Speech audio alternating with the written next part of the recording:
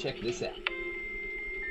It hasn't been such a long time since people first started shopping online, and it was easy to keep up with the clicks. Little by little by little by more, the clicks added up to be more than the stores, and e-tailers worked harder than ever before because they had to keep up with the clicks. The clicks came from laptops, then tablets and phones, Monday through Sunday, office and home, 24 hours in every zone, and still they kept up with the clicks. Now shoppers ask more from the websites they're on, their language, their currency, their way, or they're gone, so you'd better keep up with the clicks. All of a sudden, there are so many must-dos if you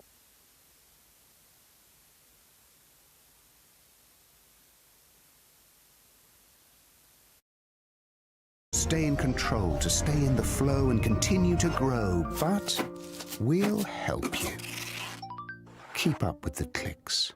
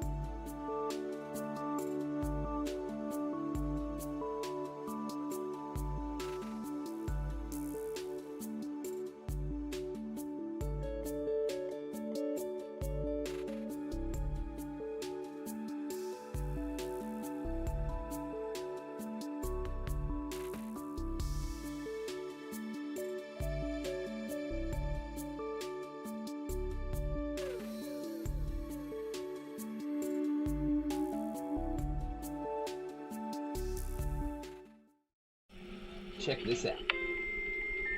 It hasn't been such a long time since people first started shopping online, and it was easy to keep up with the clicks.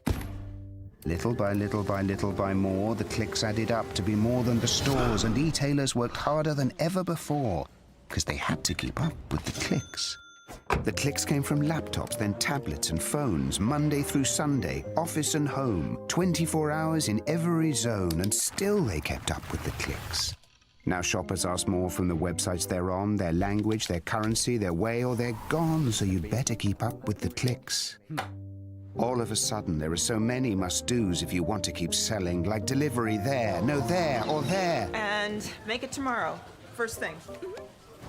No time for borders. Gotta stay in control, to stay in the flow and continue to grow, but we'll help you. Keep up with the clicks.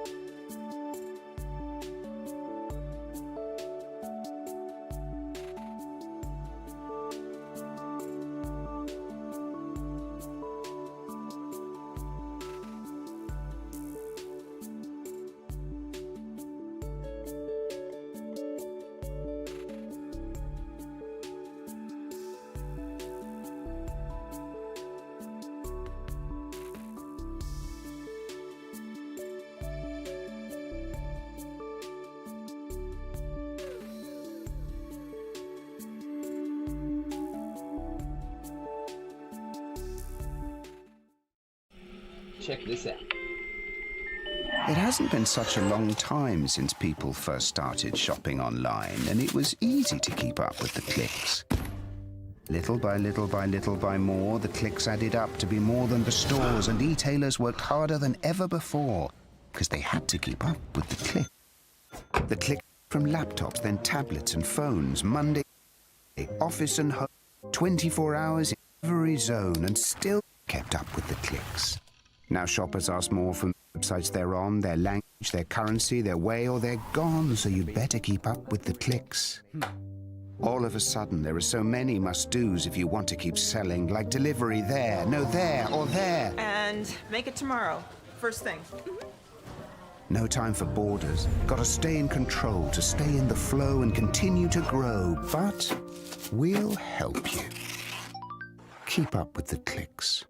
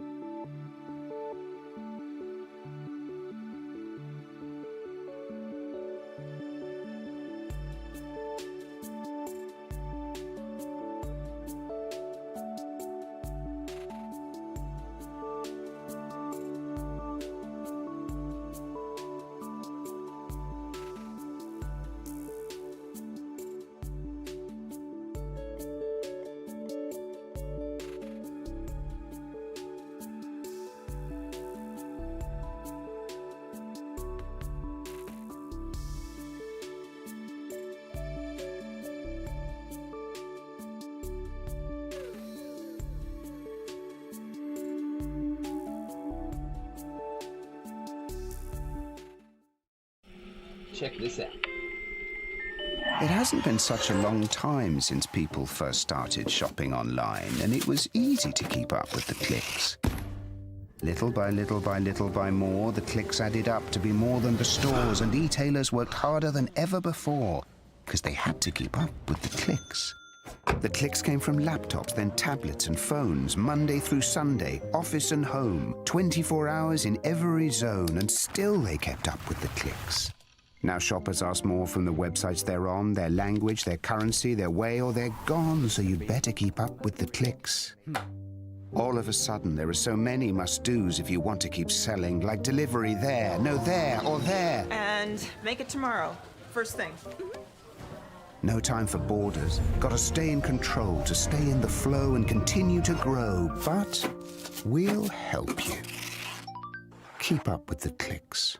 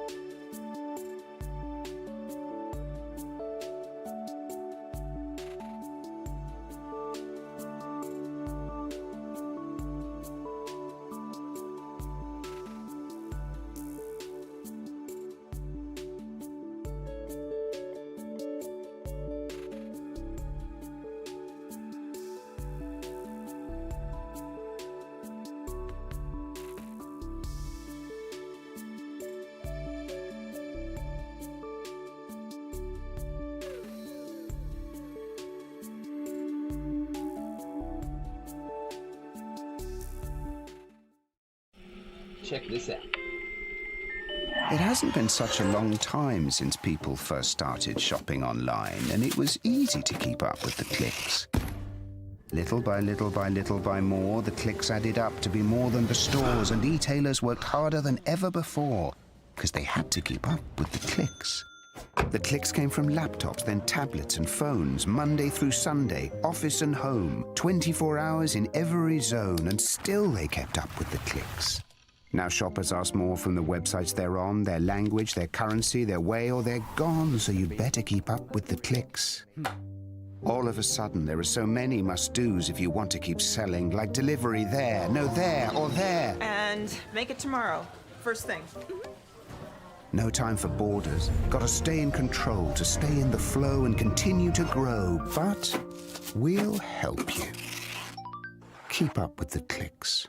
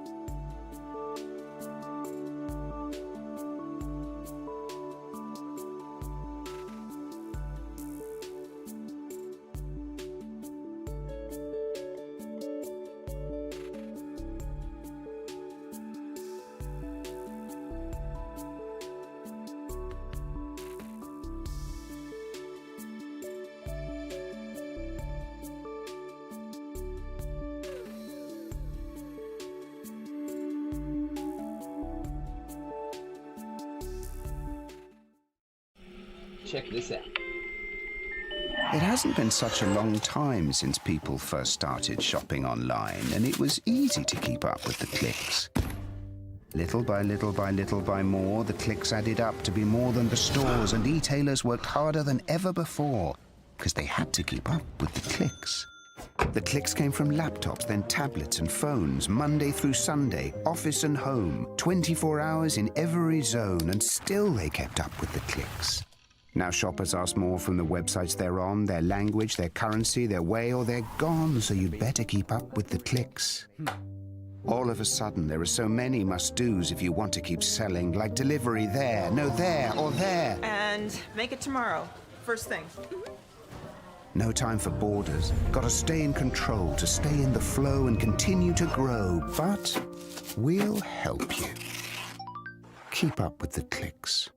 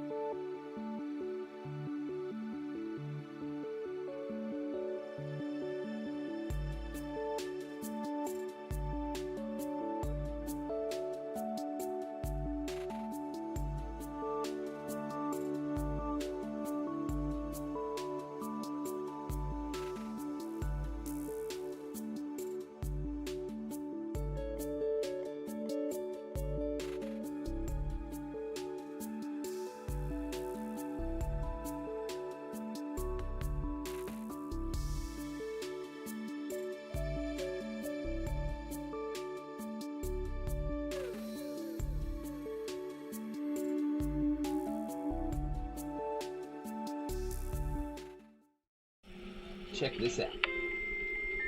It hasn't been such a long time since people first started shopping online, and it was easy to keep up with the clicks. Little by little by little by more, the clicks added up to be more than the stores, and e-tailers worked harder than ever before because they had to keep up with the clicks. The clicks came from laptops, then tablets and phones, Monday through Sunday, office and home, 24 hours in every zone, and still they kept up with the clicks. Now shoppers ask more from the websites they're on, their language, their currency, their way, or they're gone, so you'd better keep up with the clicks. All of a sudden, there are so many must-dos if you want to keep selling, like delivery there, no there, or there. And make it tomorrow. First thing. No time for borders. Gotta stay in control to stay in the flow and continue to grow. But we'll help you. Keep up with the clicks.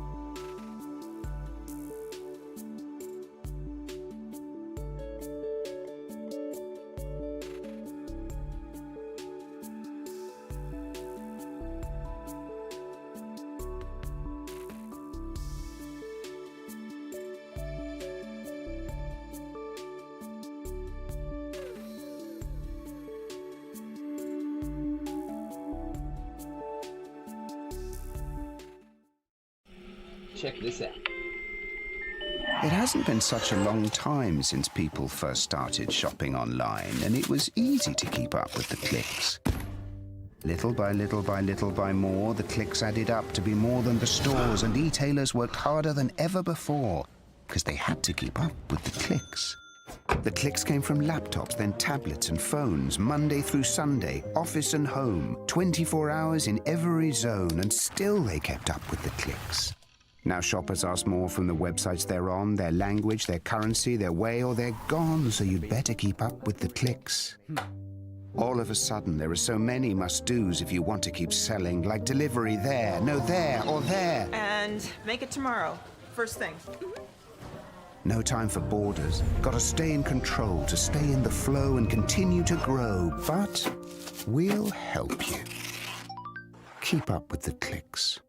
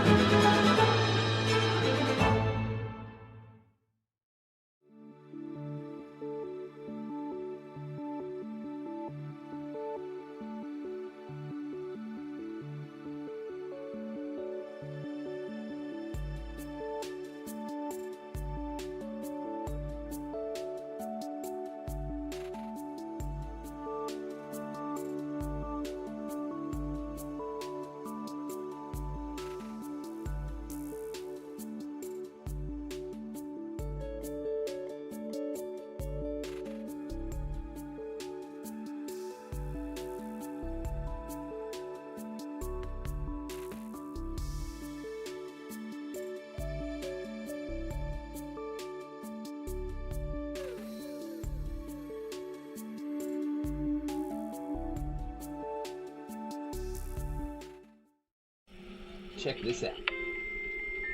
It hasn't been such a long time since people first started shopping online, and it was easy to keep up with the clicks. Little by little by little by more, the clicks added up to be more than the stores, and e-tailers worked harder than ever before because they had to keep up with the clicks. The clicks came from laptops, then tablets and phones, Monday through Sunday, office and home, 24 hours in every zone, and still they kept up with the clicks. Now shoppers ask more from the websites they're on, their language, their currency, their way, or they're gone, so you'd better keep up with the clicks. All of a sudden, there are so many must-dos if you want to keep selling, like delivery there, no there, or there. And make it tomorrow. First thing. No time for borders. Gotta stay in control to stay in the flow and continue to grow. But we'll help you. Keep up with the clicks.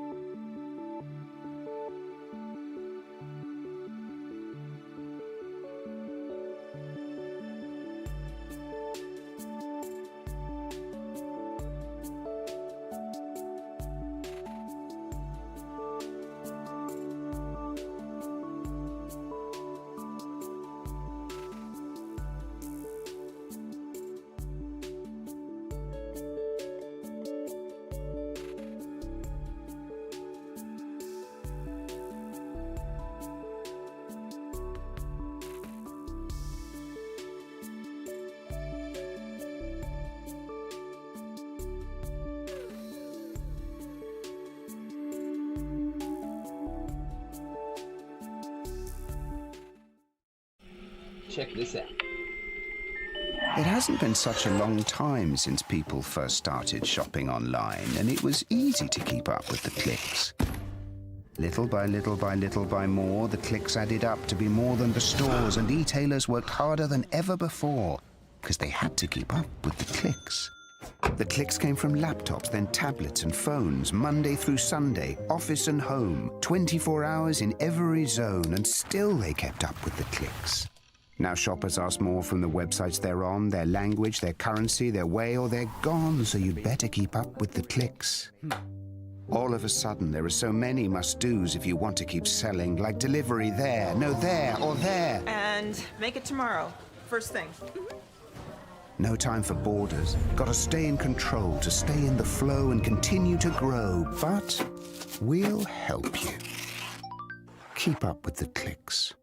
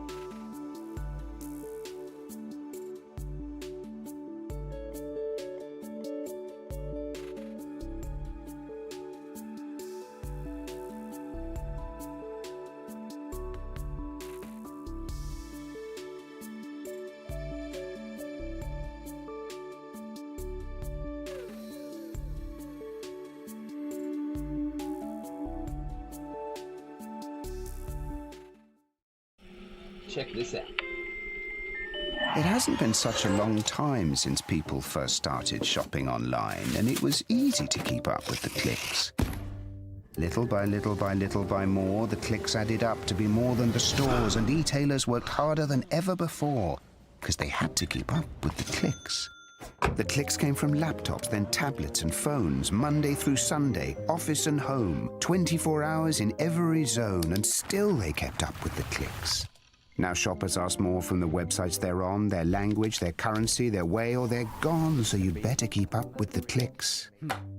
All of a sudden, there are so many must-dos if you want to keep selling, like delivery there, no there, or there. And make it tomorrow. First thing. No time for borders. Got to stay in control, to stay in the flow and continue to grow. But we'll help you. Keep up with the clicks.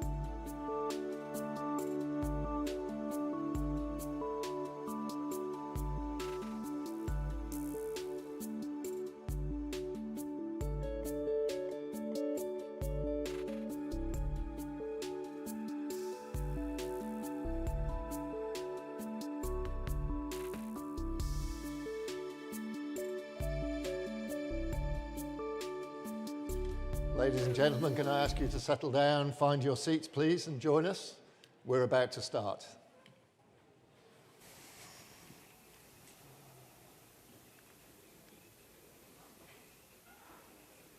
Well, as people come in from outside and find their seats, let me open things today by thanking all of you for being here and by welcoming you to the Economist's Global Shipping Summit here in Athens, just a few hundred feet from the sea. Quite appropriate. As the team were planning this event, the industry was already facing some tough challenges. Overcapacity, too many ships chasing muted demand, freight rates falling and profits under pressure, geopolitical flare-ups from a capricious, not to say chaotic, tariff regime to civilizational rivalry between superpowers, adding layers of volatility and forcing shippers to rethink routes and costs. A regulatory landscape only slightly less chaotic, decarbonisation mandates and compliance hurdles demanding massive investments in green tech against a background of supply shortages and rising fuel prices. And then, as if that wasn't enough, the US-Israeli campaign in, or rather over, Iran has injected a new and dramatic set of challenges. The Strait of Hormuz is effectively closed, stranding tankers or forcing them to take expensive diversions. In the worst cases, ships are being damaged and crews put at risk.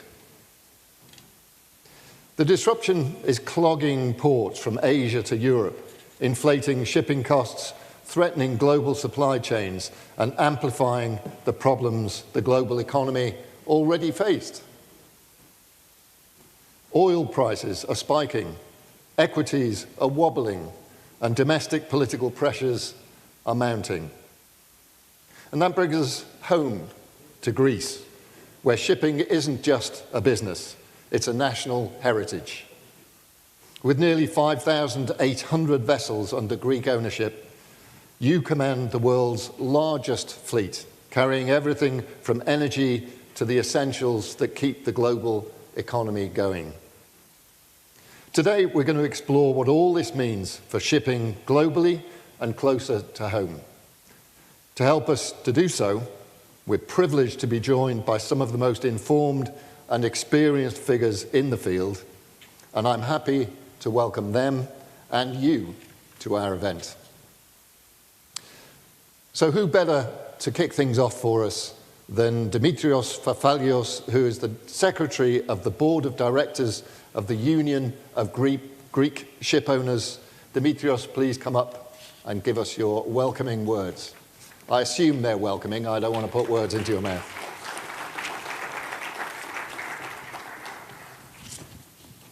Good to see you. And it's ship owners, not shippers. Ship owners.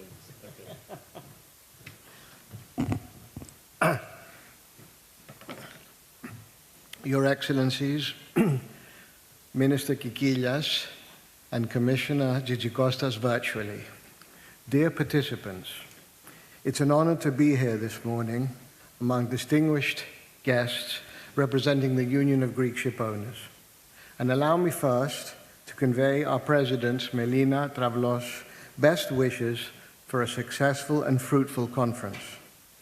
She unfortunately could not be with us today, despite her sincere wish to be present. Many thanks to the organizers of the summit for their kind invitation. To begin with, I cannot but make a reference to the extremely difficult times the whole world is going through nowadays. And I'm sure that we are all especially worried and alarmed about the serious geopolitical crisis quickly escalating in the Middle East. We are all hoping for peace to prevail as soon as possible. Ladies and gentlemen, shipping is entering a new era in many respects. The world is changing, energy is changing, economic relations are changing. Constants of the modern world order, including free markets and open trade, cannot be taken for granted. Uncertainty prevails. Changing winds need skillful masters, need skillful captains, but shipping is increasingly being compelled to deal with issues which transcend its sphere of operation or influence. And shipping is too important for the world for it to become an instrument for political gains. Let me share with you some facts. There are currently 110,000 ships navigating the seas globally and carrying 90% of international trade, efficiently, reliably, cost-effectively, and most importantly, safely. More than 12 billion tons of goods are transported annually: food, medicines, energy, raw materials, consumer goods, everything that sustains our daily lives. And let us not forget that there are nearly 2 million seafarers working day and night to keep the world moving. In fact, global seaborne trade continues to rise despite geopolitical conflicts, trade tensions, and other restrictions. A recent study by the World Maritime University and the United Nations Conference on Trade and Development, UNCTAD, showed that if shipping were to halt, the world economy, indeed the entire planet, would collapse within 90 days. But shipping is not only an essential vehicle of the global economy, but also the most efficient transport mode with an impressive environmental record in the reduction of its carbon footprint. While global seaborne trade has grown by 7.4% between 2019 and 2023 in terms of ton miles, the carbon intensity of the global fleet has dropped by 9.7% during the same period. And as a Greek and an EU citizen, it gives me great pride that Greek shipping, with 5,800 ships, represents almost 20% of the global capacity and 61% of the EU-controlled fleet. It holds the first place worldwide in oil tankers and LNG carriers, and the second place in bulk carriers. Its dominance in strategic ship types is even greater at EU level, representing 84% of European oil tankers and 81% of European LNG carriers, as well as 77% of European bulk carriers. With 160,000 port calls in 174 countries, Greek shipping is a strategic asset for the EU and the global leader in serving the economies of the entire world. The current challenges, however, are many and diverse. On the energy transition front, shipping has shown over many decades that it is especially capable in self-regulating. Self-regulation has very successfully been taking place in the interests of energy efficiency and transportation cost reduction. It is also the reason why maritime transport costs have been kept so low over so many decades. But shipping cannot operate sustainably without an efficient and, above all, realistic international regime, regulating the industry in a feasible manner. A patchwork of regional regulations only harms the sector with negative consequences for national economies, world trade, and finally for the end consumer. And in the quest for an effective pathway to decarbonization, shipping needs a workable and fit-for-purpose global targets and solutions to be in place, taking into consideration the industry's invaluable know-how, engaging all stakeholders, such as fuel producers, to contribute their essential input, and always having safety, the safety of seafarers and vessels as the overarching principle. The Greek-owned fleet, with the continuous investments of Greek ship owners, has a lower average age than the global fleet, 12.4 years compared to 13.3, and a lower average age across all main ship types. Greek shipping also remains at the forefront of the sector's green transition, as it continues to be the largest globally in capacity to use alternative fuels, in energy-saving equipment, and in the use of exhaust gas cleaning equipment in terms of deadweight. But shipping is at a crossroads today, facing extreme uncertainty as to what fuel and technologies of the decarbonization age will be. This makes investment decisions very hard, and the risk of ending up with stranded assets especially high.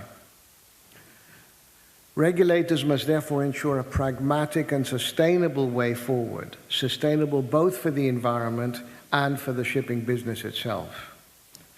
The role played by maritime transport in supporting the global economy is crucial for the sustainability of countries and their people.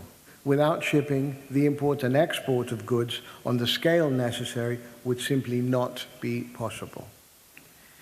In fact, in times of crisis, like the many crises the world has witnessed in recent years, shipping is the only sector that reacts rapidly and effectively, continuing to efficiently deliver its irreplaceable services.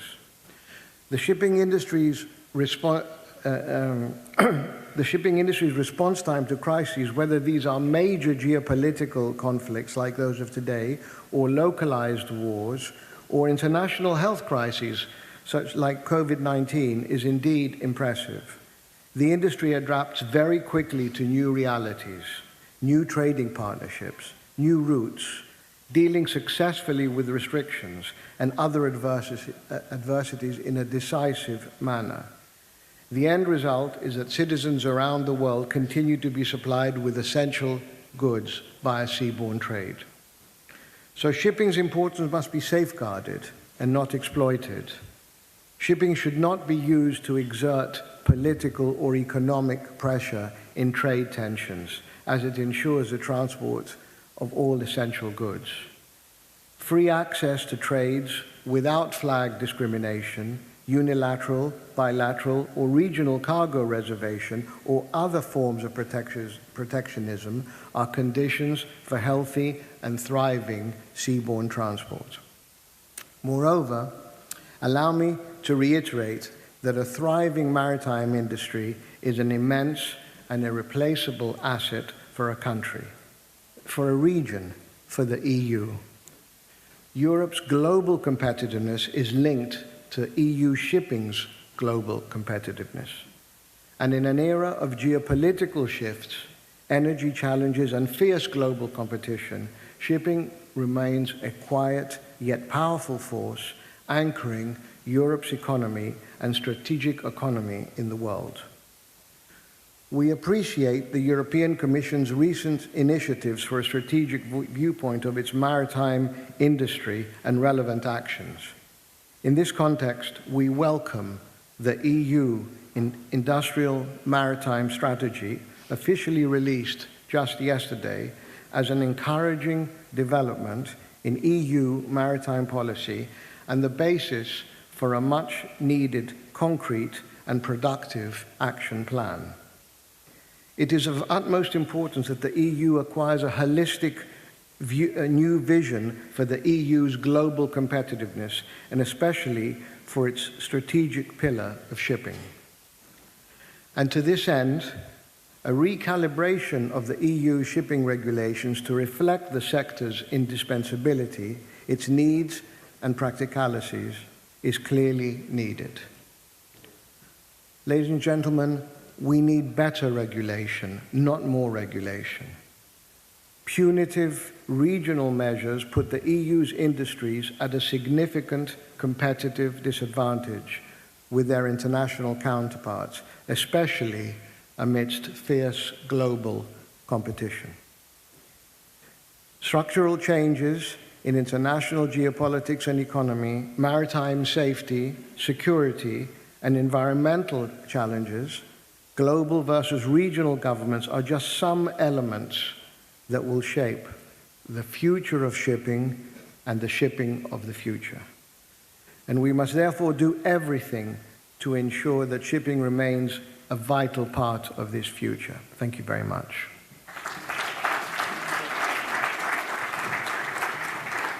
Thank you very much, Mr. Fafalios. Well, those were encouraging words, I feel, in the sense that this is a very challenged industry, but an industry that's ready to face up to that challenge. Interesting focus on Europe.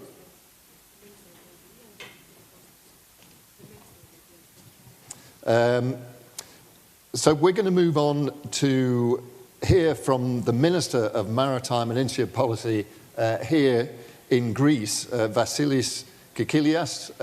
Minister, please come and join us. We're very happy to have you with us and looking forward to hearing your words. Thank you very much. Thank you. Thank you.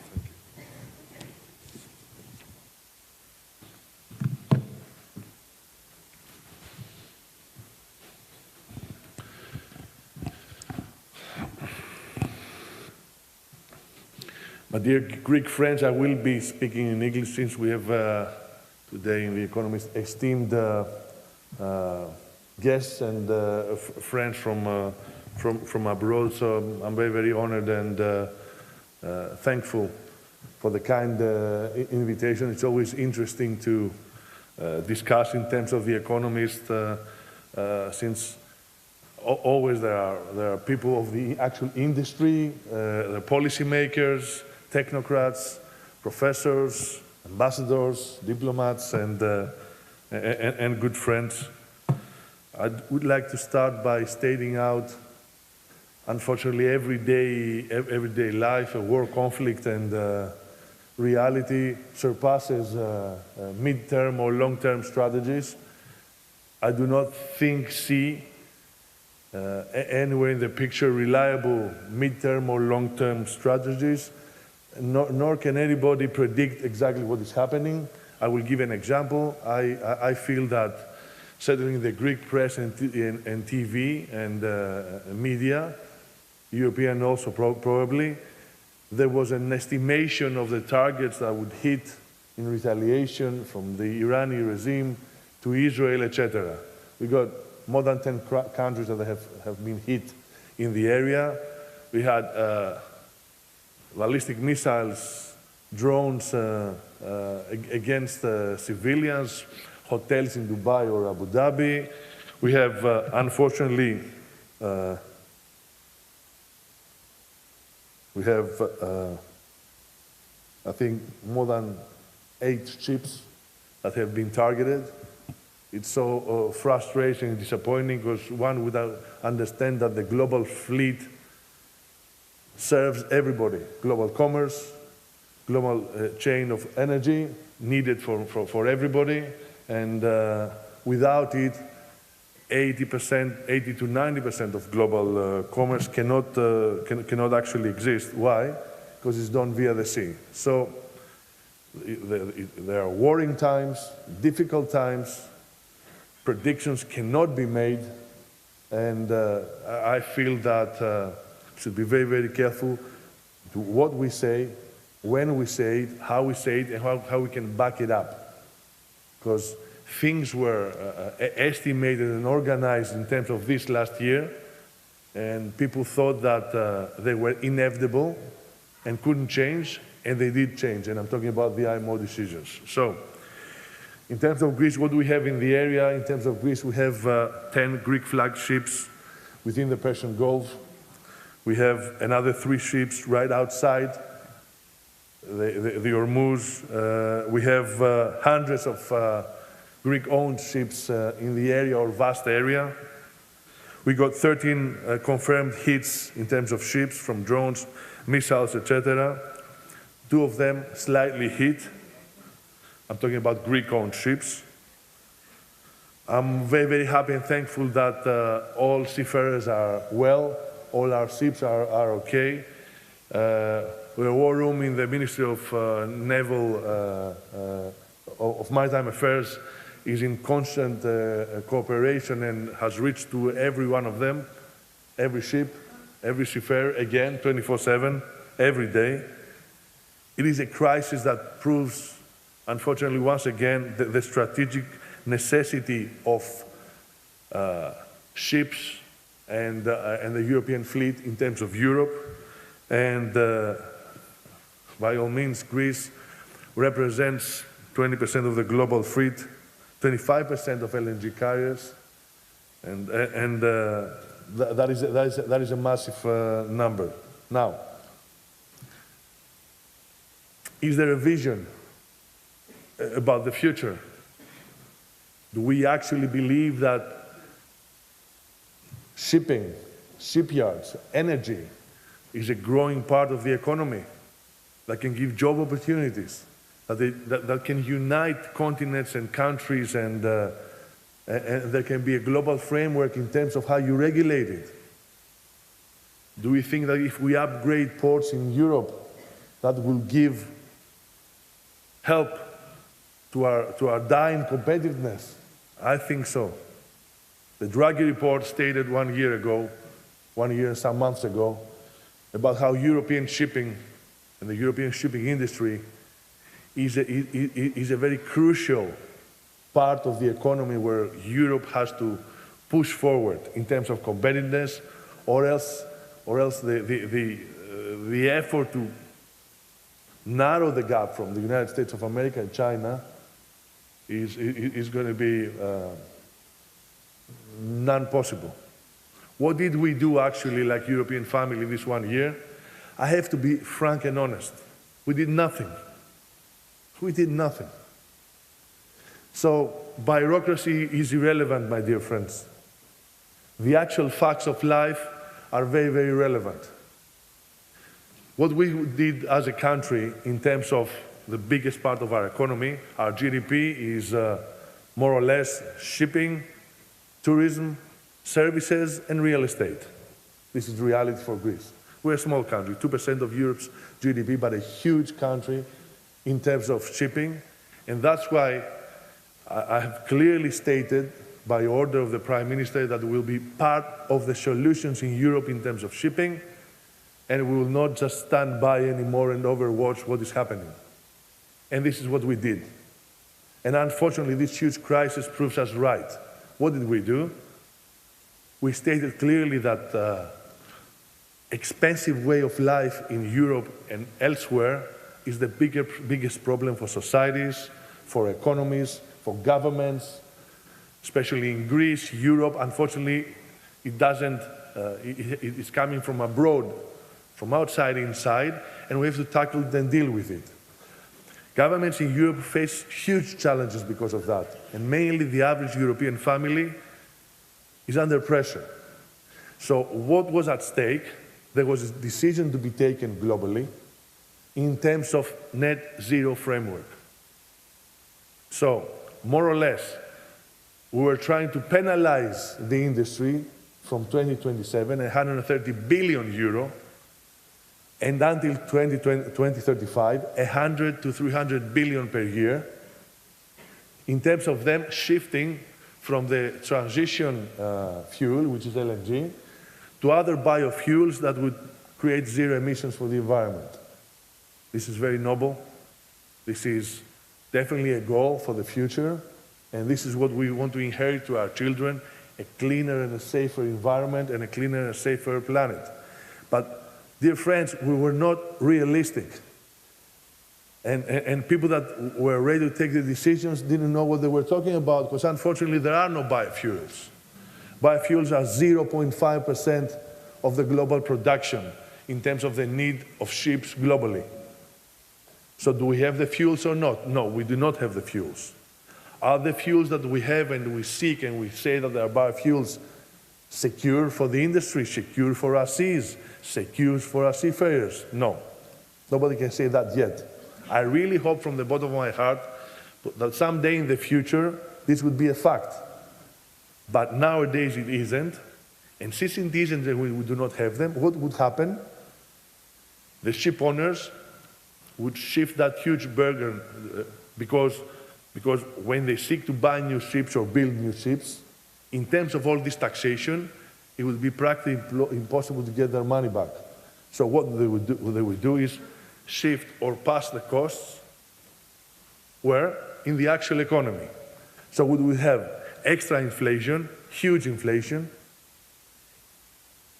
massive increase in the energy prices, an increase in the prices of goods. So where does that leave European societies? Because I'm sorry, because the Greek administration with Prime Minister Kyriakos Mitsotakis is working for the average Greek people. We respect the industry, we support heavy industry, we support shipping, we support decisions, we're part of the European family, we deeply respect the IMO, but we work for the average Greek family. There is no doubt about that. So in terms of difficult times last years with conflicts, a war in the heart of Europe after 80 years, unimaginable. Energy crisis, a pandemic, a huge crisis of global health. Another war in the Middle East, all these conflicts and problems that we're trying to defend ourselves and defend the European Union and defend our people and our islands and everything. So where would that lead?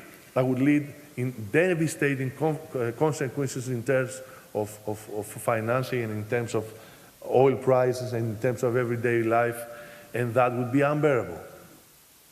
So we seeked and we asked for a calibration in terms of the possibility of being able to move forward in the best possible way. That wasn't the case, so we had to take it out in the open and discuss about other solutions, and finally we were right, because many member states and countries in the IMO decided the same thing, and the decision got postponed for a year. I do not see a decision like that be taken this 1 year. I see other decisions that have to do with society and everyday life are very, very important, because 2050 is important in terms of the climate.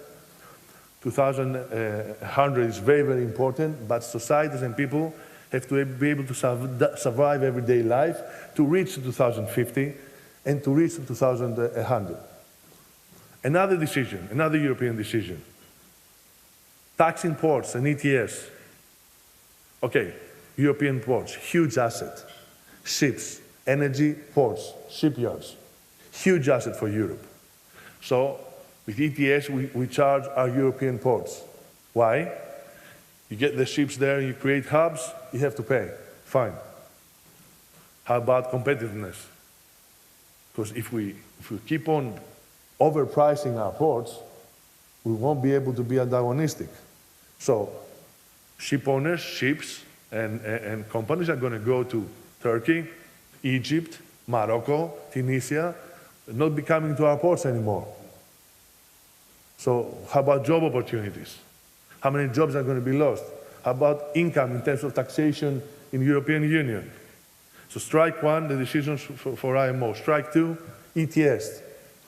Strike three, definitely decisions, important decisions that have to be taken in terms of what we allow in terms of natural gas and oil and everything, in terms of Russian sanctions.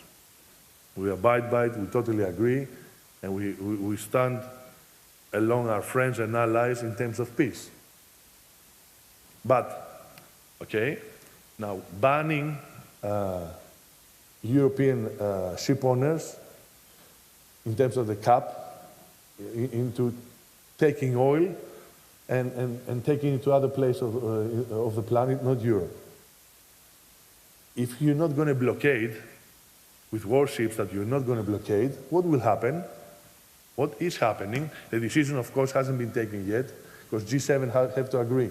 But what will happen, actually, for the people that know, there's going to be other countries, like Turkey, like maybe, I don't know, India, maybe China, with other kind of ships, not high security, not with security and plain security, not with the possibility of taking care of the environment and the seas and not polluting. Going there with shadow fleets, getting the oil, getting it around the globe, and then by secondary markets, this oil will be sold to Europe in much higher prices. So, are we realistic in it? Maybe in the paper and the context and the framework, but how are you going to implement it? So these are three things that are very, very worrying for Europe in terms of shipping, of energy, and of regulation. And there are three things that will hurt societies in the most difficult point, the point of expenses. And this is something that already is hurting administrations, it's hurting member states, it's hurting countries. Great Britain also had the opportunity to talk to my fellow minister, and these are very, very worrying facts. So Europe must move faster. Europe must shrink their bureaucracy. Europe must understand that tough decisions must be taken. I'm very, very happy to see that there are discussions about rearming Europe and an industry, and a defensive industry. When we were the first ones, like country, that back in the pandemic we said, come on guys, the West, they cannot produce either a typical, actual, simple mask. We were totally dependent on the East in terms of Tyvek, gloves, masks, respirators and everything. If the peak of the pandemic did not decline in China, we wouldn't be able to have the goods. It would be devastating for Europe, it would be devastating for the United States. What have we done since then to be able to be ready in terms of emergencies, to be sustainable in terms of emergencies? Unfortunately, they are unfolding one after the other in the globe. So these are things that matter. It's not about, painting a picture that's more beautiful or more agreeable than what it already is. But it's not about bureaucrats agreeing and feeling that they're happy. It's about societies agreeing and going along with member states and administrations and feeling happy, feeling secure, feeling that European leaders support the actual average family and their needs. Because these are the ones that vote for us, these are the ones that vote in Euro elections, and these are the ones that support all the political decisions. So it's time to rethink. It's time to speed up. And it's time to actually understand what is happening in Europe and what is happening in the planet. And by all means, We are dedicated into doing it in the best interest of our people. Thank you very much.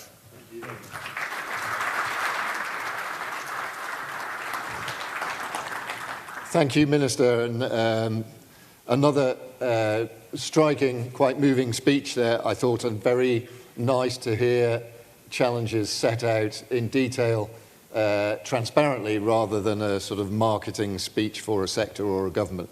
So thank you, I'm grateful for that. We're going to move right along and start our first panel session of the day. Before I do, I would like to invite up to join me my co-moderator for this discussion, Dorothea Ioannou, who is the Chief Executive of the Managers at the American P&I Club. Dorothea, thanks. Thank you. Do you want to sit at the other end, and then we can bully our panel from both ends that way. To join us and to be bullied by us, I'm delighted to welcome Gabi Bornheim, who's president of the German Ship Owners Association, managing director at the Peter Döhler Schifffahrts KG. Christian Johnson, who is the general counsel at the Coast Guard Foundation, former chair of USA Maritime. Robert Lawrence, who is the Williams Professor of International Trade and Investment at the John F. Kennedy School of Government at Harvard University. Welcome, all three. I mentioned bullying. There won't be any of that, believe me. Dorothea, I'm going to hand straight across to you. That's wonderful. Can I be heard? Thank you. Good morning, everyone. I would like to thank our Mr. Pavallos and Minister Kikilias this morning, because I think that was a fantastic segue into what we're going to be discussing today, and actually really just hit on all of the major issues that we will try and give some insight here, and really that's the goal, to give some insight. So our topic is global megatrends. Couldn't be more fitting. I think we have many global megatrends going on right now.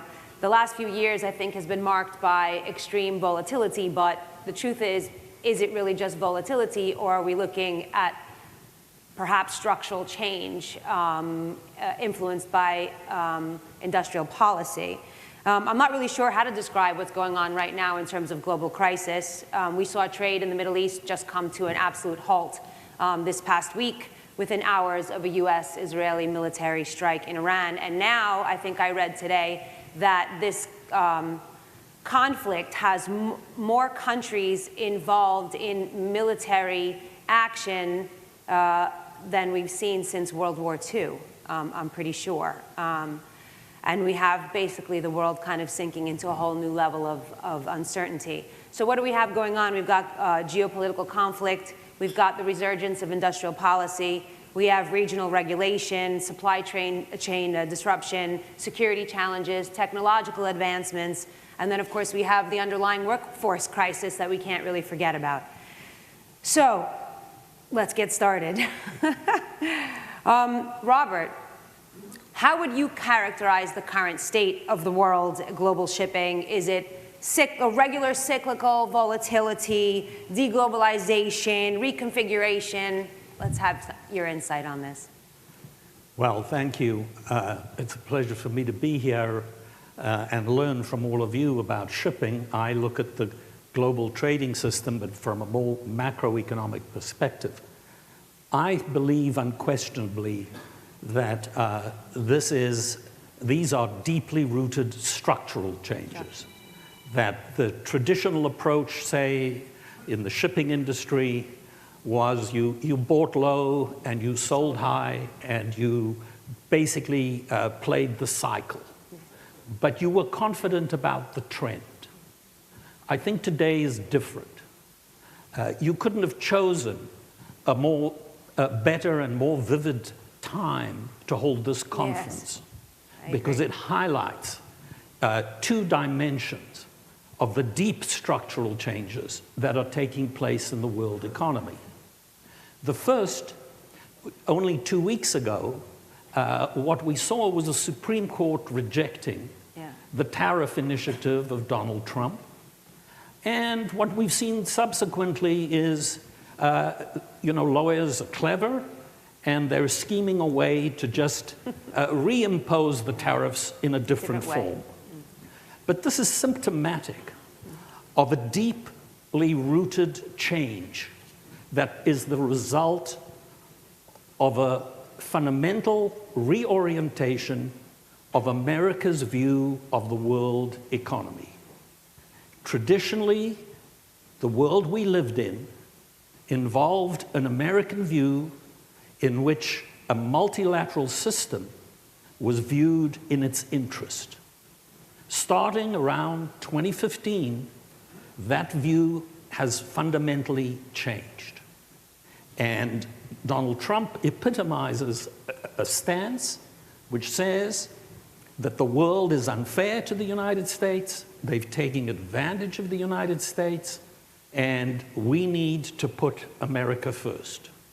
And his tariff policies are a symptom of that view. So what we've had are tariffs, but they're not simply high.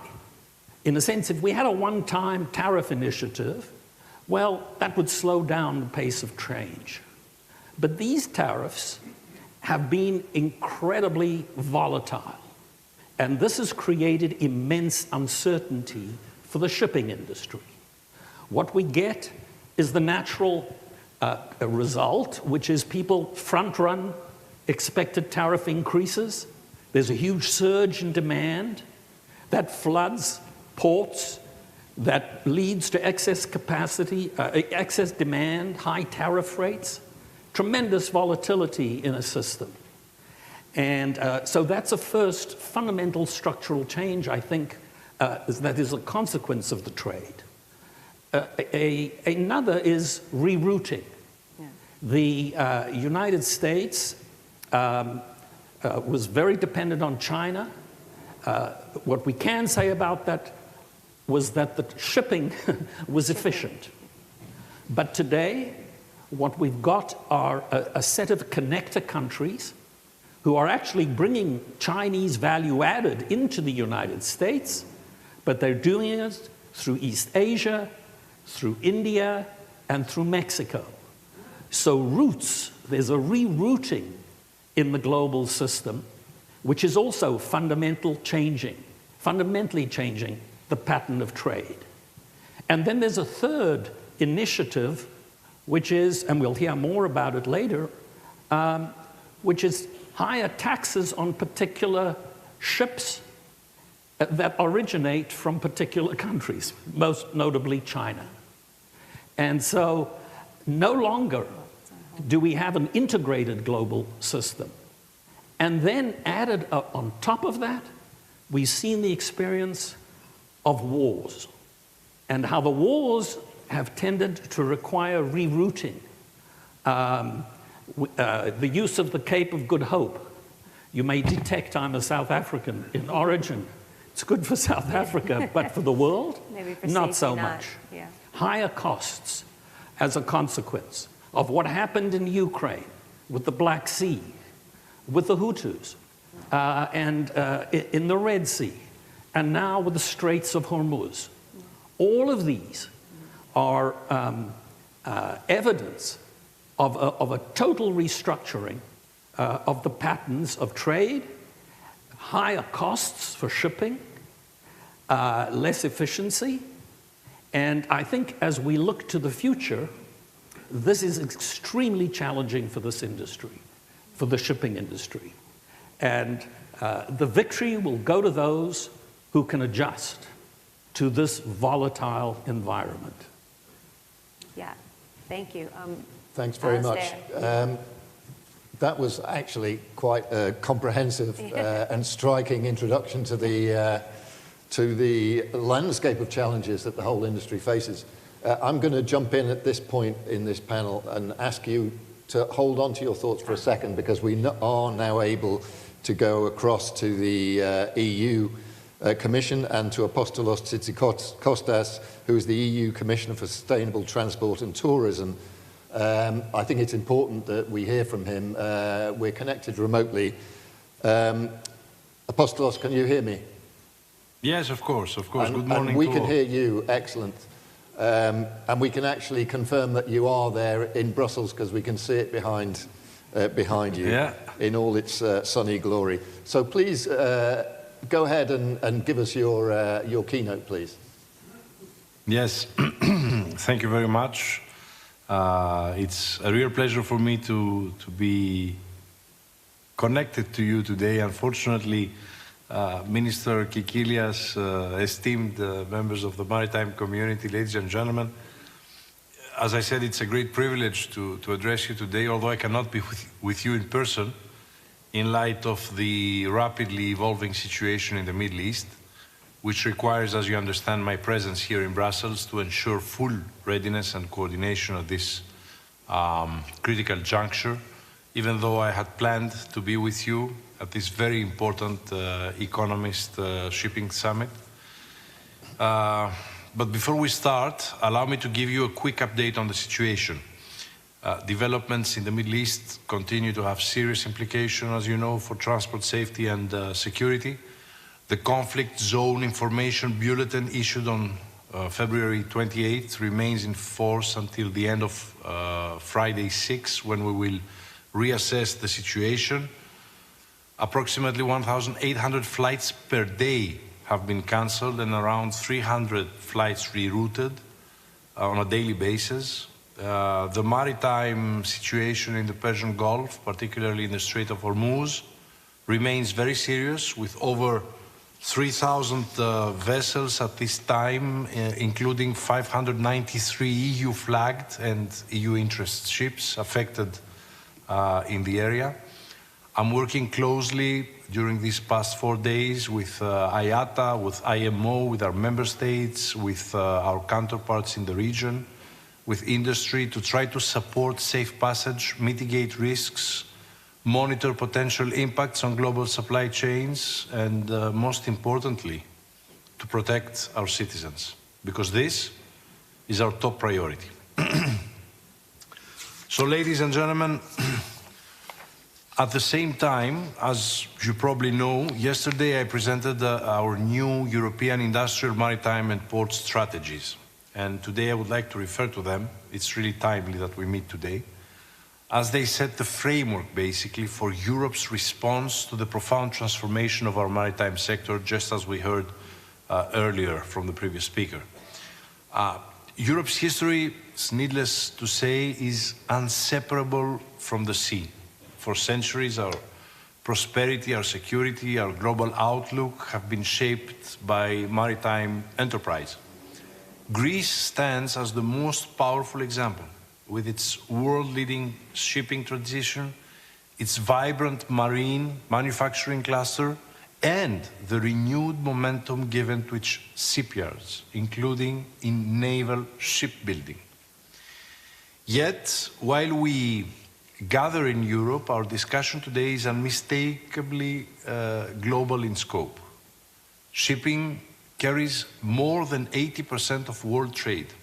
It connects continents, it sustains supply chains, it underpins food and energy security, drives economic development across every region of the world.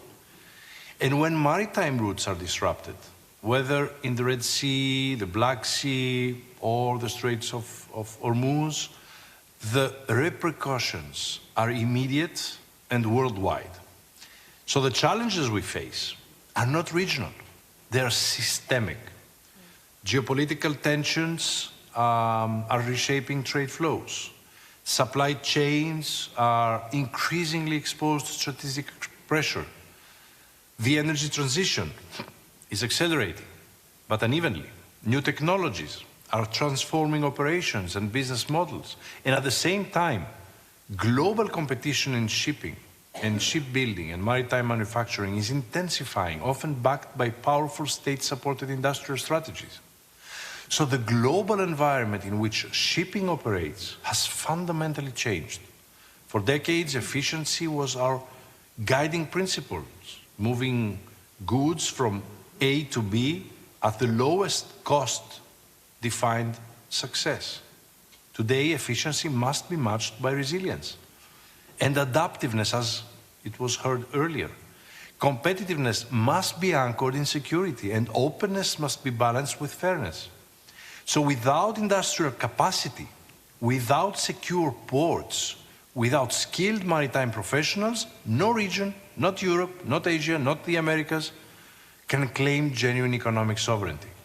This is why we launched yesterday the Industrial Maritime Strategy and the EU Ports Strategy. So let me be clear. These are not inward-looking initiatives. They are Europe's contribution to a stronger, more resilient global maritime system.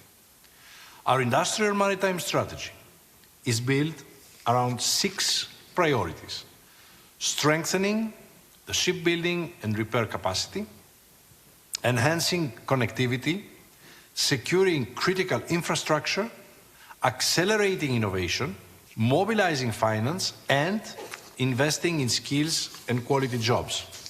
We are supporting the digital transformation of shipyards and establishing a maritime value chain alliance to reinforce cooperation across the entire ecosystem. And we will deploy our regulatory and financial instruments responsibly to safeguard competitiveness and uphold high standards, including through the EU flags, which, as you know, are recognized worldwide as symbols of safety, reliability, and quality. But Europe's ambition is not to fragment markets. It is to ensure that global competition remains fair. We must address distortions created by aggressive subsidies. We must confront the risks of supply chain weaponization. And we must tackle the rise of shadow fleets that undermine safety, environmental protection, and international law. Now, on decarbonization, the same logic applies. Climate change is a global challenge. Maritime decarbonization must therefore be global in scope. Our companies need access to reliable and competitively priced alternative fuels. And through the Global Gateway Green Shipping Corridors, we are partnering with countries around the world to scale up clean fuels, develop infrastructure, and mobilize investment. And at the same time, we will continue to work constructively within the International Maritime Organization to ensure, and this is very important, that global measures deliver real emission reductions and preserve a genuine level playing field. However, we have to be clear. We cannot allow, and we will not allow, double burden for our shipping, which means that we cannot afford regional measures. So when we will reach an agreement at IMO, we have to adapt, and that is why we will review our policies here in the European Union in order to make sure that there is no double payment. And one more thing, ETS. The ETS money has to return to the sector. And this is why, in our review of the ETS in June, we will deal with this as well, because member states, unfortunately, are not using the ETS money for the sector and the transition. Now, innovation will also reshape our industry. Automation, digitalization, advanced propulsion systems are no longer distant prospects. They are rapidly becoming operational realities.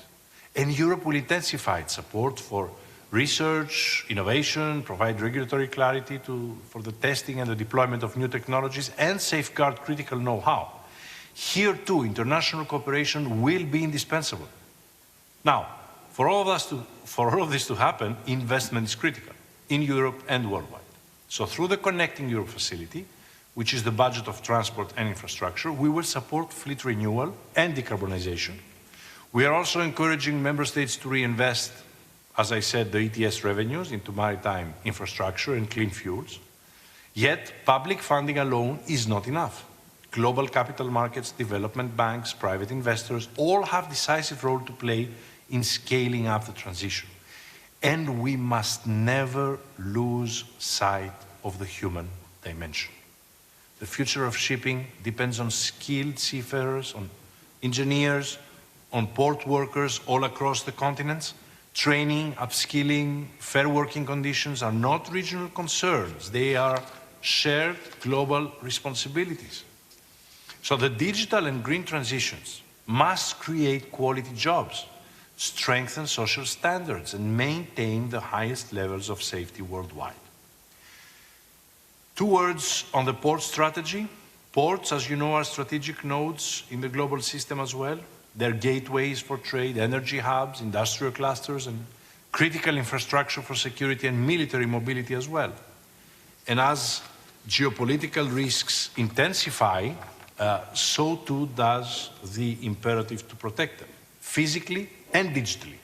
So with the strategy we presented yesterday on the EU ports, we are reinforcing resilience against organized crime, cyber threats, strategic vulnerabilities linked to the control of critical infrastructure. And at the same time, we are accelerating energy projects and electrification to ensure that ports can lower the fleets of tomorrow. Because if ports cannot power the fleets of tomorrow, then there is no tomorrow in shipping. And that's what our main concern will be. But resilience cannot stop at our borders. Cooperation on port security, customs standards, digital interoperability, and supply chain transparency must deepen at international level. And that's what we are going to do in the coming months. Ladies and gentlemen, maritime policy today is no longer simply transport policy. It is industrial policy, it is climate policy, it is security policy. And Europe remains committed to open seas governed by international law. We believe in rules-based trade, reciprocal market access, and strong multilateral institutions. And our strategies are not about isolation. They are about responsible leadership. In an increasingly fragmented world, the maritime community carries a unique responsibility. The sea connects us all. It reminds us that no nation can navigate these waters alone. So if we work together, governments, industry, international partners, we can ensure that global shipping remains safe, competitive, and sustainable. That is Europe's commitment. And I'm certainly looking forward to advancing these policies with all of you. So thank you again for your invitation today. I'm sorry again not being able to be physically there with you, but I'm looking forward to one of our next meetings. And I congratulate again the Economist on this really, really important forum. Thank you.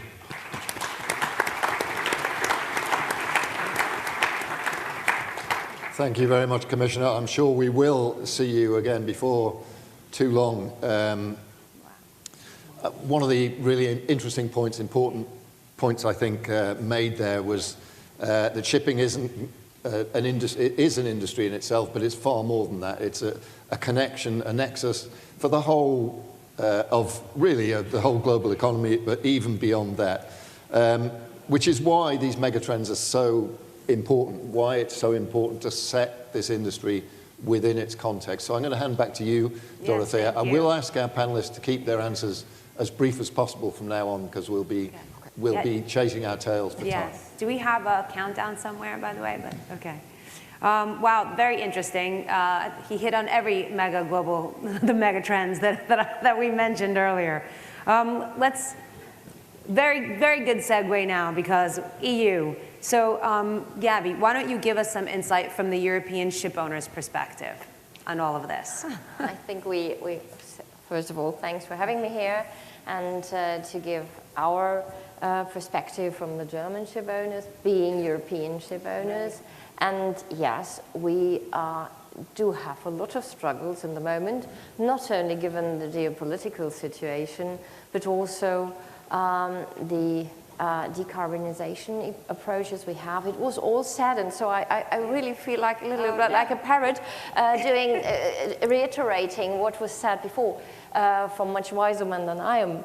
But I think it's the whole situation which we see that shipping, which has always been a global business, is made a little bit of yeah, it is politicized, and this is one of the problems we have. We only want to trade with our vessels. We have acknowledged as ship owners, as shipping industry, not only as a EU shipping industry, but also the global shipping industry has applied that we will become trading our vessels climate neutral by 2050. Right. And this is something which has now to be put into the whole equation, with given the geopolitical situation. You mentioned it, the rerouting, which means more costs and more emissions. So how to put this all in line, in a balance, it is very difficult. And what we do not need is a protectionism. We have to see that shipping is a global industry and that we need global rules, that we don't have to concentrate and we don't have to deal with regional rules. And that is what is destructive for us, and also for the consumers. Indeed. I found it very interesting, though, the remarks earlier, because I think one of the biggest trends in terms of fragmentation, at least from EU global perspective, is the climate the climate framework, let's say, the regulatory framework. And it was very interesting to hear him say that it is going to be reviewed to ensure that it can align with a global strategy. So I think that was quite good news for everybody. I wanted to ask you, though, one more thing in terms of all of this, ship owners' perspective, the people. How are we balancing the safety of people? What's the approach? I think it is big million-dollar question. Sorry. It is the main topic, because we can't trade with our vessels without the seafarers. So the seafarers are our main backbone. Without them, we are nothing. We all are nothing. It's not only the ship owners, all the consumers. We have to rely on the seafarers. That became very apparent during COVID. And it was a little bit forgotten. Then again, the Ukrainian war came, and a little bit, okay, how the grain could be transported. Oh, we all rely on that. So again, shipping was in the middle of the interest. But it's again forgotten that it is the seafarers who do the job and who have to be on these vessels right now. We have alone 3 vessels, in my company, which are stuck in the Persian Gulf. We are in contact with them. We have enough bunker and provisions supplies on board. But, okay, Mr. Trump wants to secure them. We need the Navy forces to protect them, to get out of there. And we have always to offer them, like mental health programs, that they are online, they can use that. But Dimitri Fafayos said it's the rough sea which makes the good sailor. And but I think, in my view, it's a little bit too rough nowadays. And I think we would all be relieved if this war is only an episode. Yeah, hopefully that is exactly how that goes. Chris, elephant in the room, the U.S. Yes. Obviously, we've spoken about a renewed focus in the United States, what's going on, not just in the Middle East, but generally from the U.S. Why don't you outline some of the key components for us and give us some insight? Well, thank you, Dorothea, and a pleasure to be here, and glad to give a little perspective from Washington and the United States on international maritime policy and American maritime policy. I don't need to tell this audience that shipping in the United States has dwindled to almost the point of irrelevancy. 99% of the goods coming in and out of the United States are moving on vessels that were not built in the United States, that are not flying the U.S. flag, and do not have American crews. And given the America First policies that now pervade Washington, and we referenced earlier, there is a very aggressive, significant effort underway in Washington to, for the first time in any of our lifetimes, rejuvenate and rebuild the American maritime industry. The impetus is clearly China. the dominance in the shipping market and the shipbuilding sector of China has rattled the United States at the White House and in our Pentagon. And it is viewed as a national security priority now to rebuild the American maritime industrial base. A few statistics. After World War II, there were 2,500 roughly US flag vessels trading the oceans of the world. Today, less than 100. We had over 70 shipyards in the World War II era. We now have 8 that are capable in the United States of building ocean-going vessels. And they're building 4 or 5, maybe a year in US shipyards.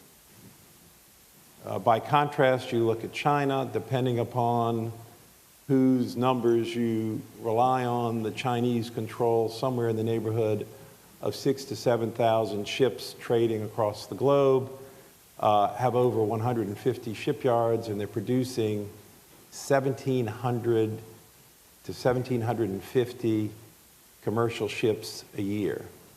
Against that backdrop, the Trump administration, together with the United States Congress, has decided that an aggressive approach needs to be taken. No one is thinking that the United States can immediately or quickly match Chinese capacity, but the view is we have to start now and we have to get moving before it gets even worse. So the President Trump has proposed a very comprehensive program. His goal ultimately is to have 250 ships built in U.S. shipyards in the next 5 years that are operating on the high seas. Some of us might say that's highly unrealistic, but that's the stated goal. The plan is to bring back massive construction subsidies to build ships at a competitive world price in the United States, massive operating subsidies for the U.S. flag ships so that they can compete internationally on a competitive basis.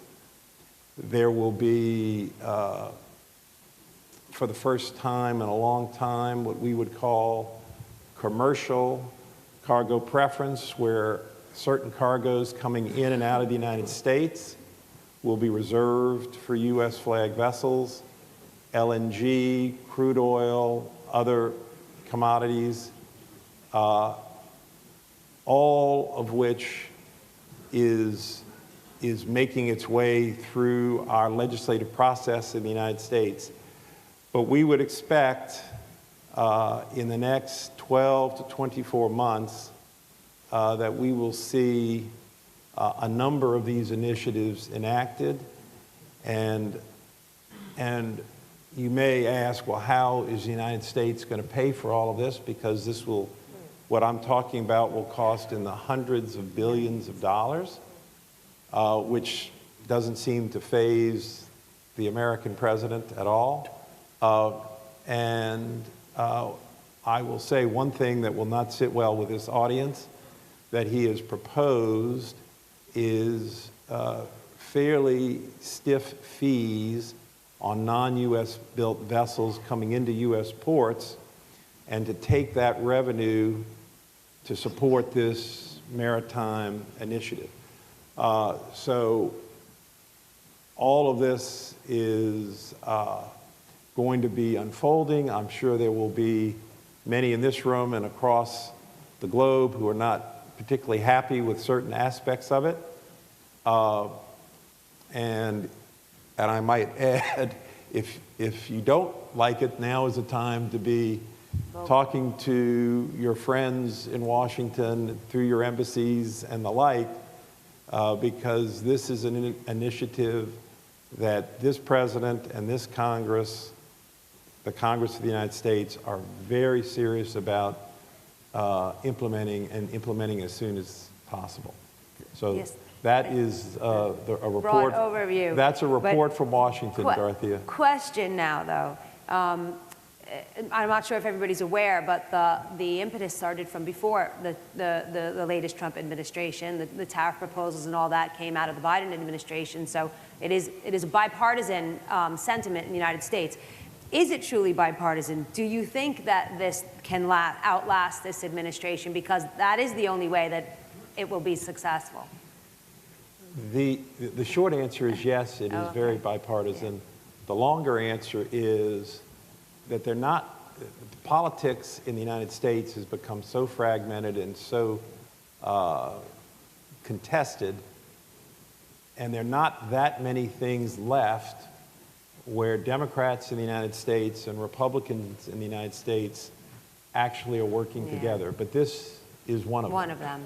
And if there's one thing that unites the political factions in the United States, it's the fear of China and the concern about China. And this issue has galvanized both the Republicans and the Democrats, the Trump administration, the Biden administration, around the principle that the United States cannot remain a true superpower without maritime a maritime industry of worldwide proportion. Right. I'm sorry, Alistair, you wanted to interject before I move on? I'm very aware of the time. Yes, okay. We've got 5 minutes or so. Oh, wow, okay. Yeah, I think it would be great. I mean, we've had such fantastic input from everybody. I suspect there are questions in the audience. Yes. We'd be very happy to hear your questions if you have them, as long as you can keep them brief. If anybody does have a question, please put your hand up now. We have a gentleman here at the very front. Do we have a mic for this gentleman here at the table at the front? Would you like to put your arm up again so that our roving mic can find you? Tell us who you are and who your question's for. Hi. Good morning, Angelakos from Angelakos. Well done for The Economist finally coming to the heart and soul of shipping, and shipping being the heart and soul of global economy. My question is, given the importance of Greek shipbuilding over the centuries and the impact that that has had in nations' shipbuildings, the nation's GDP from shipbuilding, how might America and Greece have cooperate with each other? Good question, excellent question. Well, I think there's an obvious place to start with that one. Chris, do you want to give us a brief answer to it, and then we'll move across the panel, I think, yeah? So that is a very good question, and there is a lot of sentiment in the United States that as American maritime policy becomes a much more visible and bigger priority, that the United States is going to have to necessarily work with our good allies, Greece, and I might mention Japan and South Korea, who of course have dominant shipbuilding capability. There is a recognition that we in the United States are not going to be able to rebuild and rejuvenate our shipyards overnight, yet we need more and more vessels flying the U.S. flag commercially around the globe. And so there is a great interest in working with allied shipyards, or shipyards in allied countries, to be more precise, including Greece. And the President and our Congress are very keen on making that happen. So we shall see how that plays out, but there is a great opportunity there. Robert.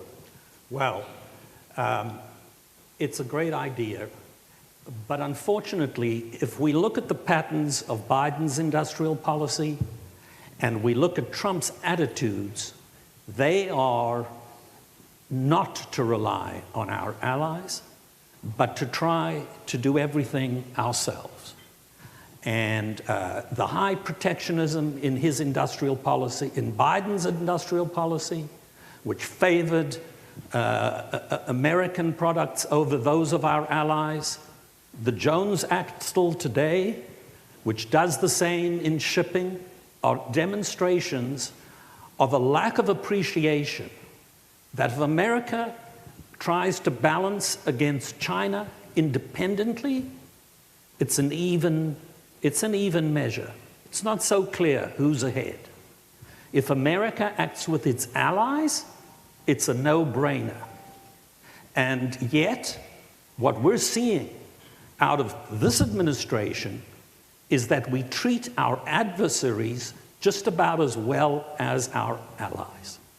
So I think there needs to be a total rethinking about the nature of America's global embeddedness, and alliances are the key to its strength, as opposed to America first. So I would just add that the White House last month put out a maritime action plan, maybe similar to the plan that was put out yesterday here in Europe. And you can find that plan on the White House website, and there is a specific section dealing with shipbuilding and using our shipyards from allied countries, and they call it the Bridge Plan. So it is there. Whether it actually happens, to your point, remains to be seen. Well, last week I was at the signing, along with the president of the Propeller Club, between Hanwha and Onyx in the United States at the Department of Transportation, signing an agreement with a laid out infrastructure just for that purpose. So, good sign. Gabby, did you want to add anything else onto that? It's only the facts I can add. At the moment, we have China being the leader in shipbuilding, and then followed by South Korea and Japan. And I think this will not change that fast. But if it's been built into a kind of process, then I think one can be supportive, because it's, Mr. Trump shows he knows how important the marine industry is, and that is good. The ways he finds to do that and to support this might be seen a little bit critical and might take some time to become realistic. But okay, that's for the moment. Fantastic. Well, I think we've succeeded really in only whetting the appetite for more from all of you, but unfortunately we don't have time for that. We're going to move on to our next panel. But before we do, please join me in thanking our excellent panelists. Thank you.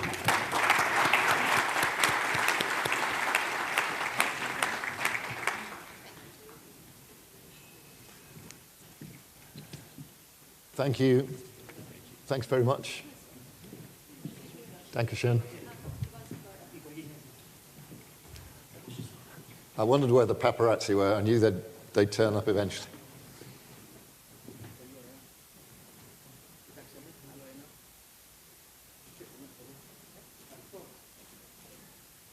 Okay.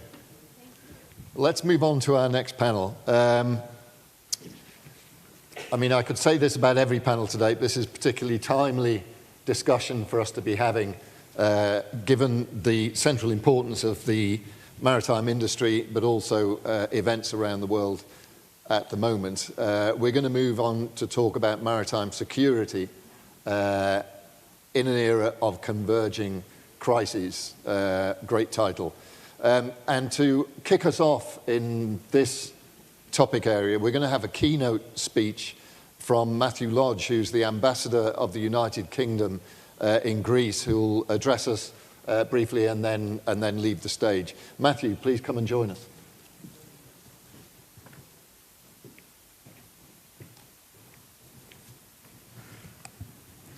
Thank you, Alistair, and good morning, everybody. Allow me to thank The Economist for organising this event and for giving me the chance to offer a UK perspective looking at the shipping industry from the outside. And my thanks also to all of you in the audience here today.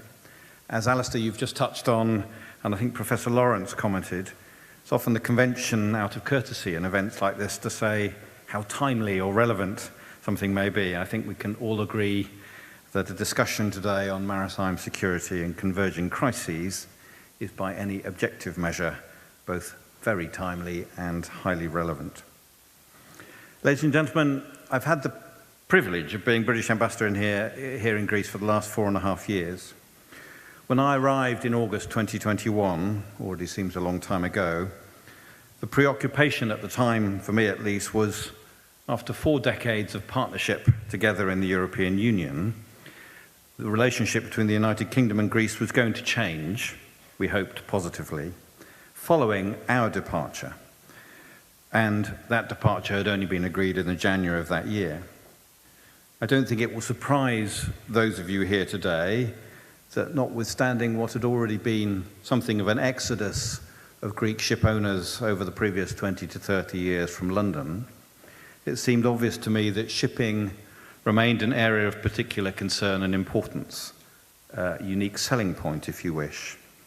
Not simply because the United Kingdom and Greece are two nations with a long and proud maritime heritage and outward-looking perspective, but more concretely because of the headquarters of the IMO in London and the enduring importance of the maritime services sector in the city, marine insurance, brokering, arbitration, and the use of English law.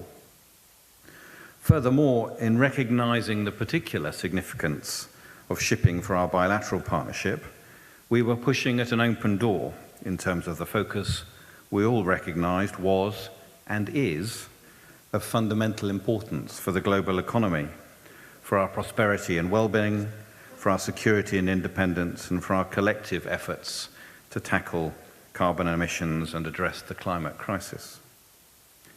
Little did we realize at that point in late 2021 just how geopolitics would thrust international shipping into the spotlight. Russia's illegal and unprovoked invasion of Ukraine in February of the following year changed the dynamic fundamentally and continues to have a significant impact even today, more than 4 years later.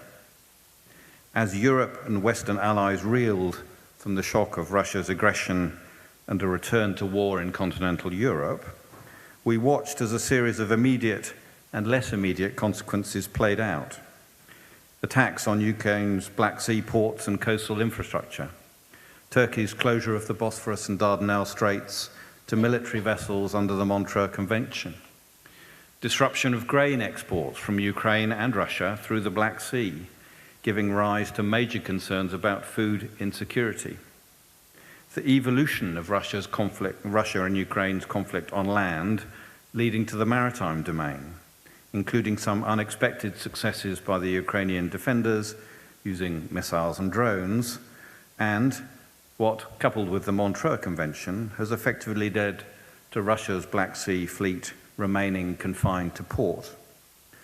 And of course, in only slightly slower time, the strategic realization that for the Kremlin, oil and gas exports remain an essential source of revenue, and for Europe, that our collective reliance on Russian oil and gas created a strategic vulnerability for us that we are still working to address. And alongside efforts to manage risks around food and energy security, we witnessed the increasing use of economic sanctions as a tool to attempt to put pressure on the Kremlin and to restrict the flow of funds into Russia's economy. As you all know, not only do those efforts and sanctions continue today, there is in many Western capitals, including London, a political imperative to try and extend the reach and effect of such sanctions as part of our ongoing support for Ukraine. And in parallel, and I recognize there are a range of views regarding cause and effect, those sanctions efforts as an economic tool to exert pressure whilst avoiding heightened risks of military escalation, have seen us observe the phenomenon of the dark or shadow fleet. How we tackle this has become a major preoccupation for governments and industry alike. And less than 20 months after the start of the war in Ukraine, Hamas's terrorist attacks in southern Israel opened up another active conflict that in turn generated major disruption to shipping and global supply chains when another of Iran's proxies, the Houthis in Yemen, threatened Western shipping transiting the Bab el-Mandeb and the Red Sea. The United States launched Operation Prosperity Guardian in December that year, and the European Union's Operation Aspides, now led from Larissa by Greece, followed a few months later. Global shipping, with some notable exceptions, was forced, as we've heard, to adjust, diverting vessels from the Red Sea and the Suez Canal to sail around southern Africa, with associated impacts in terms of cost and time. And today, just 6 days after Israel and the United States launched strikes against Iran, we are seeing yet further significant disruption to global shipping, with hundreds of vessels either stranded inside the Arabian Gulf or waiting south of the Straits of Hormuz. And developments over the coming hours and days will give us an indication of if, how, and when we might expect those vessels to transit, or how long we should anticipate this disruption continuing. And it would be a mistake to imagine, unfortunately, whether in the Black Sea, the Red Sea, or the Arabian Gulf, that these current conflicts somehow remain contained and localized. We've seen sanctions enforcement operations from the Caribbean to the Baltic, from the North Sea to the Indian Ocean in recent weeks, with the USA working with the UK, France, Belgium, amongst others, and Nordic and Baltic states acting to tackle shadow fleet operations. We've also seen, with obvious and troubling risks for seafarers, increasing incidents of attacks on vessels both in the Black Sea and the Mediterranean. Responsibility for these attacks has not always been claimed, but it seems clear that the Russia-Ukraine conflict is no longer limited to the land theatre in Europe, but is extending to the seas. And even in the last 24 hours, we learned from the US yesterday that an Iranian warship was sunk by a US submarine off the coast of Sri Lanka. Ladies and gentlemen, my aim this morning, and I will be brief, is not to give an imperfect lesson on events that have played out over the last 4 years, but it is to highlight a number of the challenges, risks, and opportunities that face us. The geopolitical instability and multiplication of conflicts and risks is all too evident to see. Western governments, including the United Kingdom, are working to tackle those conflicts as best they can, with the tools at their disposal, seeking to balance the need to achieve real pressure and bring the conflicts to an early but sustainable conclusion, alongside mitigation of the worst effects and disruption to global supply chains and economic interests, whilst, in most cases, simultaneously seeking to avoid the risks of wider escalation and further conflict. As liberal democratic nations believing in free trade, we're doing so, however, against a backdrop of trade and tariffs being used increasingly as a tool of economic and political coercion.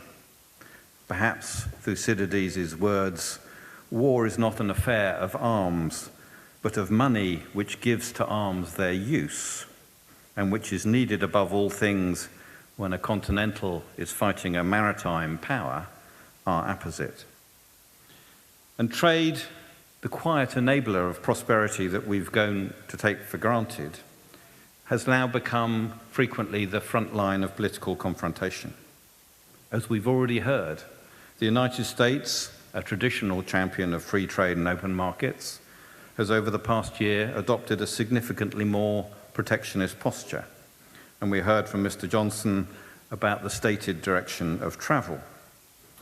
Various rounds of tariffs and barriers, trade barriers, often suddenly announced and then revoked, only to be announced again, imposed by the current administration, have both bilateral and global implications. For shipping companies, as well as for governments, these measures distort long-established trading patterns and massively complicate strategic planning. Allow me at this point to agree with Mr. Farfalios's remarks about the strategic significance for Europe of shipping, particularly perhaps in the context of greater US-China rivalry. But equally in that context, I don't, I'm afraid, think it is realistic to imagine that shipping and maritime interests will not be used for political purposes. We all agree that we need better regulation, not more regulation. And we recognize the very real challenge of the regional application of measures and the distortions and impact on competitiveness that that can have. But the answers are not straightforward. So, ladies and gentlemen, without prolonging my introduction, we have real issues to work through on the shadow fleet, on the application of sanctions, how we can make those sanctions effective globally without distorting the market. We also, as Minister Kikilias acknowledged, have real challenges in the longer term to support the shipping industry in the context of the IMO's efforts and the requirement for all of us to tackle the climate emergency. We certainly understand the concerns of the industry and of Greek and other ship owners. On that side, a rapid transition without adequate support risks creating iniquities within global shipping that are in nobody's interests. But we cannot simply afford to park these issues in the hope that problems will materialize of their own accord. So my message, or indeed my question, is what can we and what should we do? We all have an interest in defending our way of life, our democratic values and freedoms, and in standing up to those who seek to oppress, who flout international law, and attack their neighbors. We are all invested in a globalized economy, free trade, freedom of navigation, and a rules-based international system. And we all, notwithstanding perhaps some differences of emphasis, accept the need to address our climate emergency and to reduce emissions. In order to do these things, speaking as a public servant on behalf of just one government, I'd like to publicly acknowledge how we need the global shipping industry. But I'll conclude by being so bold as to argue that I think the global shipping industry also needs governments. The interdependencies and the challenges that we are facing are too numerous and too significant for us not to work together. We need to work with governments through international organizations such as the UN and the IMO, with the European Union, with NATO, and with our partners across the Pacific, if we are to preserve what we have so painstakingly built up in terms of maritime law and regulation over the last 20 to 30 years, if we are to protect the vessels and the seafarers on whom we depend, and if we are to ensure continued freedom of navigation so that shipping can play its part in our global economy. Thank you very much. Thank you, Ambassador. Well, we always hear an awful lot of appeals to collaboration, appeals to reason. Sadly, many of the values that the Ambassador has mentioned are not just being threatened, they are being eroded around our ears. So I think we're a bit beyond just the appeals, and it's time for responses specific and active. And to discuss that, we're going to now move on to a panel discussion in this same area of maritime security. So I'd like to invite up onto the stage Ioannis Pavlopoulos, who is the former Vice Admiral, Honorary Commander-in-Chief of the Hellenic Fleet and President of Sea Guardian. Please come and join us. Athanasios Platias, who is the Professor of Strategy at the University of Piraeus, President of the Council for International Relations. Athanasios, please join us too. John Kotsias, who is the President of the Hellenic Shipbrokers Association and co-founder of Exclusive Shipbrokers, Inc. John, you're very welcome. and Manos Lorentzos, who is Vice President of the British Hellenic Chamber of Commerce, Managing Director of Seascope. Seascope? Yes, Seascope Hellas. Please join us, gentlemen. It's an absolute pleasure to have you with us, even if the circumstances and the topic that we're going to be discussing is less than comfortable. You heard the words from the ambassador. I mean, I don't mean to be, I'm absolutely not being critical, but I am raising this point that we're beyond the moment of wishing for and appealing for. We're confronted by a series of challenges in the global security sphere that are urgent, present, and need to be dealt with now. So let me start with a question for you, Yanis. You have a storied record in maritime and military roles for Greece and further afield. I'd like you to give us your review of the situation as you see it at the moment, the principal challenges to maritime security, and how the crises that the ambassador spoke of and that are developing in front of our eyes impact the outlook for that picture. Would you go ahead, please? Thank you very much for offering the speech. I will grasp the opportunity, as the organizer gave us, to speak in Greek. Yes, please. So it will be better and I will be more accurate. International community since 1990 on, the fall of the former USSR failed to give solutions to problems like the situation in Iran, in Middle East, Cyprus, and other areas. And today we are at a transition stage from the old era, which is at its end, the results of World War II, and the organizations after that were bureaucratic without supporting the interests of the states that introduced them. So today we are at the transition stage, which brings seismic change. We are obliged to experience this phase, and we need to be prepared for rough seas to cope with all these waves hitting the vessels. We need to be alert, and I will focus on shipping and sea security. So we have three factors with regard to security: the vessel itself, the state to which it belongs, the company to which it belongs, and eventually all the states that need to cooperate to cope with these problems. As Greek, I'm optimistic. So I believe that even though we navigate in uncharted waters, practically, eventually, soon we will have solutions that we will redetermine the global system.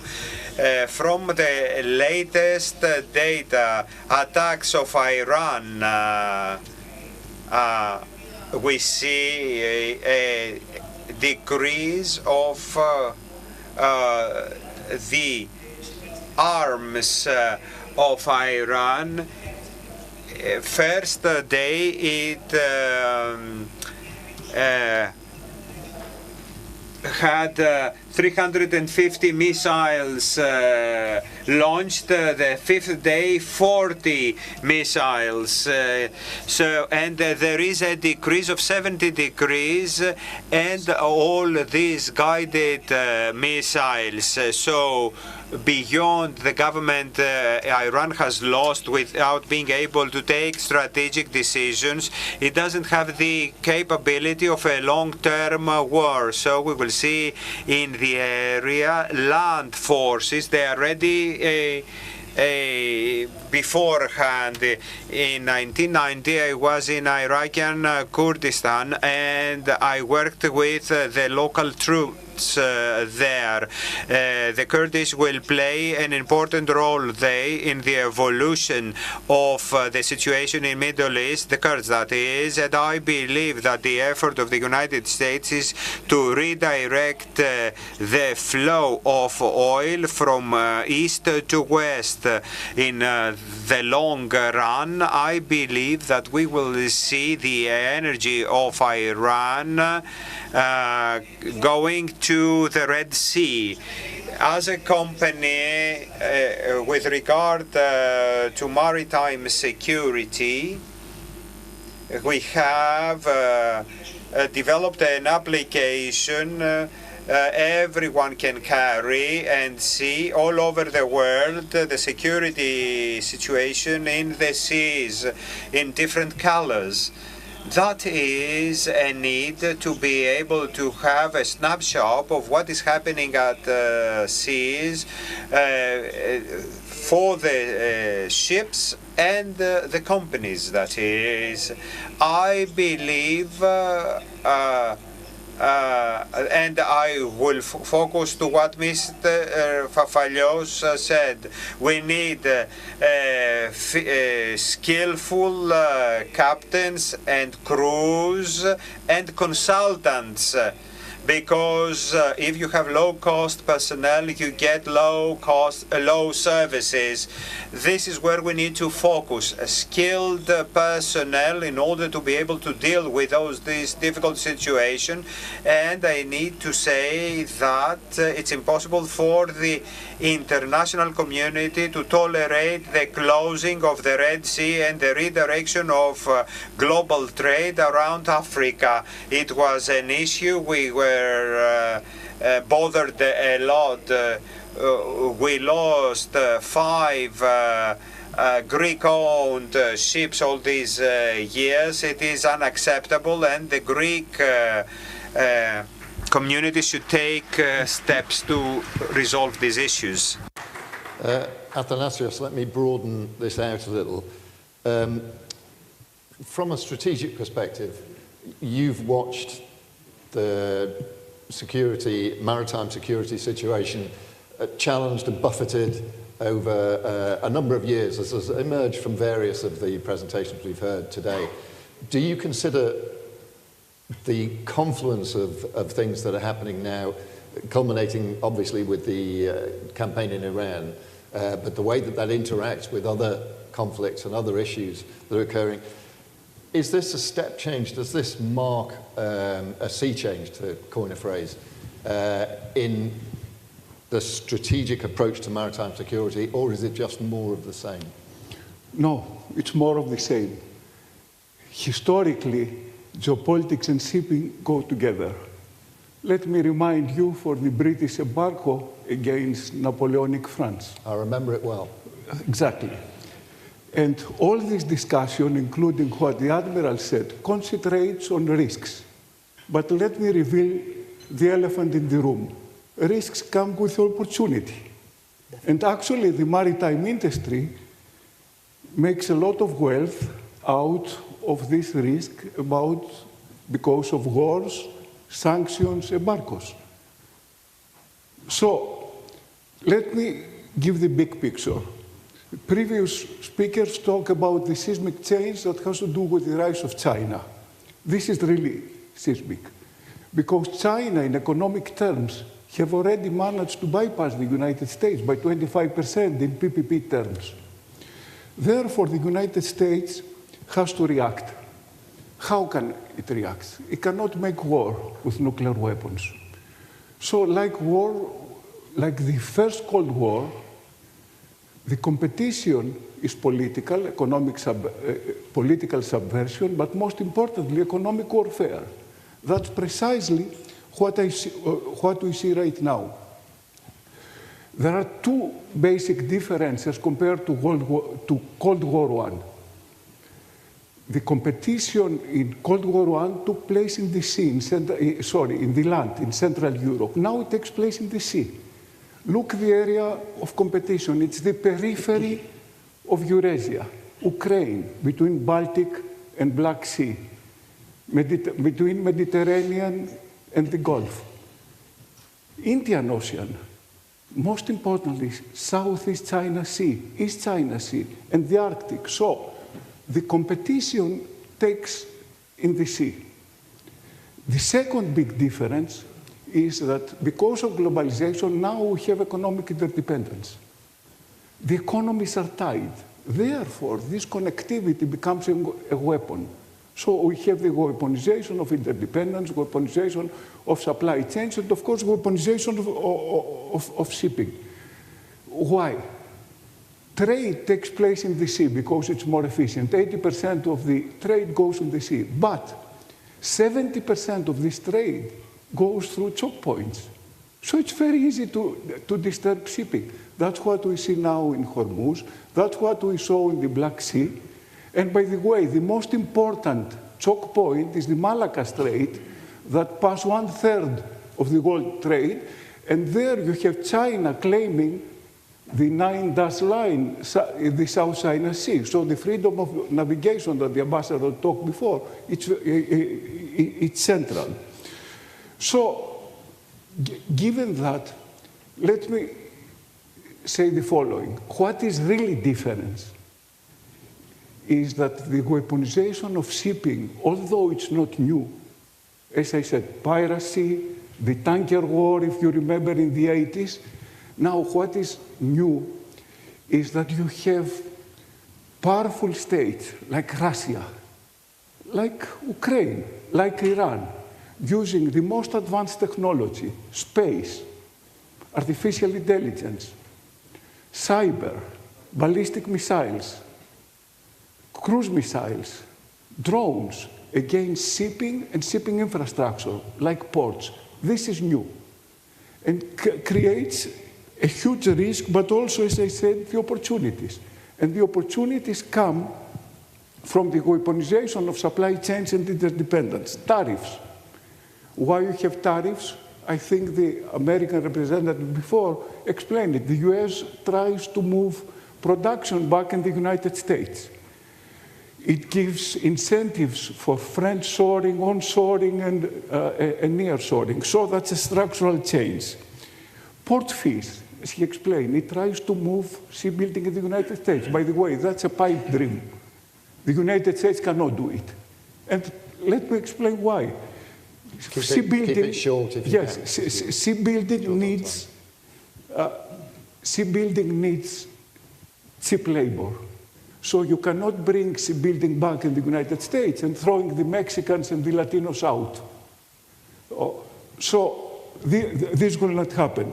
To conclude, what the United States try to do is consolidation, mostly in the Western Hemisphere, and roll back Chinese influence. So what we see right now in Venezuela, in Panama, in Iran, is rolling back Chinese influence in the Cold War II. So this explains why we have market inefficiency. But as I said, market inefficiencies is the best thing that can happen to the industry. Nobody talks about it openly, but you know, everybody knows that wealth is being generated by precisely this market inefficiency. Okay. Good. Well, I kind of like that focus on the opportunity side of the equation. Let's stay with that. John, where do you see the opportunity here for the industry? Within the context of maritime security. Alistair, what a question, yes, which would require an answer, definitely. No question has to be left without being answered. It's tough. It's a tough map that we have to navigate through now. My friend Yanis mentioned that we're definitely navigating in uncharted waters, and I think this is totally uncharted, unprecedented, We are seeing three things which we have not seen since World War II. 14 nations, I'm adding Turkey into the equation because yesterday they had a missile coming into their airspace, so they're, attacked. 14 nations, we haven't seen that since World War II, in such a scale. We haven't seen also a torpedo sinking a naval ship, again, maybe in some games, or whatever. But this is not games, it's reality. And we're seeing unprecedented rates. We're seeing VLCCs being fixed for more than 500,000 a day.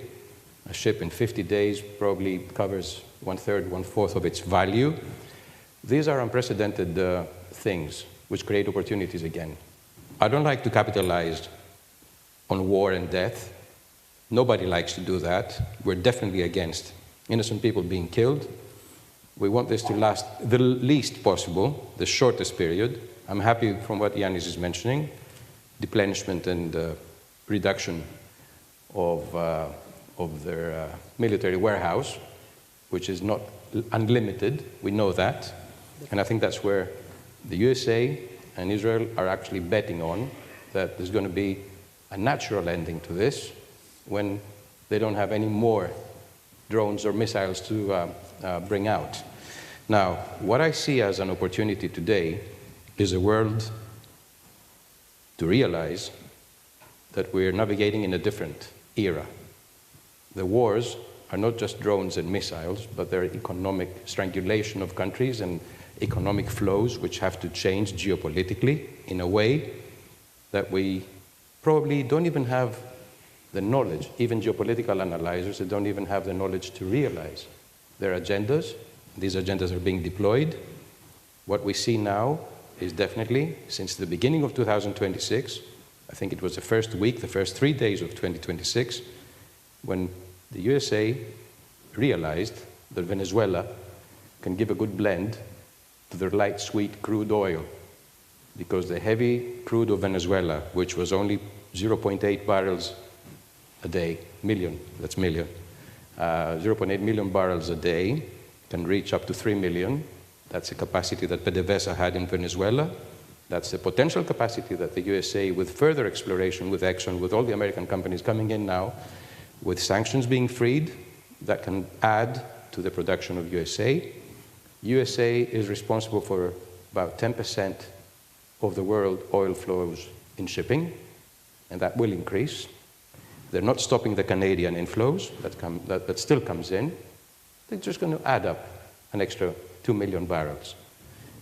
If you add a news flash that came today, that the first Venezuela shipment from Venezuela headed and is heading to Israel, would you ever believe that?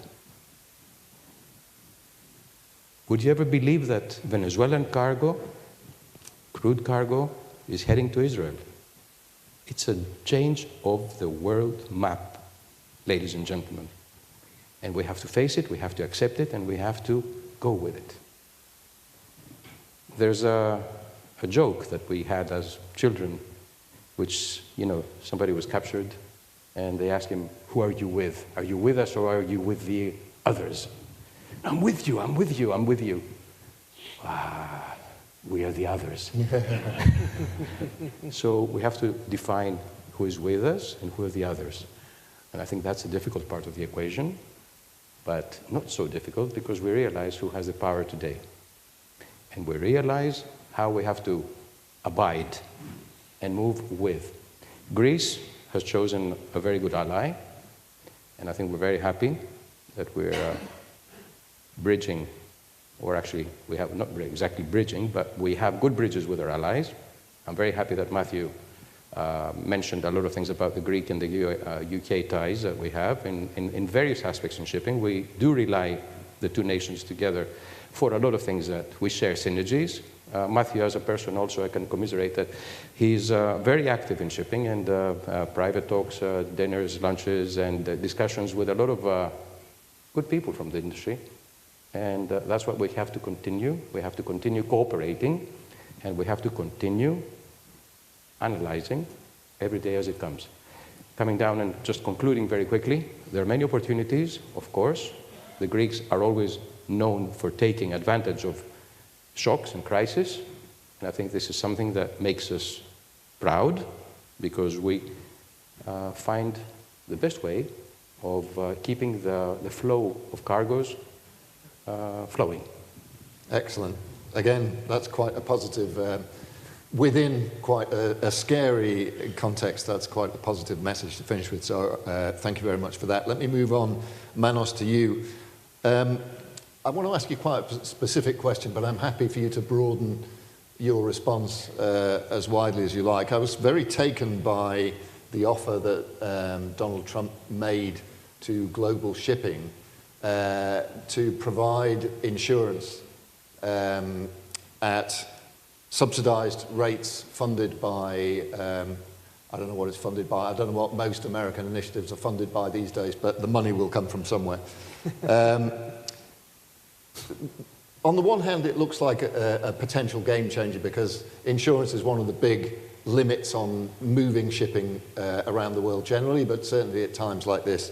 On the other hand, it appears like a challenge to a long-standing order in terms of shipping insurance run through Lloyd's of London and so on and so forth.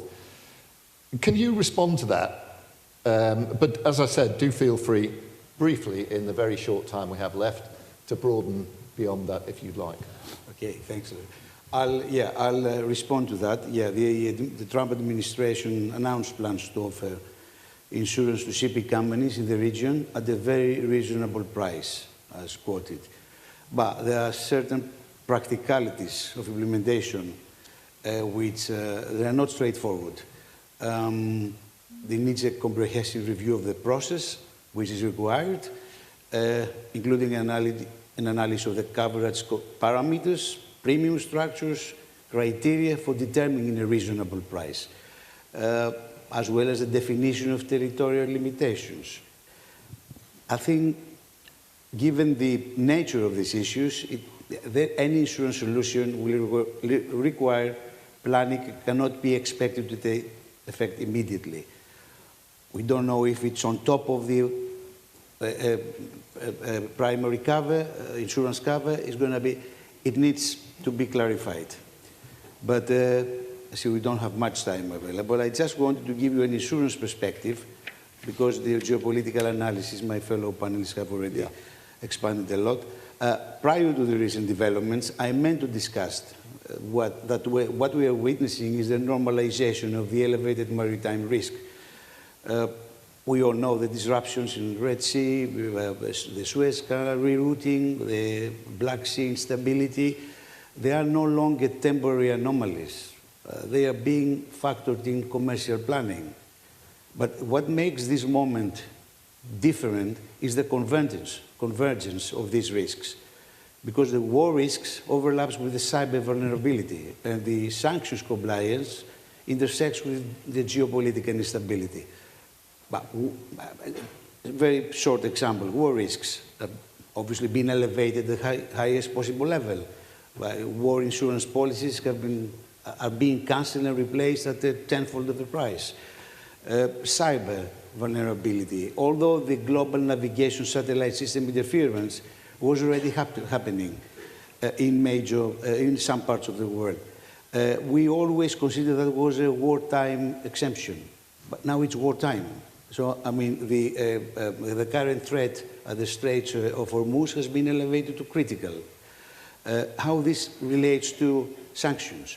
Let's say if a collision happens in the Straits, perhaps with an Iranian vessel, the practicalities of handling that would be extremely complex from an insurance perspective, given the present sanctions regime. So this is all to say that the risk correlation is increasing. And although we can price separately, cyber risk is insurable, war risk is insurable, piracy, which is not the case today, but it's insurable. But when they converge, then they become correlated, the risk becomes systemic, and it's harder to model, and could be potentially uninsurable. So, I mean, shipping industry takes high risks, we all know, but what they prefer to have predictability. Vulnerability is something which doesn't like shipping, because that affects cost, insurance cost, financial cost. So, having said that, I'll perhaps finish with a note that insurance cover, it is available. It has always been available. Of course, the price is an issue. But I was reading this morning an article that during the Desert Storm operation in '91, the rates had gone up to 10% of the value of the ship. Now we see only 1.5 as we speak. So I mean, good news. Good news. Again, wonderful to finish on a positive note that we're not as badly off as we were during Desert Storm. That's very pleasing to hear. Well, we've scratched the surface once again of a whole bunch of issues that we could spend the rest of the day discussing. Time doesn't allow us to do that. So I'm going to move on, but before I do, please join me in thanking our panel. Thank you.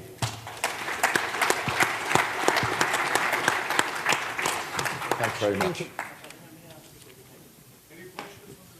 I'm afraid not. I hope that the gentleman will be available to answer your question personally, but we're absolutely crushed for time, so I'm sorry I can't invite questions from the audience at this time.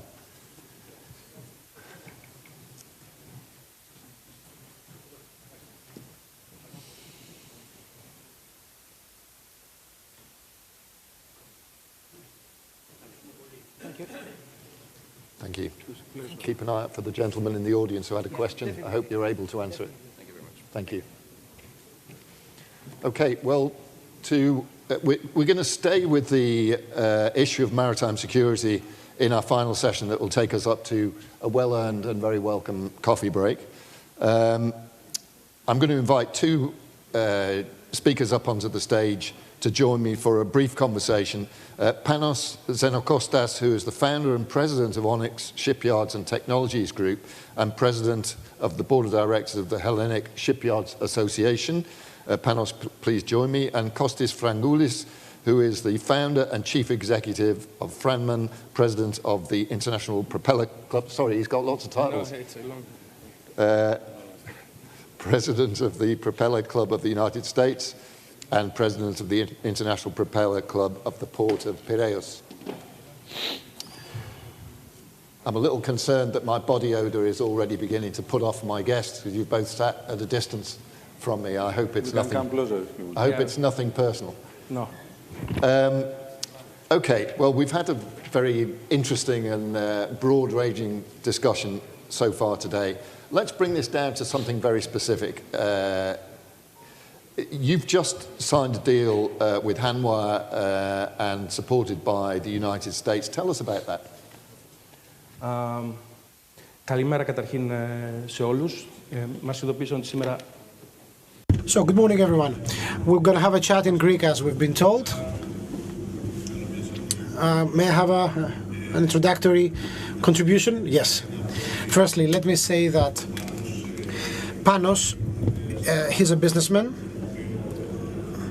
whom I look up to because he managed to bring about a huge change in the Greek shipbuilding industry. Although we used to have a very strong shipbuilding industry back in the 1950s, 60s and 70s, for some 3-4 decades in a row, things were completely different. The industry was, let's say, dead. It was in 2018 when you came to Syros, you took over the shipyard. In 2019 you started with the works there. In 2022 you took over the Elefsina shipyard, and since you have repaired 850 vessels in these two shipyards of yours, which are among the 3 largest ones of our country. This has been a game-changing move, I mean, for Greek standards, and it was something that we have all been looking forward to, given that this country is number 1 in terms of ship ownership. Last week we attended the event in Washington, D.C., the event organized by the Department of Transport, during which you signed a deal with Hanwha Power Systems. So, please tell us, what does this agreement, this bilateral agreement include, and whether this agreement can bring new projects for Greek shipyards. Kostis, thank you for your kind words. Let me share with you the following. When we took the step from Syros to Elefsina, if you remember, my headquarters were at Paleologos Street. And I asked Kostis to support our move back then, which was something that looked a bit utopic back in the past. The same like others. Allow me to say that there are many people involved in that. I'm just the maestro, the composer. They are all playing their instrument greatly. This is the outcome of teamwork, just because we are willing to do that. And this is the only way forward for our industry. As you rightly said, in 2018, 2019, there was no single shipyard operating in Greece. The Syros move was characterized as a game changer, correct? Our next move in Elefsina was also characterized as a game changer, but we joined the Elefsina project together with the American Fund of Investments, KFC, that in order to be part of our equity, had to have the Congress pass a specific act with the support of Prime Minister Mitsotakis and Ministers Papathanasis, Adonis. This happened, which led to another game changer, having the American State Fund of Investments being part of our entity. And that was something amazing. I mean, it was the first time that the state-controlled entity took part in such a project. It was the very first time that this fund invested in a company in Europe and in Greece, in our case. A few months ago, we launched the new production line for the tugboats, 20+20. I mean, we started a tugboat production line worth 200 million euros with only 2 projects originally in our order book. So we actually 2 tugboats available. So we said that we need the tugboats. We will build them if we have to. That was a game changer as well. What happened in the US, this agreement, is just the next step of our master plan, of our business plan. We have a company that is established as an entity that can revive dead industries, because what we did in Elefsina has been the largest project of revitalizing a shipyard ever. In Elefsina, there was a debt of €500 million. Having this giant, this Korean giant from Korea, it was our response to the call by President Trump, who did the following. He said that the shipbuilding industry is a fundamental one and we have to revive it. So we have to be concerned by that in Europe. Why did he do that? And we're waiting from the Commissioner and the European Union to move fast, because the shipbuilding industry is a strategic pillar. Let me open a parenthesis. Currently, there are things taking place in Iran, and all shipyards there are closed. We have orders moving to Asia and to Mediterranean. If in Elefsina and Syros we have 210 orders, what could we do? Because how could we have the short distance maritime connections operating unless we had 2 shipyards able to cater for these 200 additional ships to be repaired? So what we did was to respond to the call by the President Trump in order to build new ships for energy transport, for commodities, for passenger ships, etc. I'm not going to say what we're going to do in the US. I'm going to talk about what we're going to do in Athens. We're trying to bridge the gap of the last 30 years, introducing new technologies in order to have a say in the shipbuilding industry, because we want to have a presence in our natural, let's say, habitat, which is the Mediterranean, and we want to show that we have the capabilities of building bunkering ships, tankers, tugboats, we are already there, or other ships for producing energy aboard in the sea. Because, as we have said, ships are the guardians of energy of power generation, because we can produce energy on the sea the same way we can do it on the land. You mentioned the short distance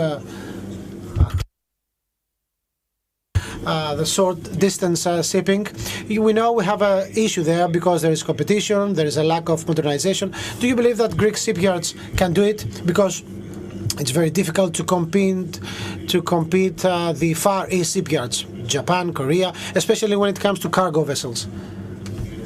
But when it comes to short distance and coastal shipping, do you think we can cover the gap and build the ships necessary?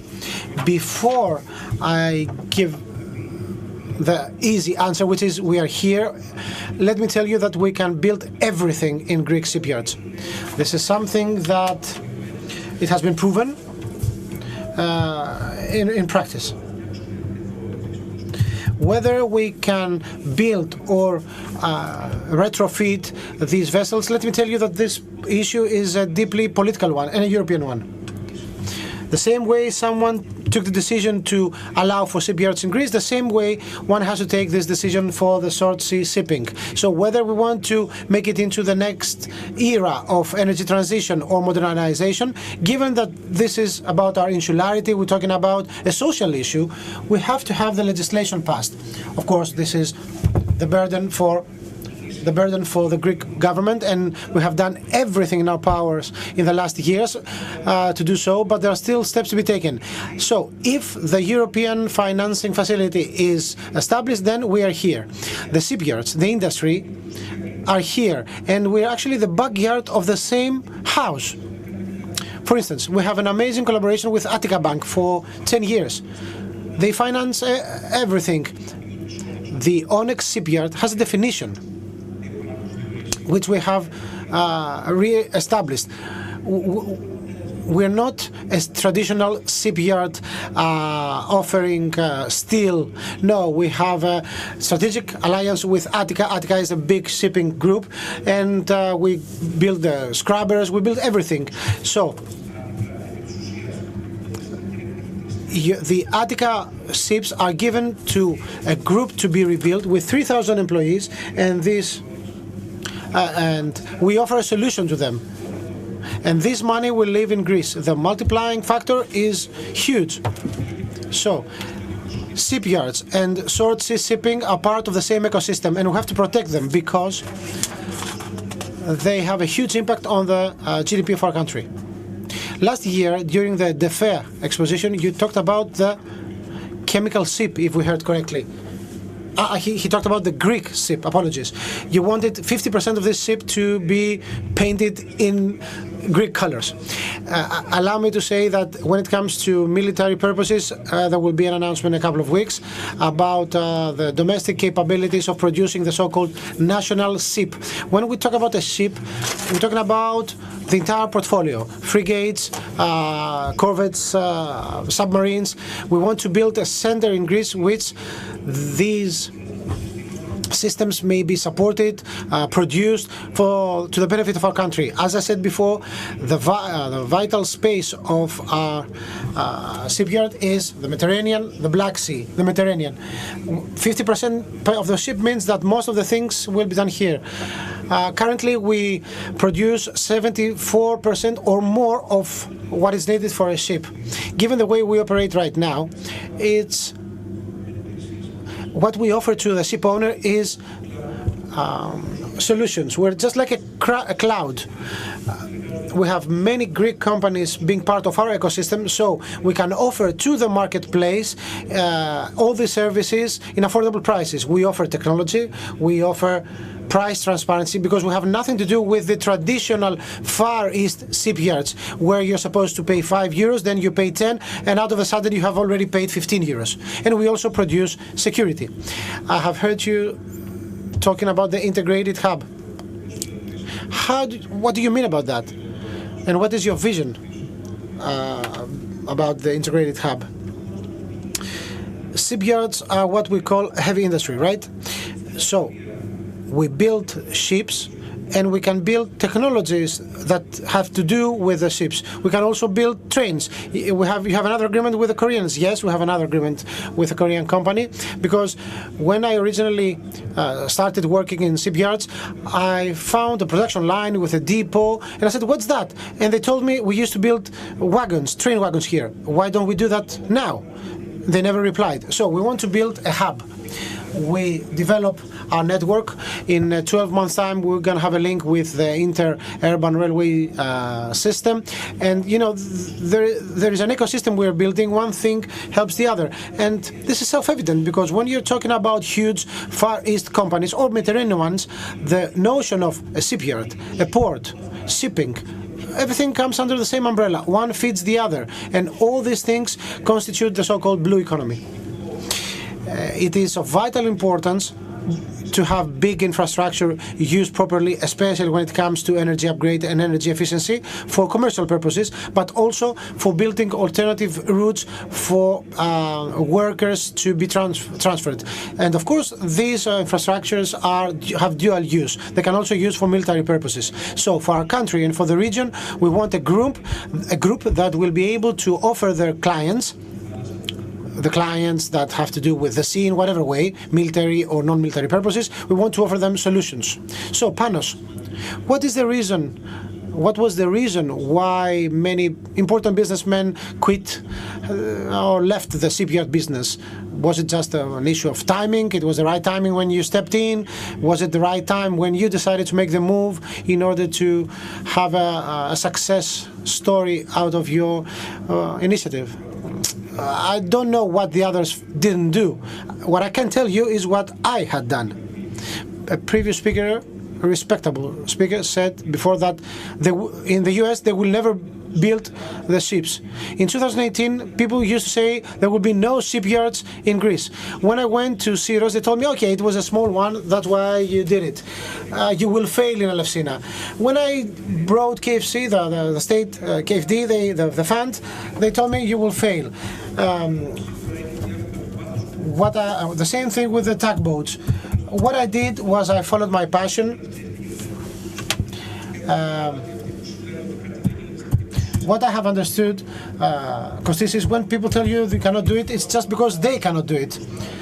So passion was what I put first, and I just saw the final destination of this journey. And the destination is to turn Greece into a manufacturing nation where we can build everything, a country for which we will be proud of, And you know, whenever we go abroad, we will be proud of saying that these ships have been built in Greece and they are repaired in Greece. Do you want to make a question? You want to have a question, Alistair? That we're very close to the end of our time, so if you have a final question, please put it. No, I think I have concluded. Πάνω και πάλι συγχαρητήρια για όσα έχεις κάνει. Once again, thanks, Panos. Thank you, Panos. I think what you did, the Greek Maritime Cluster, truly needed what you have done, and I think the story continues with the Skaramaga shipyards. And I wish you the best for your next steps. Thank you. And let me repeat myself, it's a teamwork thing. Thank you. I think we've just heard the presentation of what we might call MAGSA, which is Make Greek Shipping Great Again. So thank you very much.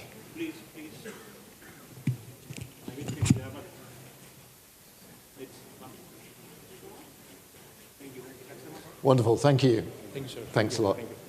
Okay, ladies and gentlemen, thank you for staying with us this long. We have a coffee break now, so I'll see you back here shortly. Thanks very much.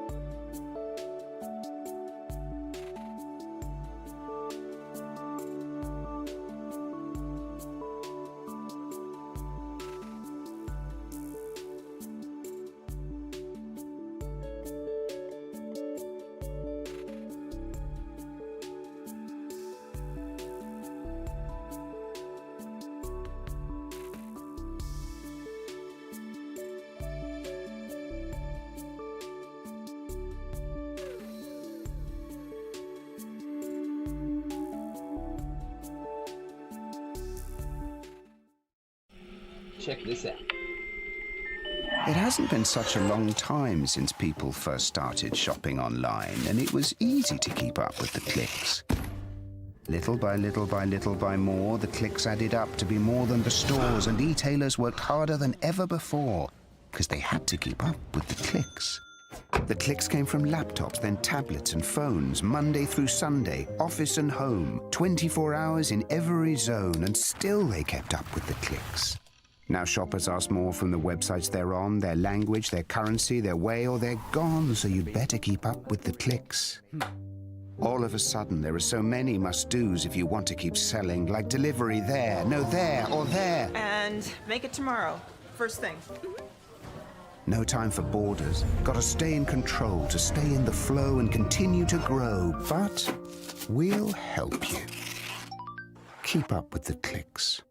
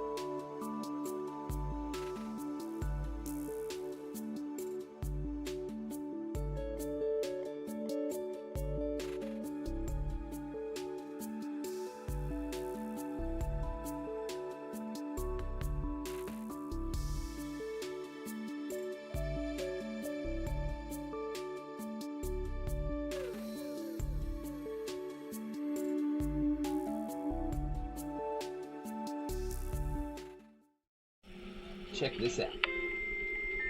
It hasn't been such a long time since people first started shopping online, and it was easy to keep up with the clicks.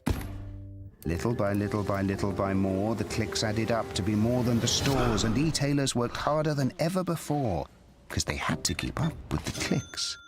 The clicks came from laptops, then tablets and phones, Monday through Sunday, office and home, 24 hours in every zone, and still they kept up with the clicks. Now shoppers ask more from the websites they're on, their language, their currency, their way, or they're gone, so you'd better keep up with the clicks.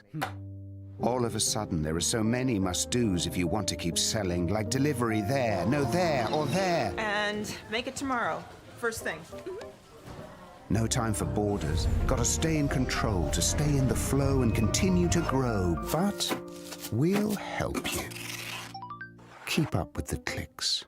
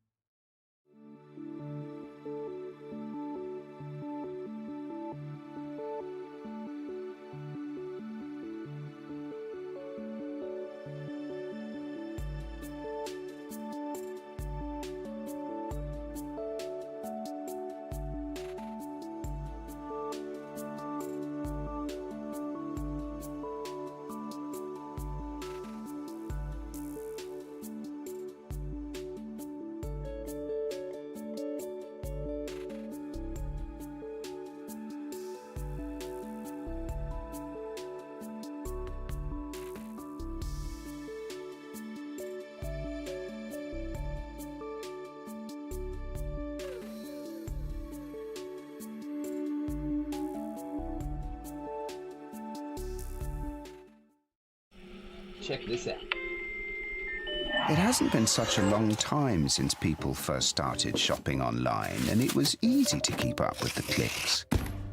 Little by little by little by more, the clicks added up to be more than the stores, and e-tailers worked harder than ever before because they had to keep up with the clicks. The clicks came from laptops, then tablets and phones, Monday through Sunday, office and home, 24 hours in every zone, and still they kept up with the clicks. Now shoppers ask more from the websites they're on, their language, their currency, their way, or they're gone, so you'd better keep up with the clicks. All of a sudden, there are so many must-dos if you want to keep selling, like delivery there, no there, or there. And make it tomorrow, first thing. No time for borders. Gotta stay in control to stay in the flow and continue to grow. But we'll help you. Keep up with the clicks.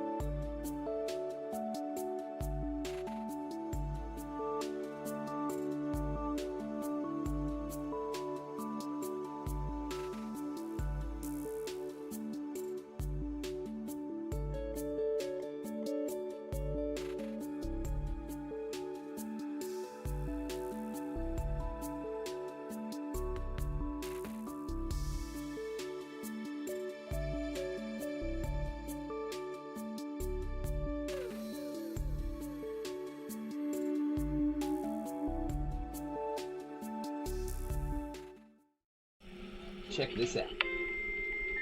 It hasn't been such a long time since people first started shopping online, and it was easy to keep up with the clicks. Little by little by little by more, the clicks added up to be more than the stores, and e-tailers worked harder than ever before because they had to keep up with the clicks.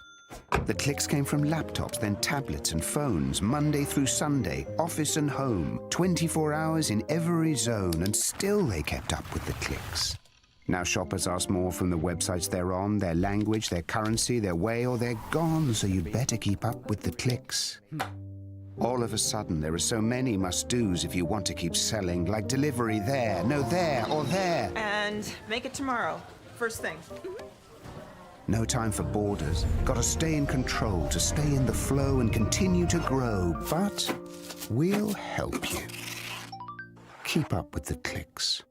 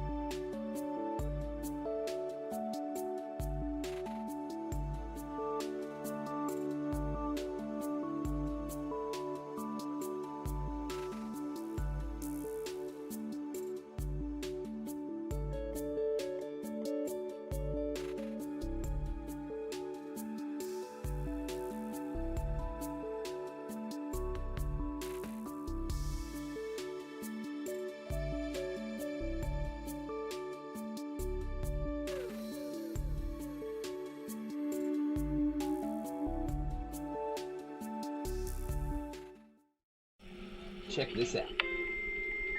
It hasn't been such a long time since people first started shopping online, and it was easy to keep up with the clicks. Little by little by little by more, the clicks added up to be more than the stores, and e-tailers worked harder than ever before because they had to keep up with the clicks. The clicks came from laptops, then tablets and phones, Monday through Sunday, office and home, 24 hours in every zone, and still they kept up with the clicks. Now shoppers ask more from the websites they're on, their language, their currency, their way, or they're gone, so you'd better keep up with the clicks. All of a sudden, there are so many must-dos if you want to keep selling, like delivery there, no there, or there. And make it tomorrow, first thing. No time for borders. Gotta stay in control to stay in the flow and continue to grow. But we'll help you. Keep up with the clicks.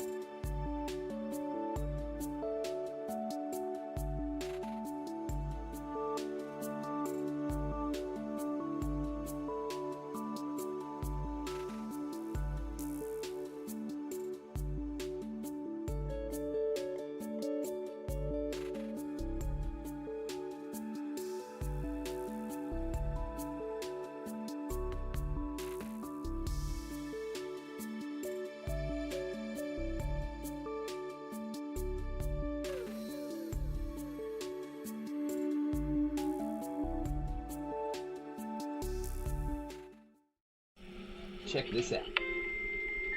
It hasn't been such a long time since people first started shopping online, and it was easy to keep up with the clicks. Little by little by little by more, the clicks added up to be more than the stores, and e-tailers worked harder than ever before because they had to keep up with the clicks. The clicks came from laptops, then tablets and phones, Monday through Sunday, office and home, 24 hours in every zone, and still they kept up with the clicks. Now shoppers ask more from the websites they're on, their language, their currency, their way, or they're gone, so you'd better keep up with the clicks. All of a sudden, there are so many must-dos if you want to keep selling, like delivery there, no there, or there. And make it tomorrow, first thing.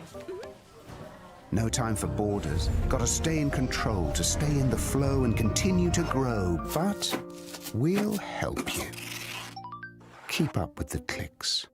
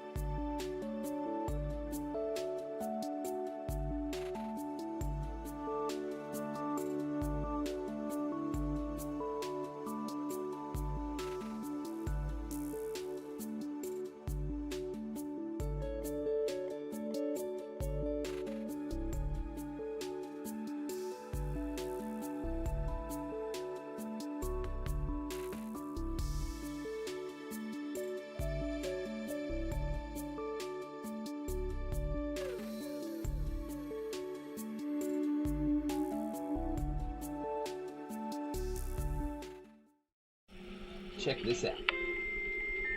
It hasn't been such a long time since people first started shopping online, and it was easy to keep up with the clicks. Little by little by little by more, the clicks added up to be more than the stores, and e-tailers worked harder than ever before because they had to keep up with the clicks. The clicks came from laptops, then tablets and phones, Monday through Sunday, office and home, 24 hours in every zone, and still they kept up with the clicks. Now shoppers ask more from the websites they're on, their language, their currency, their way, or they're gone, so you'd better keep up with the clicks. All of a sudden, there are so many must-dos if you want to keep selling, like delivery there, no there, or there. And make it tomorrow, first thing. No time for borders. Gotta stay in control to stay in the flow and continue to grow. But we'll help you. Keep up with the clicks.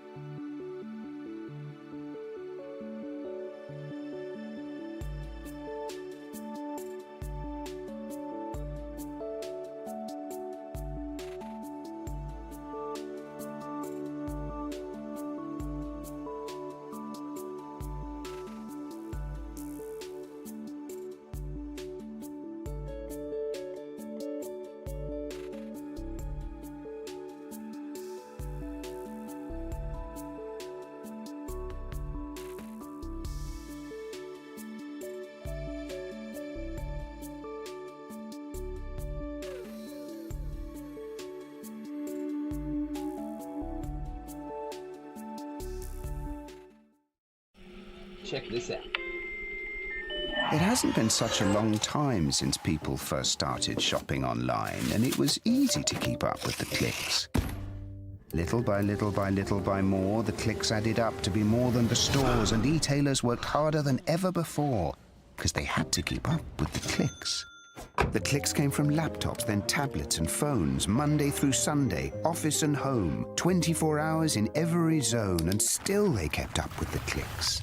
Now shoppers ask more from the websites they're on, their language, their currency, their way, or they're gone, so you'd better keep up with the clicks. All of a sudden, there are so many must-dos if you want to keep selling, like delivery there, no there, or there. And make it tomorrow, first thing. No time for borders. Gotta stay in control to stay in the flow and continue to grow. But we'll help you. Keep up with the clicks.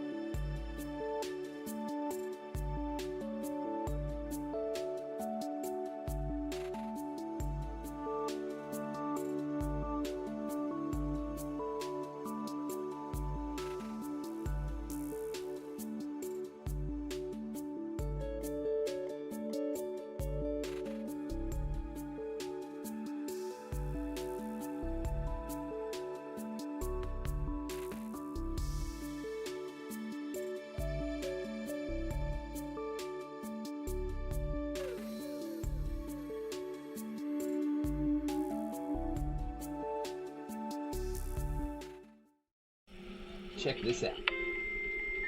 It hasn't been such a long time since people first started shopping online, and it was easy to keep up with the clicks. Little by little by little by more, the clicks added up to be more than the stores, and e-tailers worked harder than ever before, because they had to keep up with the clicks. The clicks came from laptops, then tablets and phones, Monday through Sunday, office and home, 24 hours in every zone, and still they kept up with the clicks.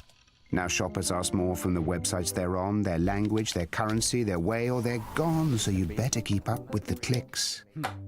All of a sudden, there are so many must-dos if you want to keep selling, like delivery there, no there, or there. And make it tomorrow. First thing. No time for borders. Gotta stay in control to stay in the flow and continue to grow. But we'll help you. Keep up with the clicks.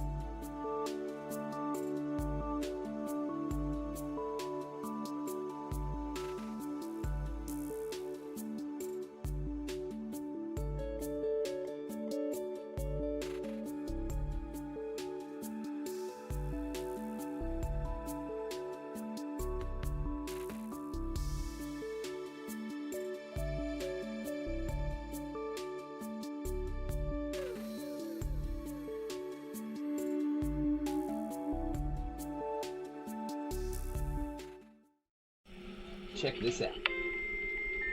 It hasn't been such a long time since people first started shopping online, and it was easy to keep up with the clicks. Little by little by little by more, the clicks added up to be more than the stores, and e-tailers worked harder than ever before because they had to keep up with the clicks. The clicks came from laptops, then tablets and phones, Monday through Sunday, office and home, 24 hours in every zone, and still they kept up with the clicks. Now shoppers ask more from the websites they're on, their language, their currency, their way, or they're gone, so you'd better keep up with the clicks. All of a sudden, there are so many must-dos if you want to keep selling, like delivery there, no there, or there. And make it tomorrow. First thing. No time for borders. Gotta stay in control to stay in the flow and continue to grow. But we'll help you. Keep up with the clicks.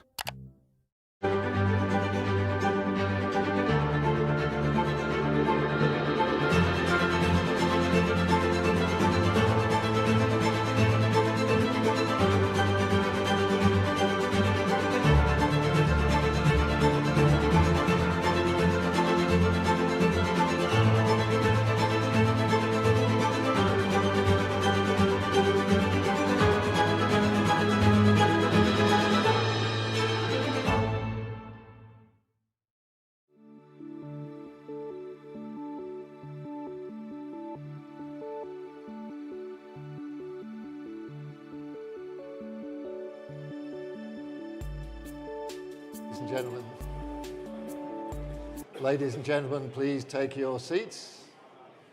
We're about to get started. Don't make us any later than we already are. Otherwise, I'll keep you all behind at the end of the day. Please find your seats, ladies and gentlemen. Make yourselves comfortable.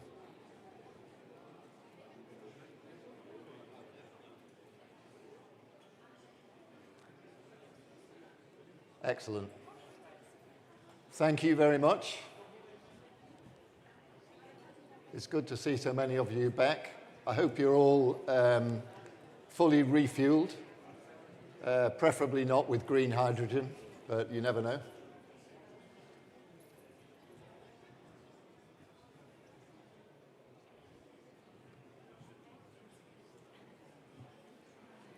My main question is whether I have my speakers with me for the next session.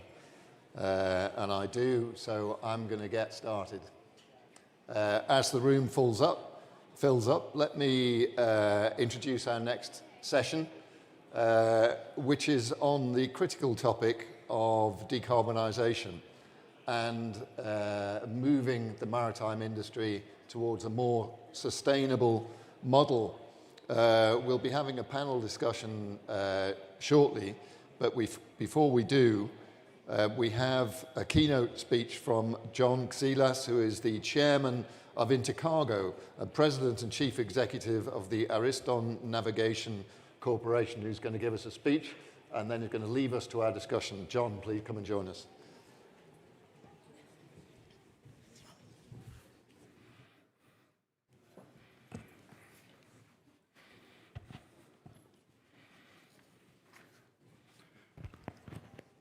Ladies and gentlemen, decarbonization is no longer a peripheral issue of shipping.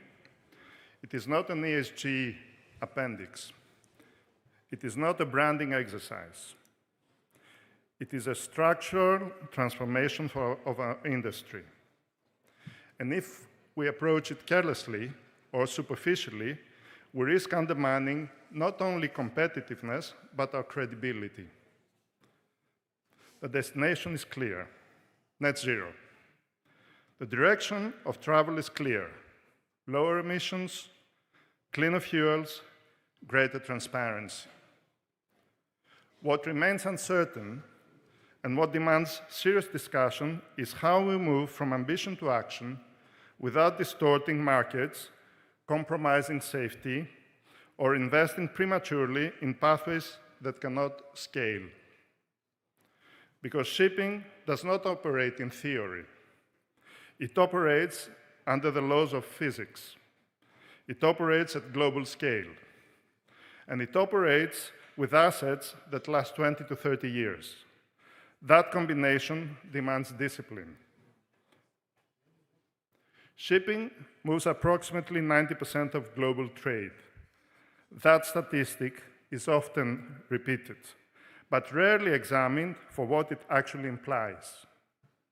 It implies that any decarbonization pathway must work not for a pilot project or a coastal ferry, but for tens of thousands of vessels trading across every ocean. It implies that fuels must be available not only in Houston, Singapore, Rotterdam, and Shanghai, but in remote areas and in ports like Walvis Bay, Takoradi, Matarani, and Caldera, consistently and safely. We are not transitioning a niche industry. We are attempting to re-engineer the energy foundation of global trade.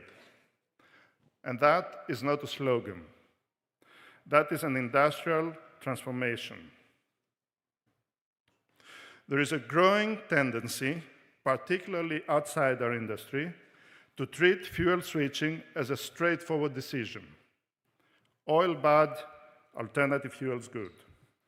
Replace A with B, problem solved. But decarbonization in shipping is not a binary choice. It is a systems challenge. We must evaluate fuels on a life cycle basis, well to wake, not merely tank to wake. Methane slip matters. Upstream leakage matters. Energy density matters. Safety matters. If you reduce carbon dioxide at the stack, but increase warming effects elsewhere in the chain, have we truly advanced? If we mandate fuels that cannot be produced at scale for decades, have we accelerated the transition or merely created regulatory uncertainty? The industry must resist the temptation of easy narratives. The narrative most frequently cited is that green hydrogen and its derivatives, green ammonia and methanol, will solve our emissions problem. Well, that is not supported by science.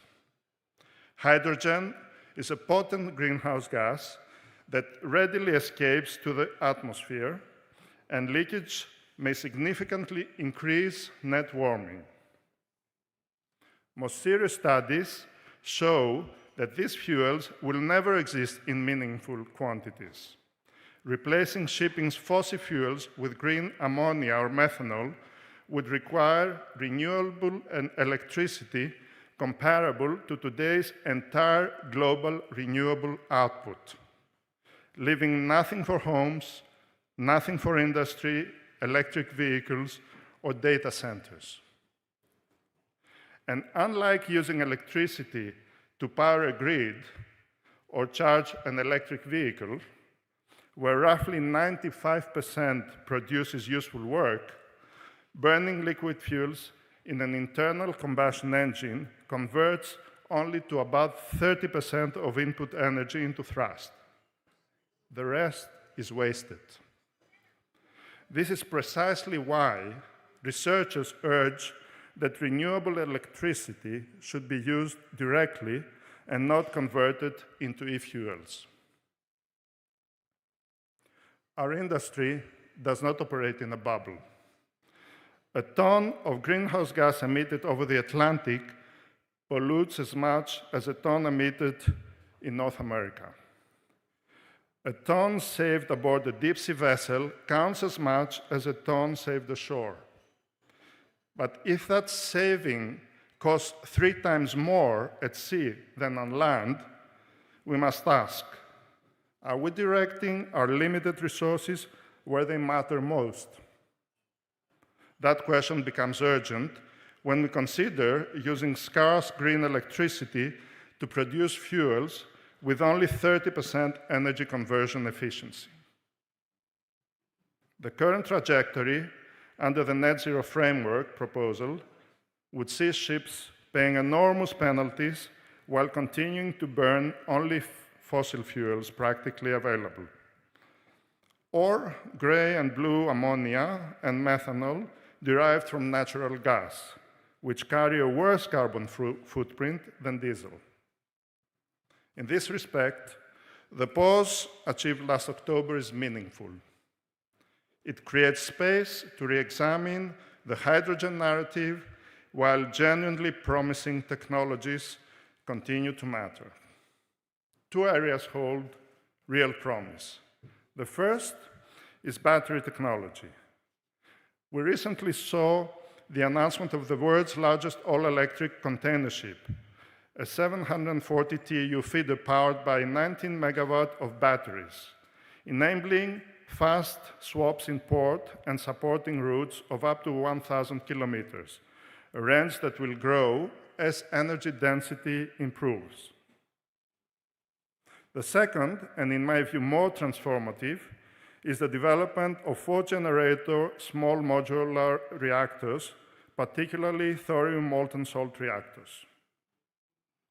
Nuclear power offers the reliable, high-density, clean energy that shipping requires.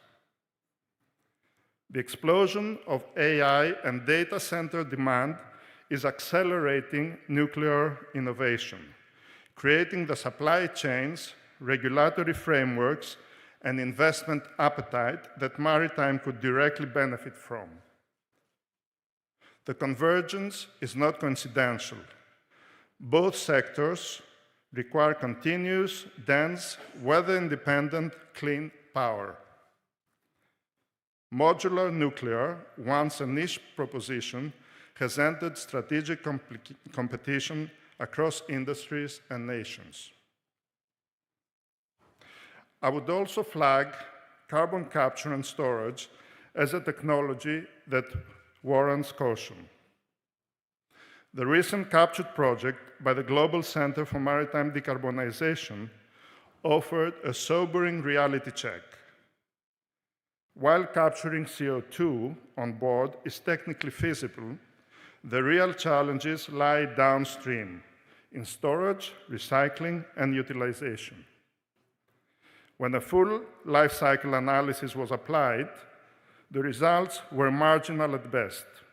Here, too, the distance from ambition to reality proved considerable.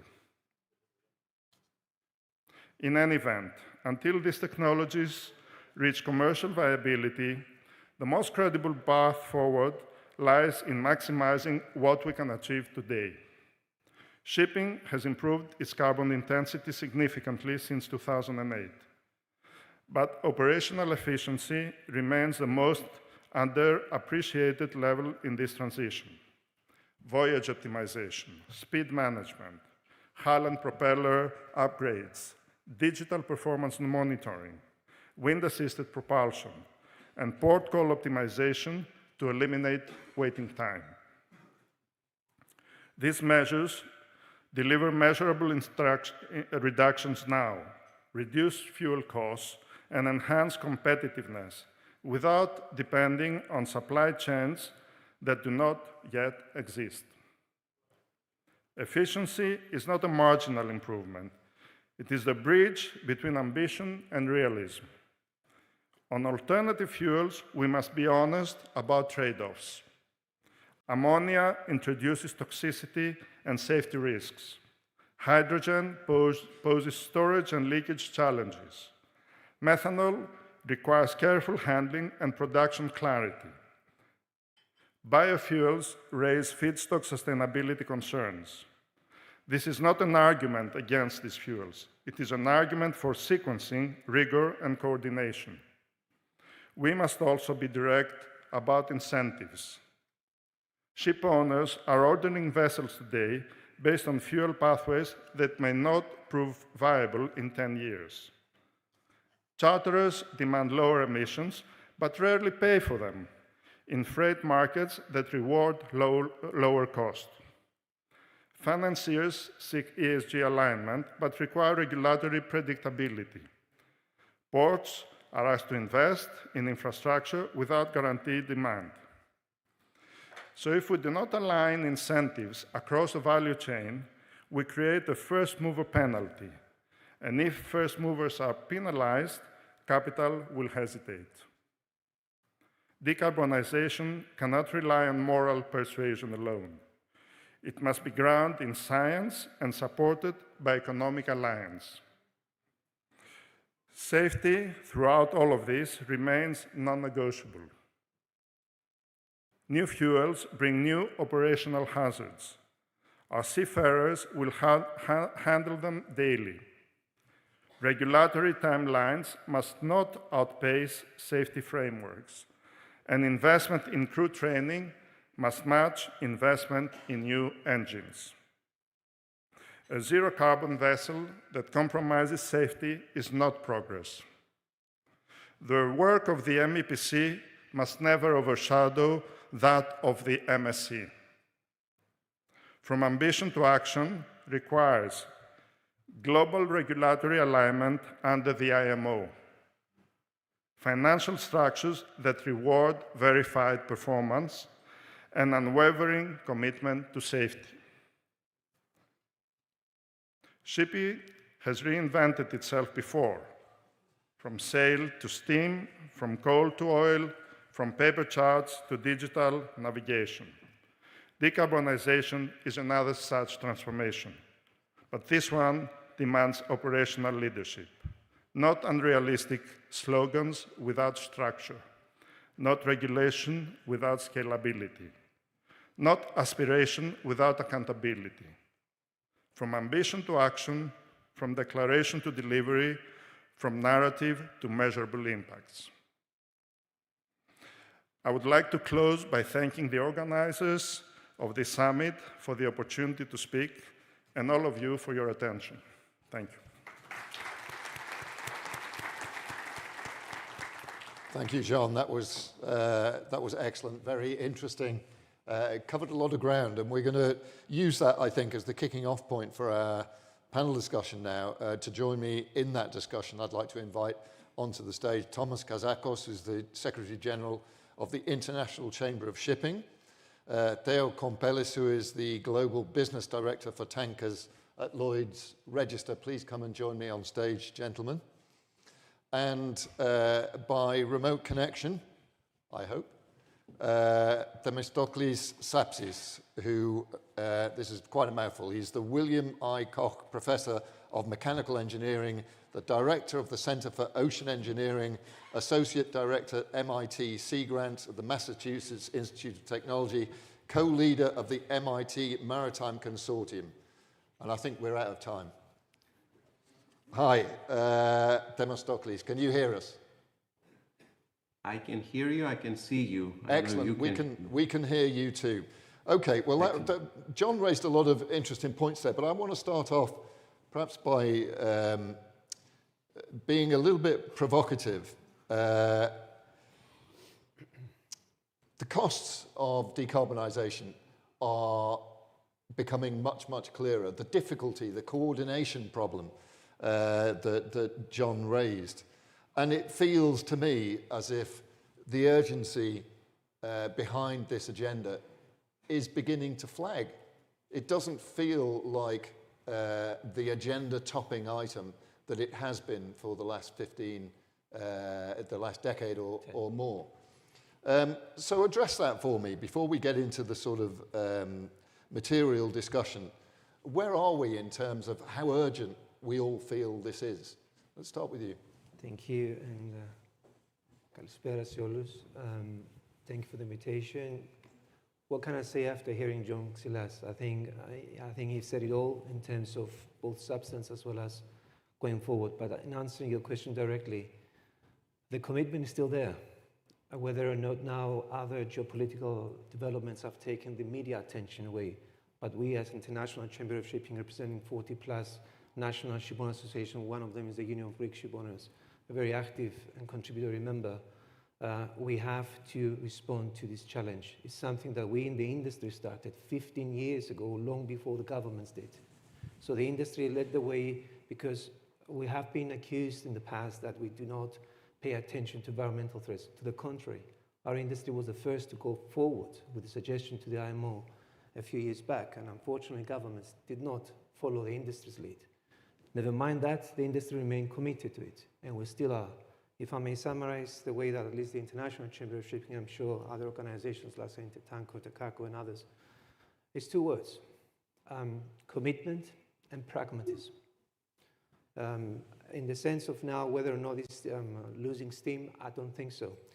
It has perhaps given us the opportunity after last MEPC to reevaluate the situation, and now the latest developments are happening. I think just indicate how important it is for us to remain committed, but at the same time come out with something that's going to be sustainable, enforceable, and affordable. And I think that is my short answer to your question. Okay, Theo. Hello. Good afternoon, everyone. So that's a really interesting and indeed provocative question. So to set the scene, we do have as a fundamental principle that IMO has mandated their 2023 revised greenhouse gas strategy. So there are some specific objectives that need to be addressed. And I would agree with my co-panelist that we need to address those in a way that we will head towards a safe and sustainable decarbonization. We do have MEPC 84 ahead of us, and we do have the resumed session of Extraordinary Session 2.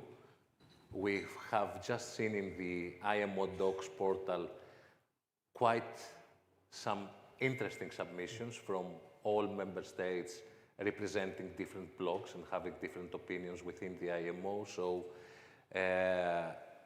what we hope that will happen is that multilateralism will prevail and a pragmatic solution will be achieved, hoping for consensus, because this is ultimately what everyone wants.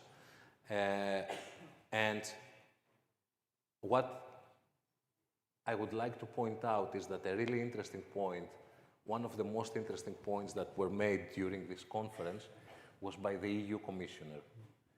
What he said about paving the correct pathway for the money coming from ETS back to the shipowning community, and also a commitment of the EU to recognize that if we have a global standard, a global fuel standard and the midterm measure, that it would be the only measure worldwide, and therefore the owners and operators will not be forced to double pay. This was one of the most important remarks.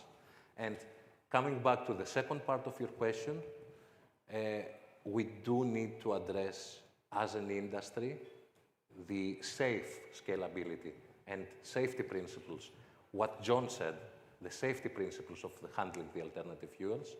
We need to see how the adaptation of alternative fuels is actually being incentivized, or if there are the correct subsidies, because under some assumptions, one could argue that paying the penalty by using a conventional fuel would be a most efficient way to tackle decarbonization rather than buying an alternative fuel. So we need to find that correct balance, and I hope that through different submissions that will provoke dialogue between the member states, this will happen in the forthcoming sessions of MEPC. Okay, thank you. Themistocles, I want to put the same question to you, but maybe just make it a little bit more provocative still. As has been said a couple of times today, actually, 80%, between 80 and 90% of global international trade is carried by ship. But shipping is responsible for between 2 and 3% of global greenhouse gas emissions. Shouldn't shipping be given a buy on this agenda? Shouldn't shipping be allowed a little bit more leeway, given that ratio? Thank you. This is a great question. I get that a lot, and I happen to work both on the side of naval architecture and maritime, but also on climate modeling, right? So it is an urgent problem, no doubt. I think we all agree that it has to be addressed pretty urgently. And I hear, the comment that 3% is small. Well, if you see, there are several industries, like the airline industry is not that much bigger, but the development of technology there is much faster for various reasons, right? The techno-economics. But I agree with you that if we want to be, we have to be realistic, right? Shipping carries 90% of global trade by volume. And I think the big challenge here is that, when we have to make political decisions, we typically have to choose among different options. Here, I don't know, or it's not very clear if we have, any viable options. I believe we have, but it takes work, it takes effort, and we have to do it very responsibly so that we don't cause more harm than than the 3% or might be even smaller. So I want to emphasize, the constraints that Mr. Xilas, put forward. It's the role of shipping in the global, economy. It's the law of physics, on the other hand, that we cannot change. And the big challenge here is that, we are pushing an industry to go to a fuel, to evolve to fuels that are less efficient, less practical, and not necessarily as safe as the current status. So this needs to be done very responsibly, very carefully. It requires research, but also requires the policy to evolve, perhaps even faster than the technology. I think there are technologies that are available, nuclear, for example. I'm happy to discuss more. Electric, in certain cases, but we have to address very carefully this large optimization problem that considers all the different factors, right? The nature of the fuels, the nature of the logistics, the nature of the ports, how humans will interact with this new sort of reality. So yeah, I think it is a problem that, again, we have to evolve both fronts simultaneously if we want to be realistic. Can I come back? Yes, please. I've answered your question before specifically, but I thought now that hearing my co-panelists, we should place the question in the right format. People ask us, as representing national insurance, what is the biggest issue? Instantly they say it's decarbonization. Allow me to say that personal view of mine is that the biggest issue that we face in shipping is erosion of international regulatory framework. Right. Part of that. Which is connected. Yeah, part of that, or a byproduct of that, is both the issue of decarbonization, the way it should go forward, dark fleets, shadow fleets, regional measures, tariffs. I've heard it during the morning. And it's nice that I was reminded of Commissioner Tsigostas mentioning once again the European position that they will review their position on the regional measures that are apparent. This is the issue that we should be discussing this. The problem that shipping is global. By nature, it has to be treated always within a globalized one standard as fast as possible for all the types. But at the same time, the fact that decarbonization now is perhaps, as you said, might be losing a bit of steam, it's not that. It's exactly as was said before, that we need to keep it within the discussion that if we don't treat these major issues, just one convention. John Xilas mentioned before about the MSC, the other parts of the good work that the IMO does. The biggest issue for us as international insurer shipping is the credibility of our international regulator, because if this goes the wrong way, yes, it will affect this specific issue, which has multi-billion kind of investment, but at the same time, the long-term problem is that we will lose the regulator that we have for so many years, being, hopefully, we might say that it was a good regulator, and then it will apply to all types of shipping that we deal with subsequently. So it has to be seen through the eyes of also not just whether it's politically now nice to see it on news, but at the same time, whether it's still relevant for the day-to-day operation of shipping going forward. Yeah, actually, Thomas made an excellent point about the uniformity of application in shipping globally. And we see it with decarbonization and regional fragmented regulations. Another aspect that will emerge in the forthcoming years and would be equally important and really impactful is the ship recycling and the harmonization between EU SRR and Hong Kong Convention. And this, we are absolutely sure that it will be an issue that it would have major implications in the forthcoming years. So what Thomas said was spot on. We need to have uniformity, both on the enforcement side and also on the ship owner, ship operating side, because the administrative burden that the ship owning companies and operators and managers have about enforcing a standalone measure is major. Imagine having to deal with EU ETS, Fuel EU Maritime, Turkey ETS, Chinese, African nations, and so on. You would need like a second shipping company just to deal with the administrative burden that fragmented regulations create. Okay, I mean, I think that's a fair point. You've established that regulatory uniformity and coordination at a global level is critical for this issue and, you know, for the broader shipping regulation in general. But let me ask you, I totally accept, I think everybody will accept that that's critical, but how likely is it? The world at the moment, you know, today, we're seeing examples constantly of the breaking apart, the fragmentation of international coordination. So how likely is it in the relatively realistic term over the coming year or so that we will reach some kind of global consensus on the direction of shipping regulation? We have to. There's no other option. That doesn't answer my question. I will. As was mentioned before, that on the expiration of the deadline for submission of 20th of February, I think, if I'm not mistaken, there have been some governments coming forward. This, both in terms of substance as well as of procedure, going forward to IMO, gives governments, because you're asking private sector to talk about governments, and governments are not here to respond or take the responsibility to respond. So under this scenario now, we do have another opportunity and perhaps wisdom and experience of what has happened in the last session we have in October, which everybody said it was a dramatic, unprecedented kind of experience. Let's learn from that. Let's move forward constructively, pragmatically, because otherwise, if we don't manage to find a practical way forward, then the problem will become even bigger because it's just one convention, as I mentioned. But I am a natural and paid optimist, let's say, since we now have seen that from the two school of thoughts that they were coming forward at the previous session, that seems to be now some more understanding of either sides, what are the red lines and where we should meet in the middle.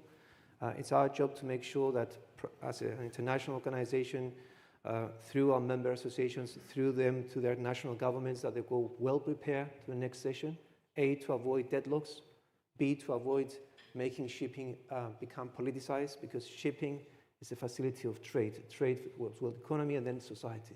In the previous sessions in the morning when the discussion was happening in the Iran and the Middle East, it's another example how important shipping is, not just for the consumer and the supply chain, but for the day-to-day operation of every single one of us, plus the business. So it's up to us, and definitely not up to us, up to governments.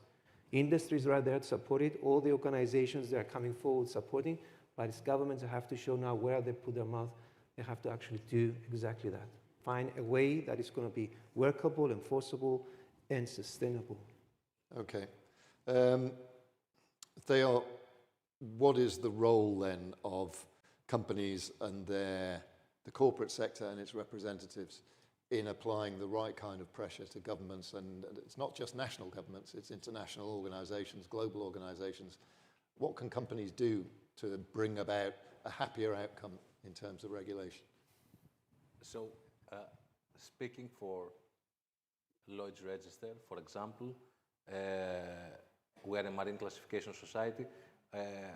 We represent the IMO through IACS, the International Association of Classification Societies, who acts as a technical advisor to IMO. IACS is a non-voting member, so we do not have a vote in these proceedings.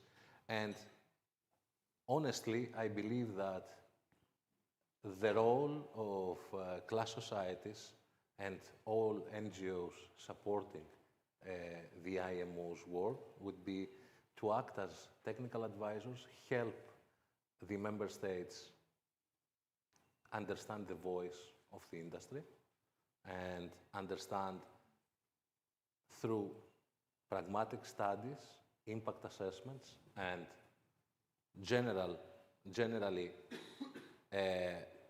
independent assessments of what is going to happen and to convey this message. And Ajax is dedicated also to safety.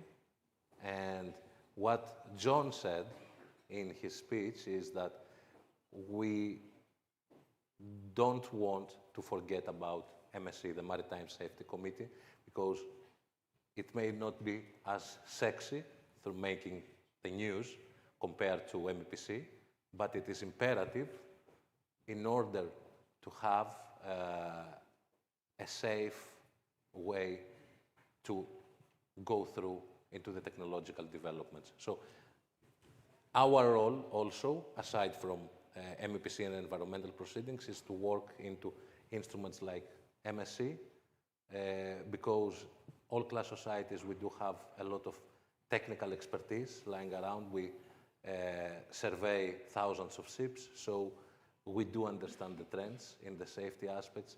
We need to work as Ajax towards implementing safe guidelines for the deployment of alternative fuels and future technologies on board ships.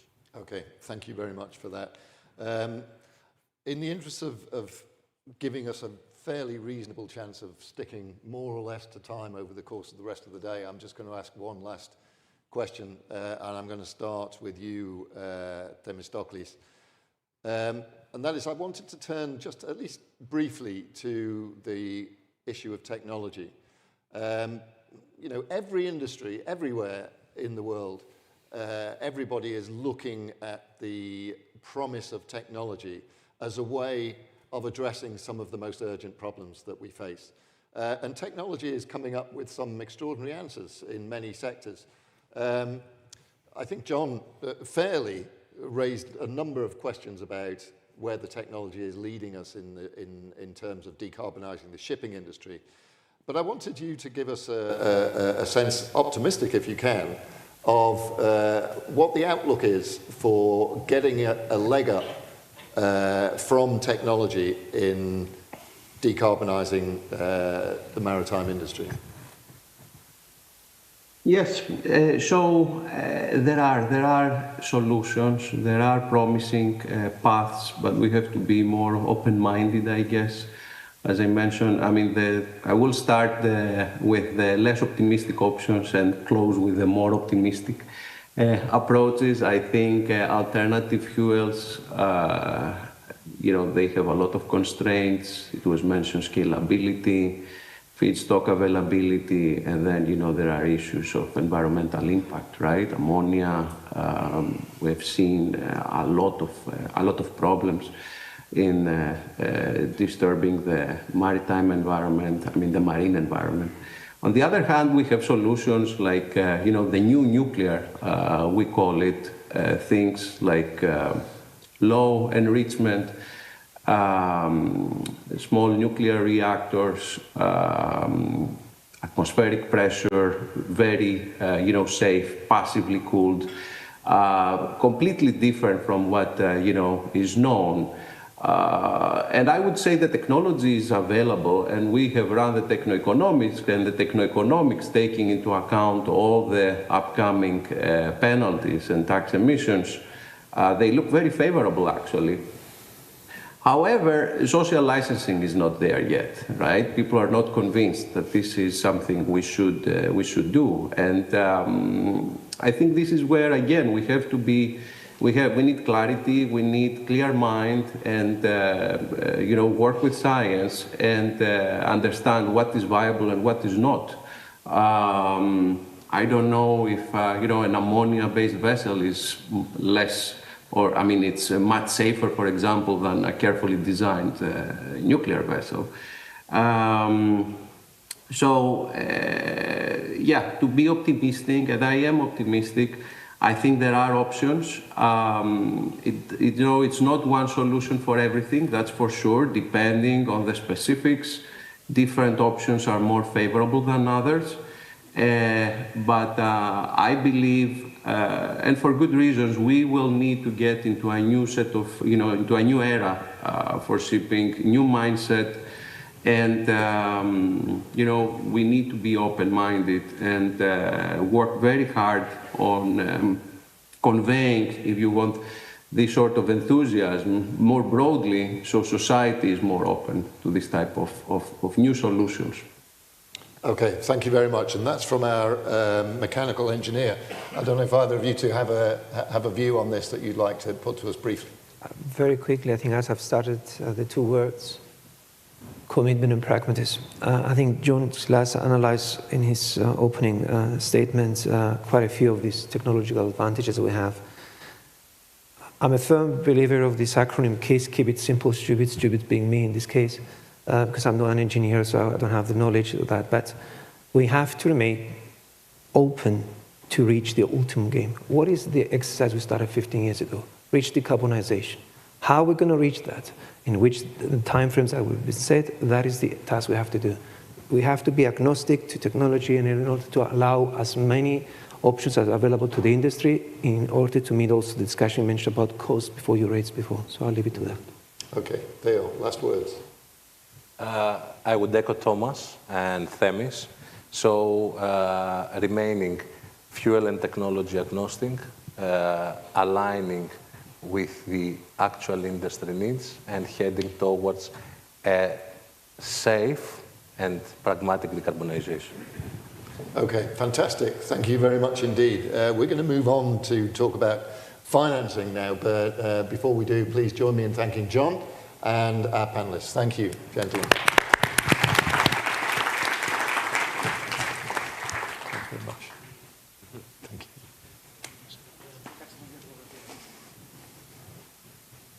Nobody escapes without a picture. Yeah.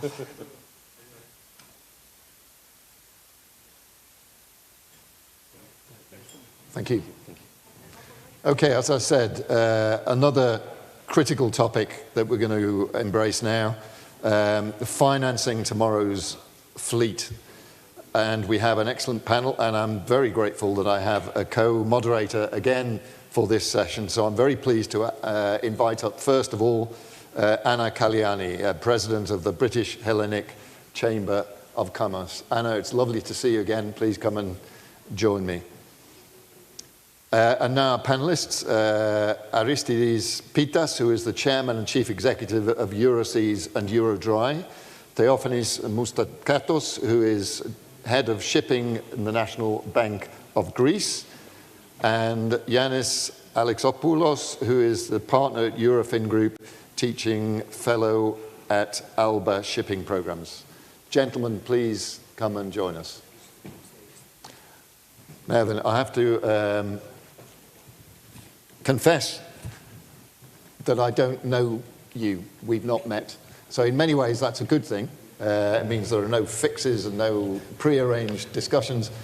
The real problem is that I don't know who to look at when I address each of you. Look at the pictures. I'll look at the pictures, yeah. Yes. You all look about 15 years younger in those pictures, so that's not a help at all.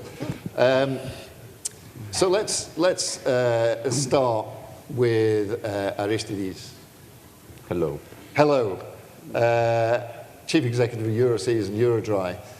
Financing tomorrow's fleet, what is the central issue here? What's the real problem in terms of the financing pipeline? Well, firstly, thank you for The Economist for having me here. I've been reading the magazine for many, many years, and I thought it was an honor to come and speak in one of your conferences. Thank you.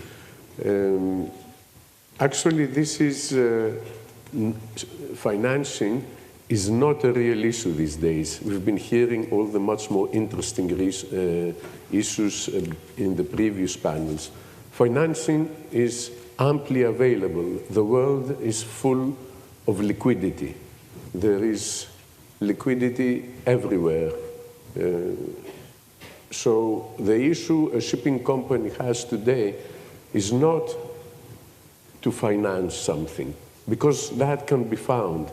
The issue today for ship owners is to find a good project, something worth putting your money in, because prices in all shipping sectors are very high. There is this huge ignorance about what the next day is going to be that we've been discussing today. So it is extremely difficult to find a project.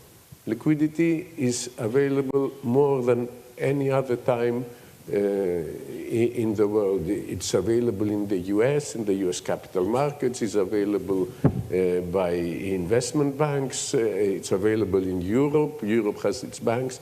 It's available here in Greece for Greek shipping. We have banks that understand the business extremely well and are very supportive. It's available in China, where you can get Chinese financing. It's available in Japan. We recently did a loan from in Fujairah. So money is not an issue today. The issue is the good projects. Okay, that's interesting. Anna, let me hand over to you. First of all, allow me to say, as representative of the British Hellenic Chamber of Commerce, I would like to congratulate The Economist and Nectaria for the event. And we hope Economist to have a landmark annual shipping event from now on, and all of us will support it. Especially in today's increasingly challenging landscape, politics and finance, we all know, are fundamentally interconnected and are the two sides of the same coin.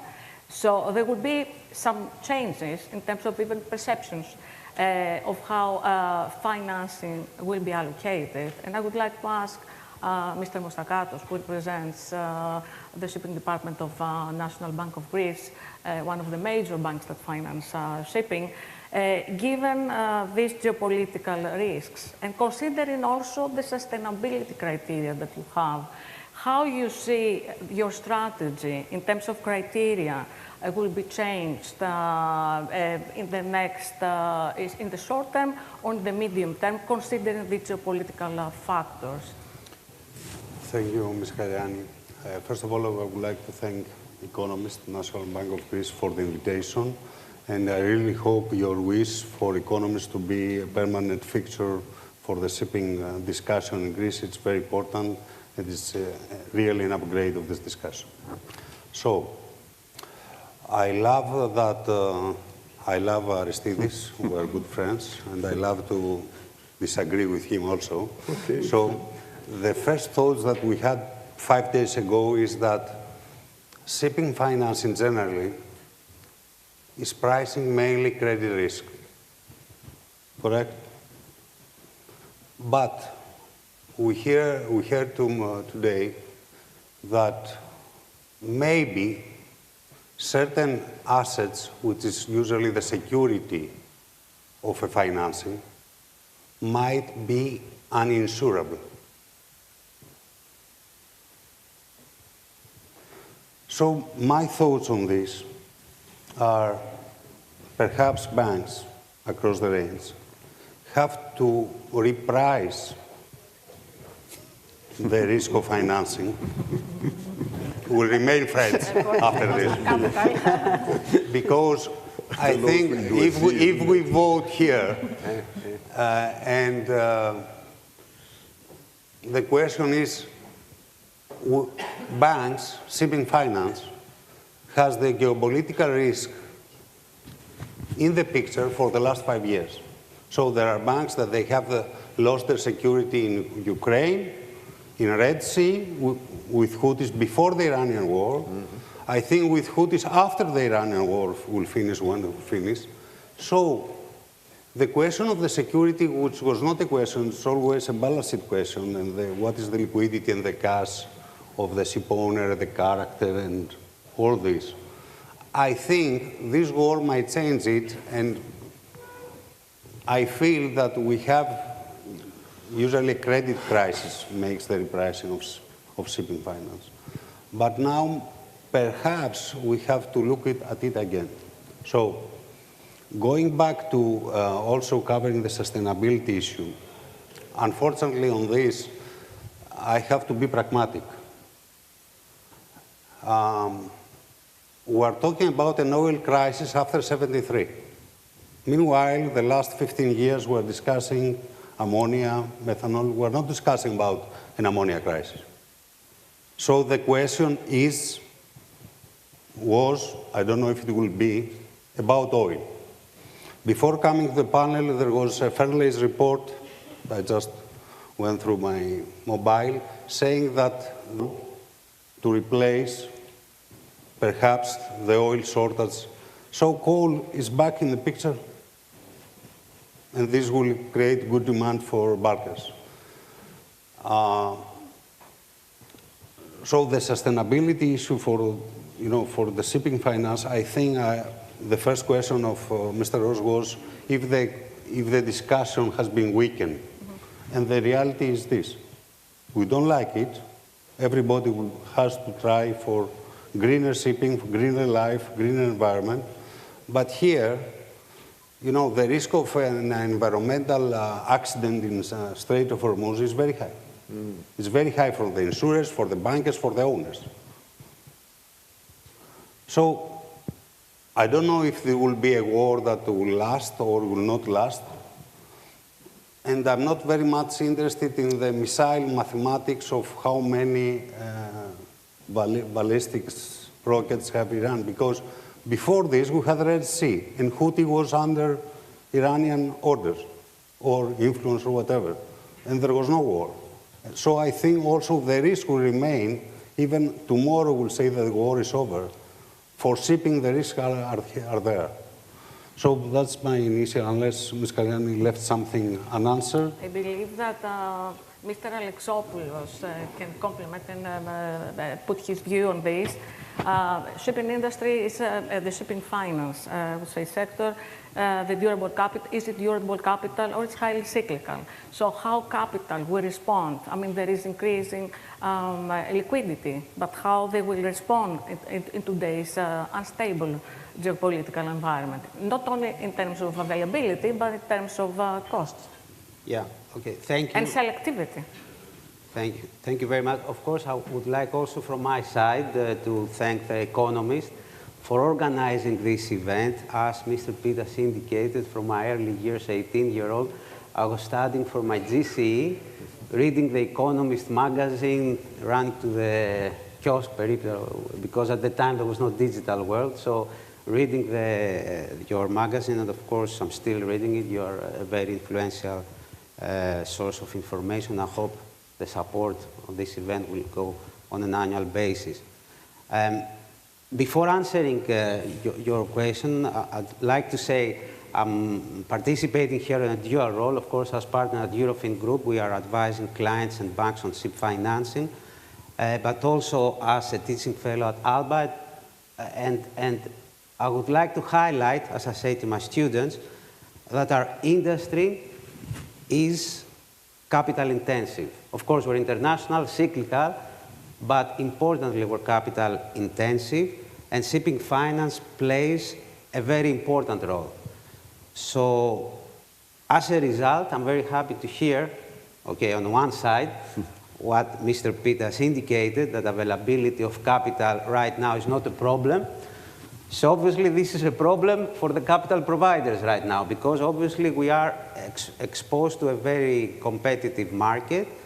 And actually, this answers your question. There is not a problem about finding capital. And I have to admit, over my 23 years of working as a partner with Eurofin, it has never really been a problem, but as much as pricing. So capital will always be finding its way for the shipping industry, but it's a matter of pricing. Now, of course, having with me such, well, practitioners of the industry like Mr. Moustakatous and Mr. Peters, we have been tested for many years to survive through crisis, and capital has always been supportive through crisis. And the durability of capital that you just raised right now maybe is a good answer to Mr. Peters, that although capital is coming from a number of different sources, one has to decide on his long-term partner. So we do see the Chinese, we do see Japanese, we do see also some European banks which had left during the last crisis coming back. Nevertheless, we do believe that in this very competitive environment where traditional lenders may we find ourselves sometimes squeezed out by competition, that it's a long-term play. The shipping industry may be viewed as an opportunistic investment vehicle from some participants, but at the end of the day, the people who stay in the market for generations are the people who see the game long-term, and they work and they build relations with long-term capital providers. So the long-term capital providers, as Mr. Moustakatous indicated, do the homework. The fundamentals are indeed changing. As the Economist, that's why I'm returning always to the Economist, the fundamentals, the macroeconomic environment is changing.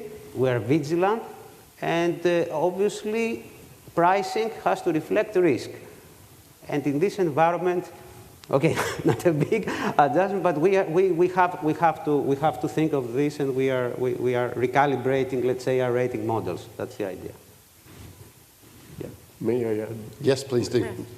Yes, I said that liquidity is ample, and indeed it is ample. And with what is happening now, it might become, capital will be a bit afraid, and maybe we might see that, as you say. But the major issue that the shipping company is facing today is, where do I source my equity, my capital from? Because traditionally, shipping was a totally international business.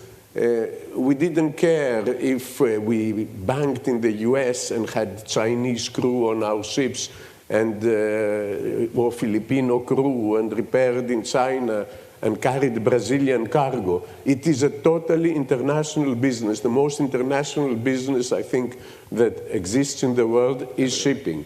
And Greece, being a small country and therefore not a significant player that somebody is afraid of, was allowed to build this huge fleet, which serves the world tremendously well over the last 50 years.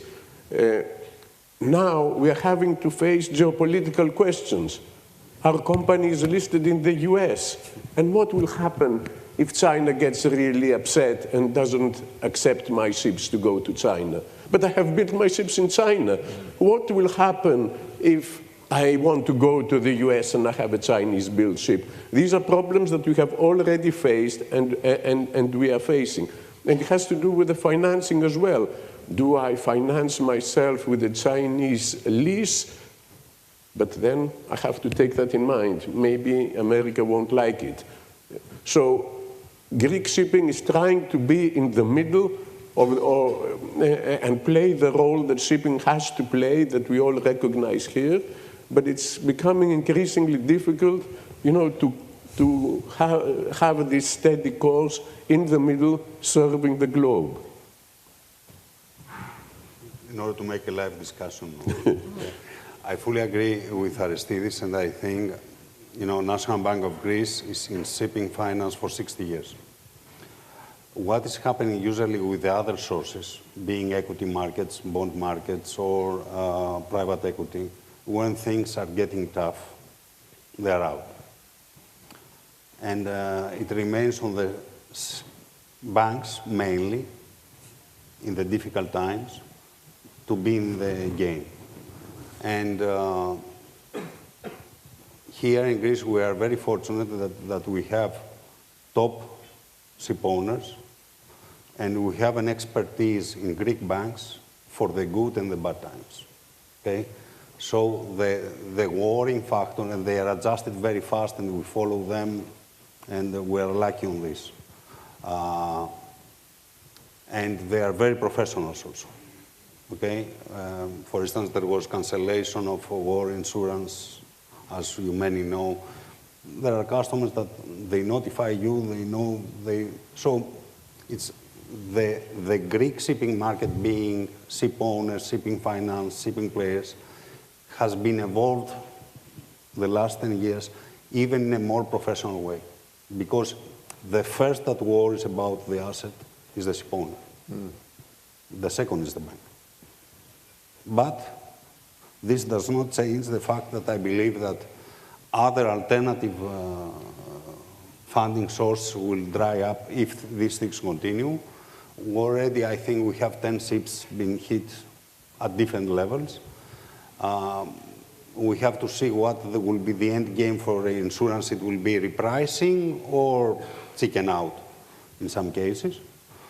And we have to reevaluate, as Greek ship owners do, immediately the whole risk. My view on this, and it's recent view, 5 days like the war, is that geopolitical risk is a systematic risk. What risk? A systematic risk, yeah. like credit risk in the shipping business. It's not something. Increasingly it's not. so. Yeah, it's not the Ukrainian war that will finish in 3 months and it takes 3 years. It's not the Houthi that it's only for 6 months, but containers are going around. I wanted to put that question actually, just briefly. Geopolitical risk has been on the rise for maybe 20 years or so. It's been gradually coming more and more and more onto the agenda. It feels to me that it's possible that where we are now is at a kind of structural break. This isn't business as usual. This isn't just the usual volatility. Things seem to be speeding up, deepening and broadening. So we have these conflicts that seem to be popping up here and there, but they're actually interlocking and they have interlocking implications. So just give us a sense. I mean, I don't mind who answers this. I'll stick with you because you're in my eye line. Good argument. It's because of the size. I will be better next year. It's definitely because of the size. I'll be polite, but you said it. Is geopolitical risk something that you can expect to ebb and flow? Or has somehow the nature of international relations changed in such a way that we're in a cycle now where geopolitical risk is going to be top of the agenda for a generation? Listen, when I hear you that I know It's the first time that we met, but I follow you, and when you say that it might be a structural break, and actually we don't have the time, the structure, I want to change position to ask you why do you believe it's a structural break, because I'm really interested in this. Okay, but I close the parenthesis. What really is happening is we had next to us the geopolitical risk rising from Ukraine, from Red Sea, from the mines, and we have dark fleet ships being hit everywhere. Wherever there is sea, there's a risk. But we haven't put it in the equation. All of us also, okay? Because it's not, as Aristide said, okay, if it is Chinese oil from US, it has to be penalized. Okay, you refinance the Chinese leasing. But then if you had from the Chinese an American member on your board and you are just listed, you have Friday night to take him out because you have a problem with the Chinese.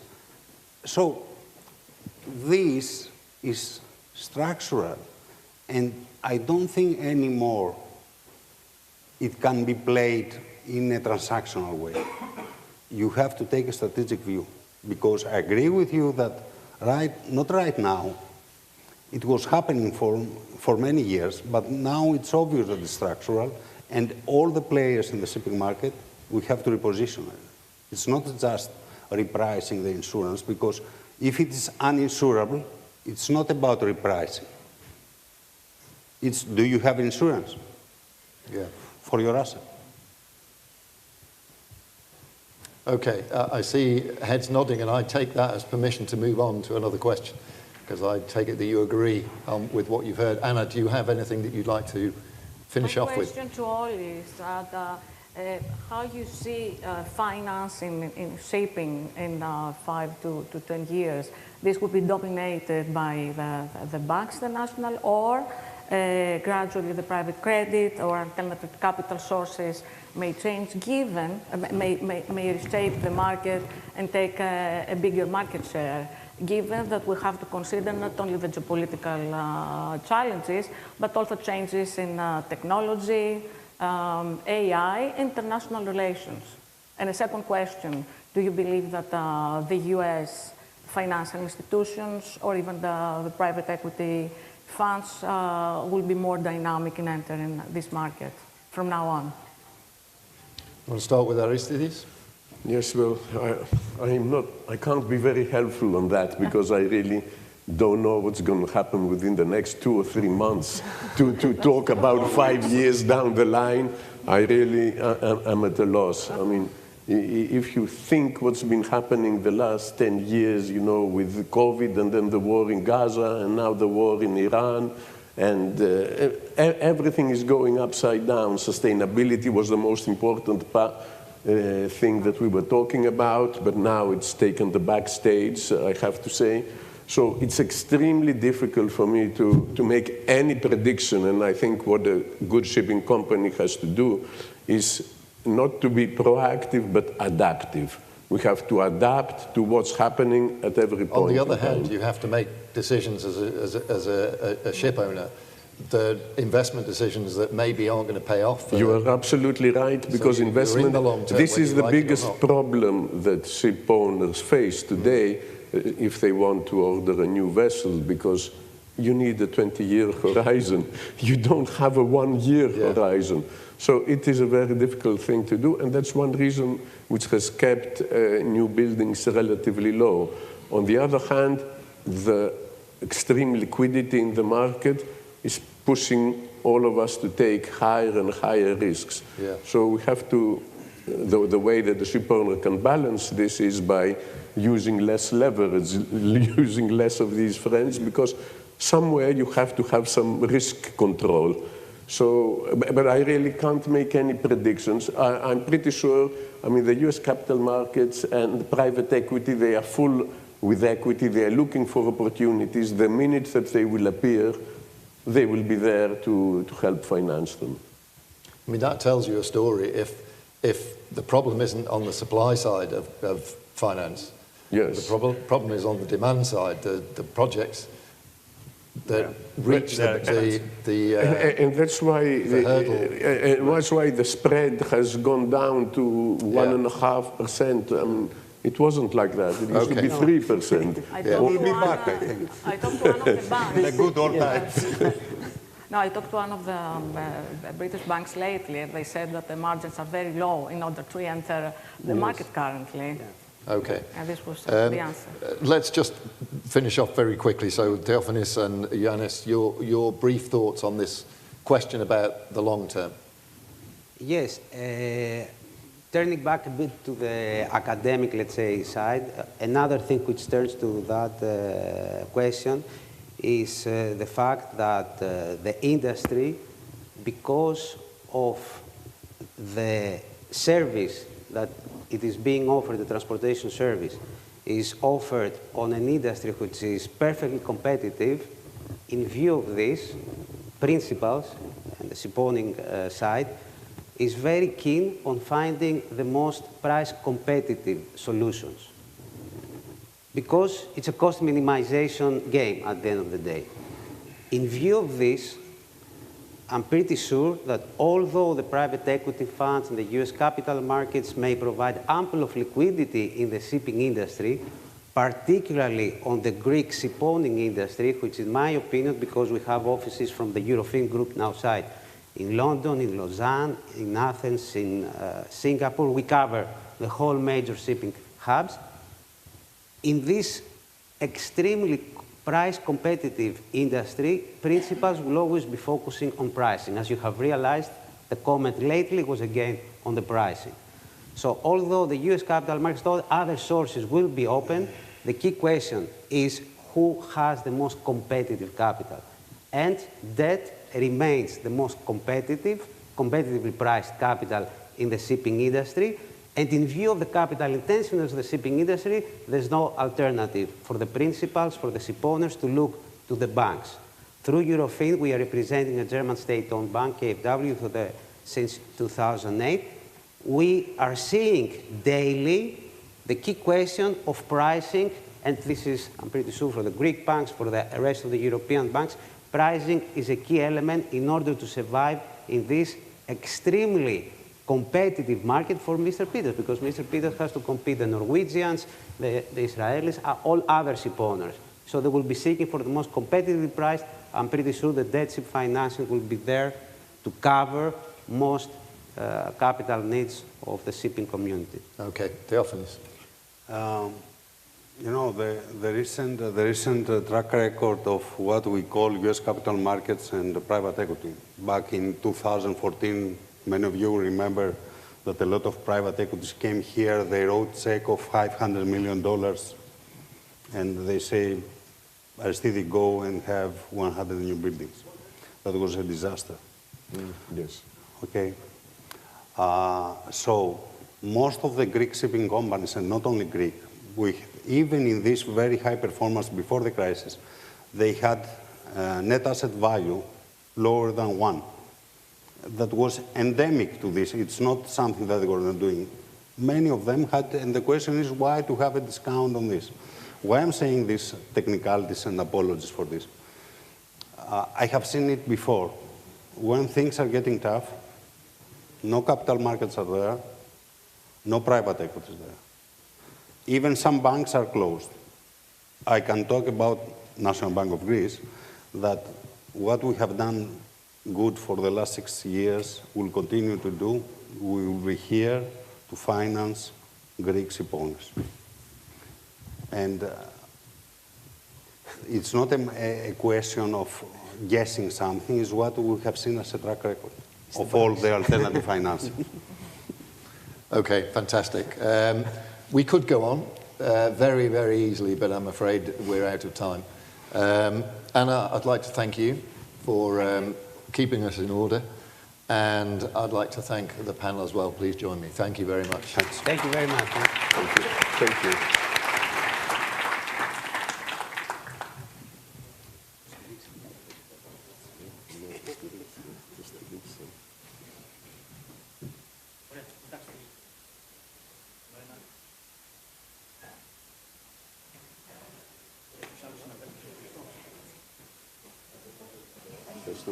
Thanks very much. Thank you very much. Thank you. Good luck. Thank you very much.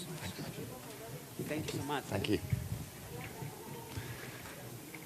Okay. Plus ça change. For our next session, we have a very large panel and very little time. So I'm going to move straight on. We're going to be talking about maritime clusters. We've heard this theme mentioned once or twice over the course of the day.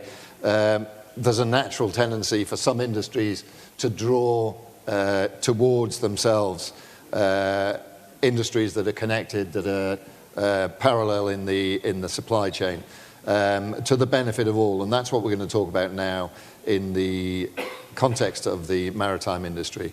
Let me invite straight up to join me Elpi Patraki, who's the president of Wista International, Eleni Polychronopoulou, who is the president of Ermatech Group and the president of Hemexpo and vice chair of Sea Europe, Gregory Spourdalakis, who is the managing director of Columbia Ship Management in Greece, and George Pateras, deputy chairman of Contships Management, ex-president of the Hellenic Chamber of Shipping. Just sit in any order. I'll be lost. I'll be lost either way. Panagiotis Anastasopoulos, who's the president and chief executive of Patras Port Authority and the president of Hellenic Ports Association, and Vasileios Petousis, who is the energy and sustainability manager at Sea Energy Maritime. Welcome to all of you.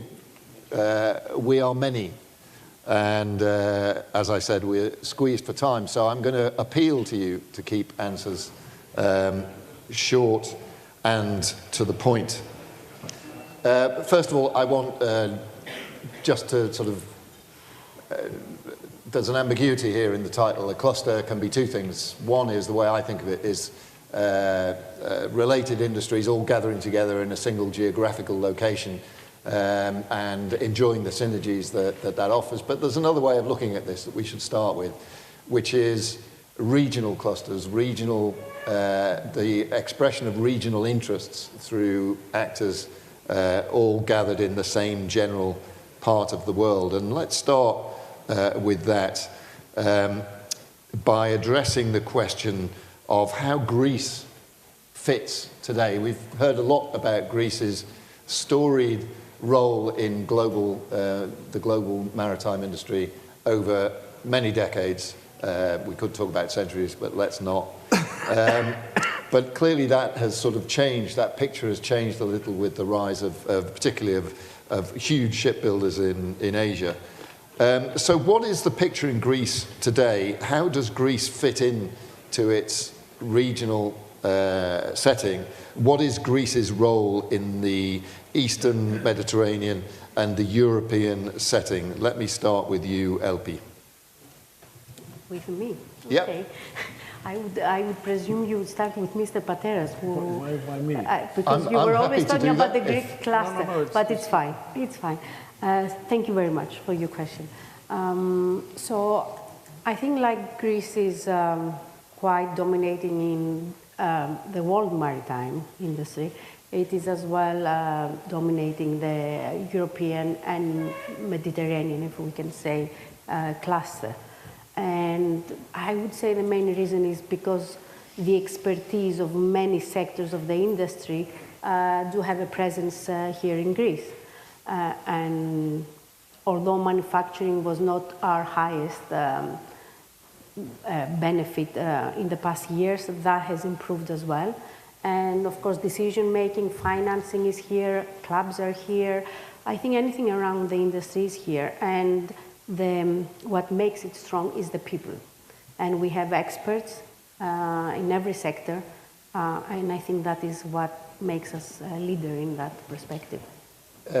George, let me adapt the question slightly for you. Is that recognised? I mean, I accept what you say, Elpi, but is that recognised in the region, Greece's role? Is it recognised and respected more broadly, do you think?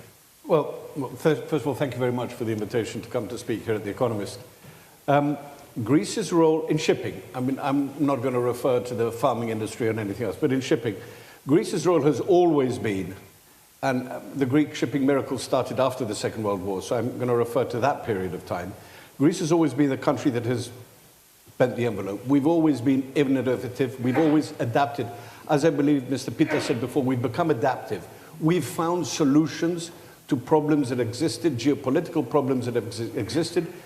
Simple examples, they were giving us the worst fuel that existed, the dregs of the refineries. So we developed two-stroke engines to be able to burn the bad fuel. We were innovative. We weren't put in under the NATO umbrella for war risks, so we developed our own war risk mutual, and we were able to cover our fleet. We grew our fleet. We became adaptive and found solutions to problems, worldwide problems, because we had to.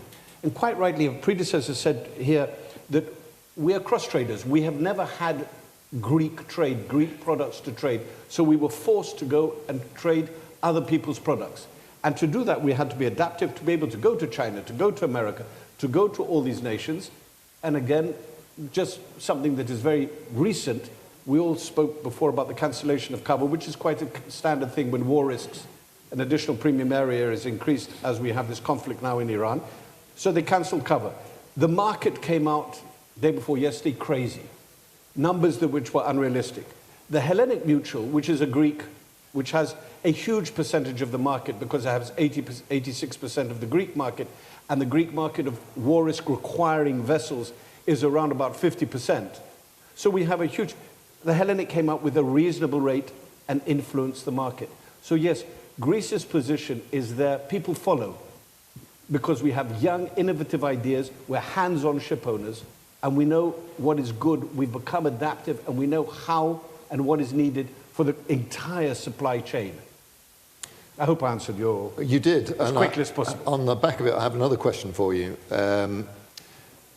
I asked if that was sort of recognised, Greece's position was recognised regionally. I'd like to ask whether that position is fully recognised and fully acted upon by the government of Greece, in your opinion. We are lucky to have, and have always had, a government which, one of the few governments in the world that has a Ministry of Shipping, and we're very lucky to have a Ministry of Shipping which is there to look after us and help us. We're lucky to be left to our own devices when it comes to international trade, and we are very lucky that we are popular enough to have Class A at IMO, and in fact this year we got the most votes ever on an IMO election. So yes, our government is always, has always been supportive, even from the time of Minister Avram after the Second World War with the 100 Liberties, which the rebirth of the Greek fleet. We lost 580 ships during the Second World War and 2,500 crew. This rebirth was supported by our government. And our government have always been, in one way or another, supportive of Greek shipping. We might not always be happy, because nobody's always happy. You can't keep everybody happy. I'd be shocked. But trust me, they are very supportive of the Greek miracle. I'd be shocked and frankly slightly disappointed if everybody was happy with the government. That's not the way things are supposed to work. Okay, I want to move to the other definition of cluster now, which is one I think I'm probably a little bit more comfortable with, which is the idea of this sort of economic magnetism that certain sectors have, that they draw in other players along the same supply chain, and each benefits from the synergies that arise from that proximity. Eleni, let's move to you for this. Can you just spell out for us some of the tangible benefits that arise from this clustering effect? Of course. Thank you very much, and thank you for the invitation. I would like to talk about the influence in the maritime equipment sector, which is a very promising one for Greece. So, as was discussed earlier today, for many years we had shipbuilding activity, and we had a lot of companies that were creating know-how to support the vessels. Unfortunately, shipbuilding came to an end, and we had to improvise what to do. So we understood that we have to be able to serve the international shipping cluster not just the construction and the shipbuilding here in Greece. So what happened is that, of course, with the influence of the Greek ship owners, we developed products and equipment that could be applied internationally and not just in the Greek shipyards. And that had a multiplier effect because more and more companies started creating equipment, and this led to a huge increase in the turnover of these companies. We reached approximately 700 million with an actual impact to the Greek economy of almost 2 billion and an indirect creation of 13,000 jobs. And that was just a small sample of what happened. I can tell you that we have seen that many equipment manufacturers came, they opened, they established themselves in Greece, they hired people, talent, they trained people, and now there is a massive base of companies that are technically supporting the shipping companies. And although we don't have shipbuilding, we do have a lot of expertise, again, thanks to the capillary effect of the Greek ship owners. And just to build on that a little, you've touched on this, but one way of looking at the benefits of clustering is on the members of that cluster. Another way is how it delivers back into the national economy benefits. So can you talk a little bit about that? What the interest from a national perspective here is in the success of the maritime clusters?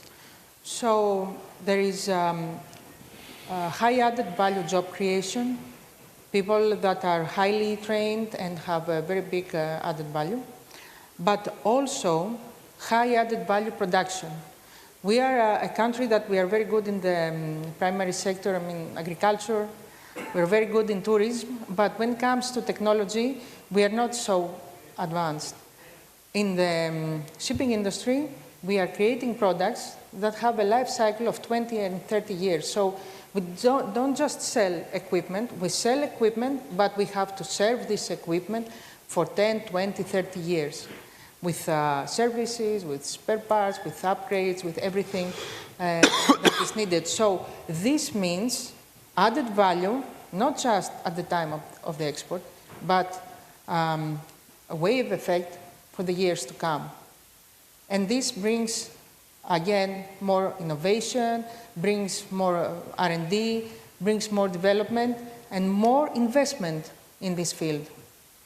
Okay, fantastic. I want to move to Panagiotis from the Hellenic Ports Association. I suppose, Panagiotis, which one's Panagiotis? I suppose it's natural to think that the focus, the locus, if you like, of a cluster in this industry is the port.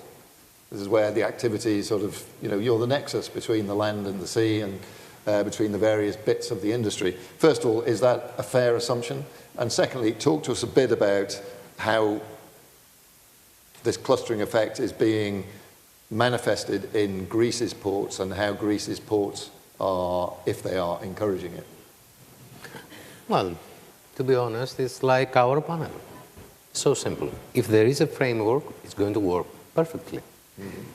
If you put it in a very simple way, you will see that all these different industries come together to work in the geographical area of a port.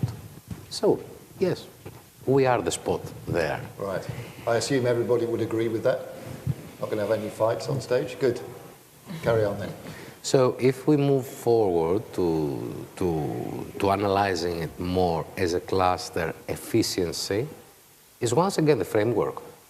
If we keep it very simple, who does what, and if we also keep the relationship of the different industries to be answering challenges and get a win-win situation, then yes, it's working.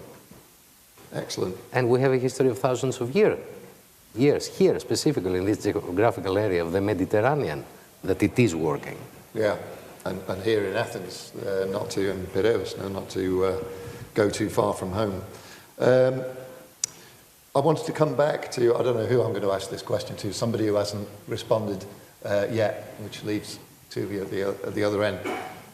one of the concrete, always observable benefits of having these clusters, these industrial clusters, is that they foster and encourage innovation.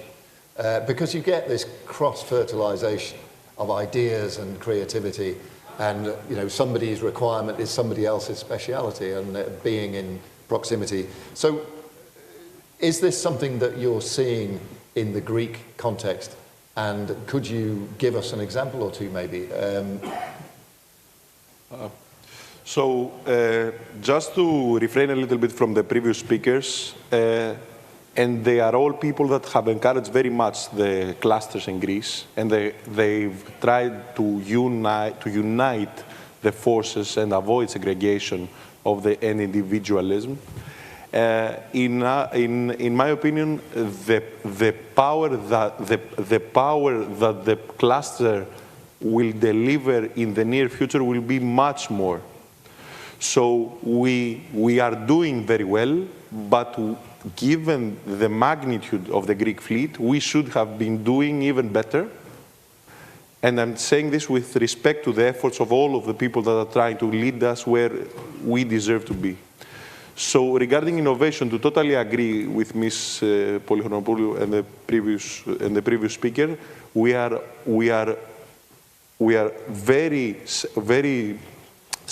being very satisfied. We enjoy viewing innovation being created in the country from the know-how that exists.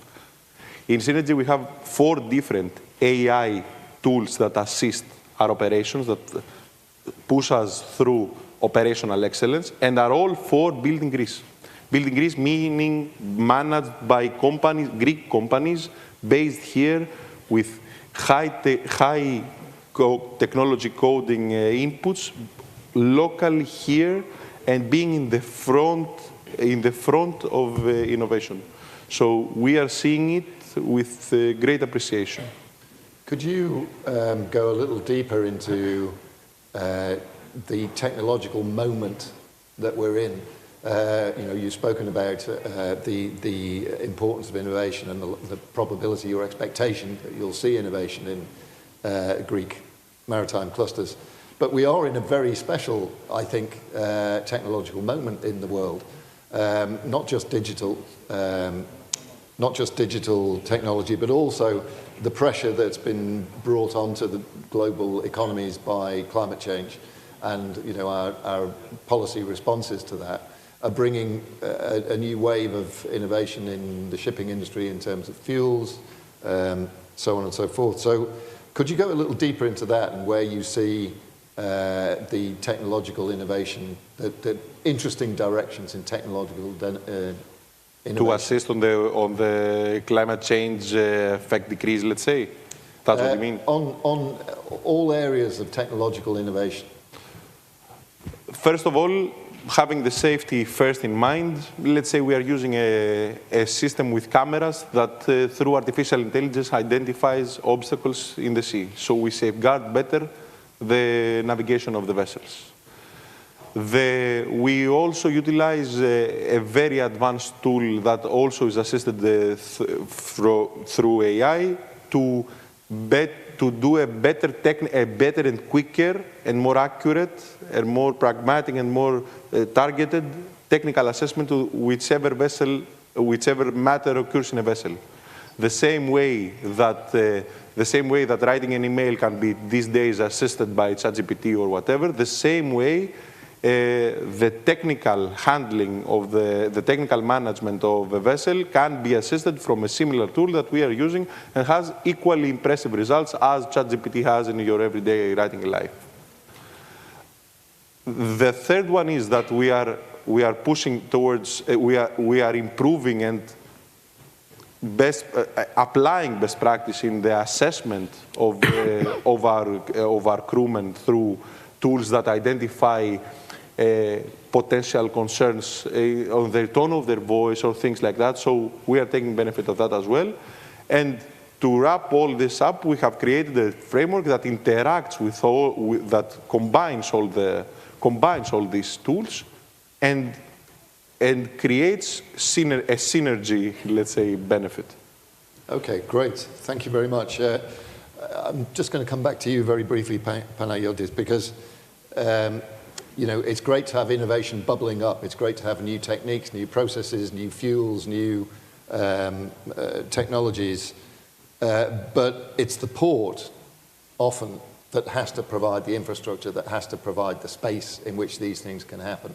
So how much are you happy with that? I mean, is that, you know, a great thing for your job because it's all that exciting stuff? Or is it a difficult challenge for you to deal with? Could be both, of course. Of course, it's a difficult challenge, but that's the interesting part. Because it would be very boring if it wouldn't be a challenge. And if the port has to provide all the infrastructure of it, it will also provide the challenge to be answered, as I said before. And to be honest, in our case, in Patra's port case, we decided to follow some good example because we don't want to think in a complex way. We want to think in a simple way. So here we go. In our port, we gather together different industries, as we said before, and the tool that all these industries today are using is technology. So why go and think in complex way instead of going to speak to another cluster, a technology cluster, a technology innovation cluster, which we are very lucky that we have here in Greece. And we speak with them and we co-create with them the infrastructure where innovation is going to be measured. And creating a platform of a dialogue. The dialogue from one side coming from the maritime, the port industry, the blue economy challenges, answered by the technology world. So if you create the platform of this dialogue, the infrastructures, and we are talking about the cement ones, or the building ones, or the cranes ones, or whatever, is going to come after that. First of all, is to create the platform of the dialogue, where the challenges of the maritime are going to be answered by the world of technology. And this is, in my opinion, is also a challenge. Right. But we are here to make it happen. Excellent. Well, I wanted to come to that because, you know, as a clearinghouse, if you like, for technological ideas, for innovative ideas in the port, you have to make decisions about what you're going to prioritize. So are you going to build, you know, refueling infrastructure for green hydrogen, or are you going to computerize the loading and unloading process? So you know what I mean. So how do you go about prioritizing? First of all, we need to be very frank. We need to speak the truth. And the truth comes on the priorities of both respect on the environment and safety, and of course, return over investment. In Mediterranean, in Eastern Mediterranean, we are discussing about LNG fuel or something, hydrogen or whatever, right? Perfect. And if in my port I create all the infrastructure to sell that, who is going to buy it? If we don't have the ships to buy it. Yeah. So let's be frank. Yeah. Let's see that the priorities here come on the balance between real life and theory. But are you a taker of ideas, or are you a maker of ideas? So are you waiting for somebody to convince you that this is the next technology that's going to be go to scale, or are you driving particular solutions that you'd like to see? I would definitely say that by DNA we are takers of ideas, and by instinct as ports we are creators of this. Right. So both. Yeah, which is fine. That's fine. I want, if I can, to open up, if we have time, to open up the floor to... We have a speaker who has... Yes, I know. I'm aware of that. I'm going to come to him in a second. So just to give you fair warning that I will turn to you in 5 minutes or so and ask you if you have any questions. If you do, keep them in your mind, and I promise I'll try at least to come back to you. So, the speaker who hasn't yet spoken, I'm going to give you a question, but it may be that you're burning to tell us something that you've not had the opportunity to speak about. So I'll allow you to do that. But let me put a question to you, which is, we've heard about the benefits, the existence of clusters in Greece's maritime industry, the benefits and the challenges that they face. What I'd like to get a sense of is, what's Greece's competitive advantage here? What is it that Greece can offer to its region and to the world that is particularly pertinent to Greece's experience and Greece's specialized knowledge? So either pretend you're answering my question and actually tell us what you wanted to say in the first place, or actually answer my question. I'll give you permission to do either. Okay, thank you, first of all, for the invitation. I'm not Andreas, who unfortunately, due to yesterday's incident, one of the vessels was not able to attend. I would like to say, from the previous conversation that I heard, that it's very important to adapt the changes, adapt the digitalization and all the new technologies. But of course, we all understand that this goes together with upskilling of our people, the onboard people that will take over this technology, and they are the users, as well as the people in the office. To go back to your question, in Greece, we have this competitive advantage of collaborating and sharing of, and this is what makes us distinguished. We are open-minded, we are sharing what we know, and this it's becoming an advantage to whatever regulation comes. Through the sharing of the information through these clusters, we are able to assist each other to a direction that at the end of the day will be cost-saving as well as time-saving. At the same time, there is significant of experience in the industry that assist us not only for the innovative ideas, but also we have seen recently through these clusters, we are able to make our voice louder and be heard even from international maritime organizations and regulatory authorities to be able to, if not even amend, at least to postpone requirements. So I guess having the advantage of having the experience and being collaborative with each other, it's one of the major advantages. Okay. Yes. On clusters, could I? Please do. The Greek maritime cluster had always existed. The actions of a cluster is to share information. And from earlier on in the Greek shipping miracle, the owners have always shared information. Oh, I went to this port and this happened. Oh, I built a ship here and this happened. We created in 2018 the Union of Greek Ship Owners, the Hellenic Chamber of Shipping and the Chamber of Industry and Commerce of Piraeus, actually wanted to make a proper cluster. So we developed a cluster, we made it a company, non-profit, and we opened it up to members. But it's not in the Greek credo to actually join this sort of a cluster. But it exists. The problem, I see it with our cluster, it's one of the few clusters, because there are maritime clusters everywhere. This is one of the few clusters where the majority of the cluster are national ship owners. You go to the Singapore cluster, it's quite a big and substantial cluster, works very well, but there are very few national ship owners in the cluster. There are lots of Singapore flag vessels, but they're not owned by Singaporeans. You go to the UK maritime cluster, it's basically industry. There are very few actual British ship owners with British flag vessels within their cluster, and that's around the world. So our cluster is more word-of-mouth cluster rather than a hard and fast business that is the cluster. And we all share information, and even in the coffee break here, you will hear somebody say, oh, did you just have a ship in Yembu? Yes, did you get cover? Did you do this? And we share the information. And I think this is, you said, what is the reason how we're so successful? It's because we're hands-on. And we do share information, despite that we're all competitors, but we do share information.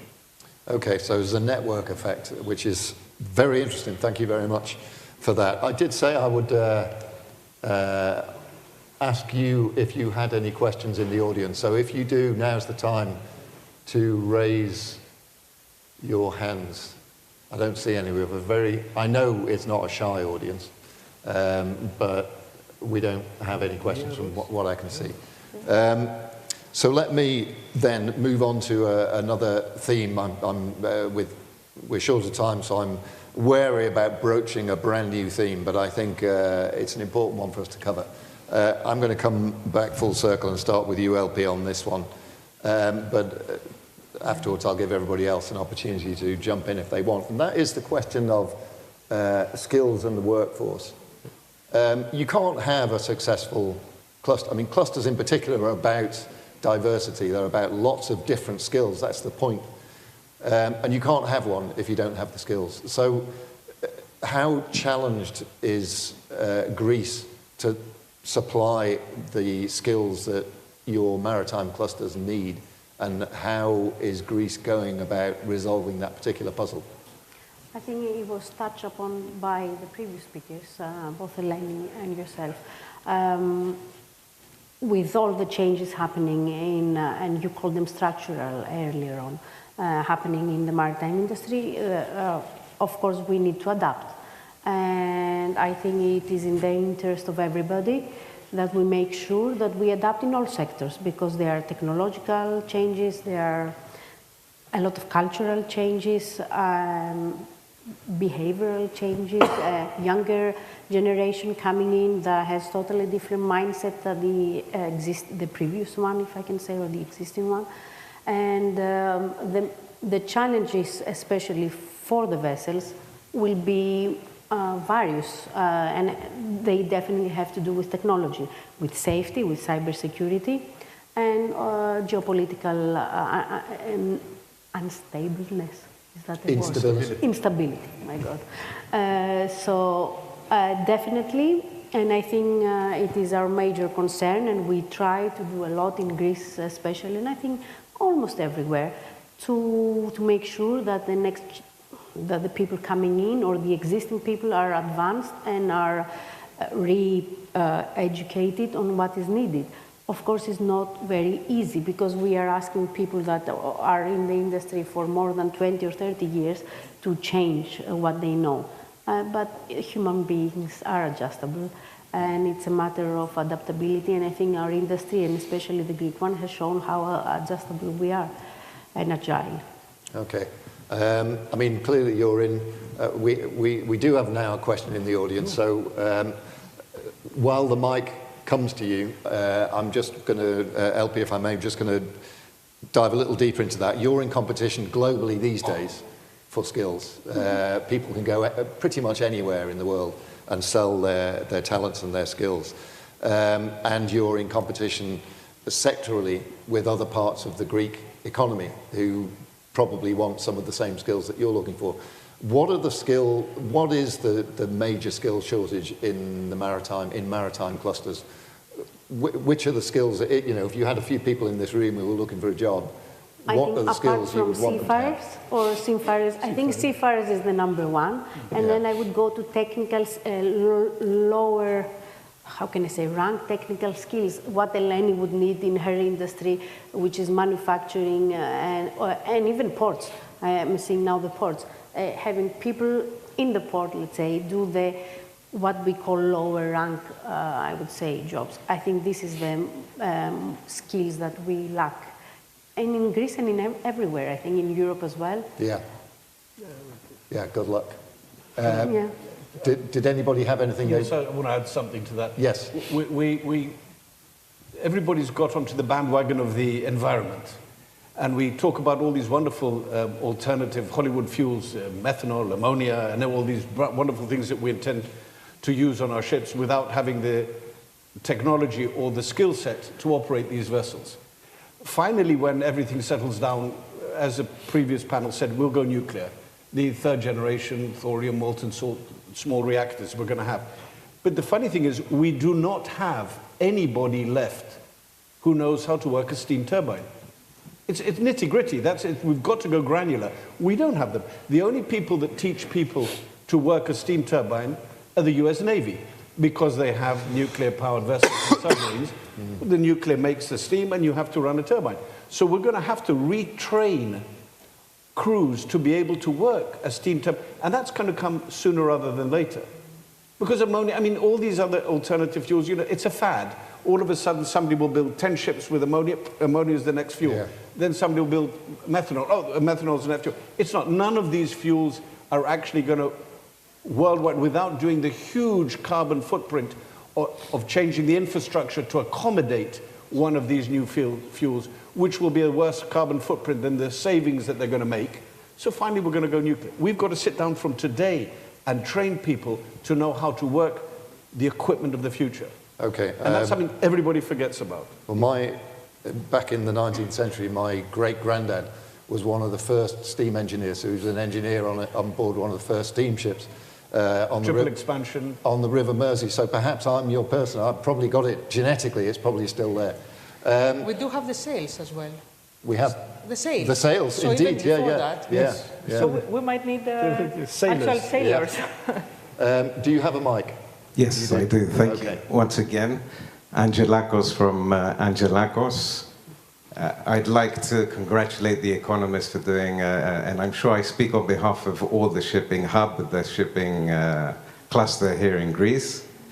I would like to ask, we heard the word Greek miracle.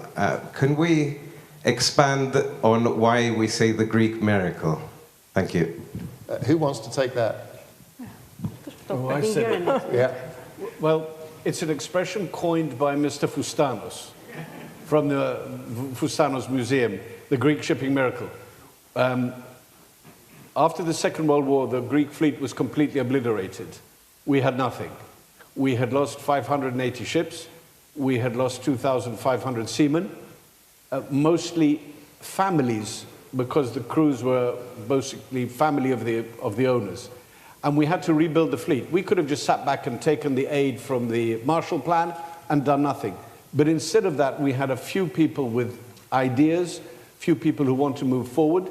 And it was a miracle to consider that how our fleet, since the 50s, has grown to what it is today to be one of the largest fleets in the world, considering our population and considering we have absolutely no financial support from our own government.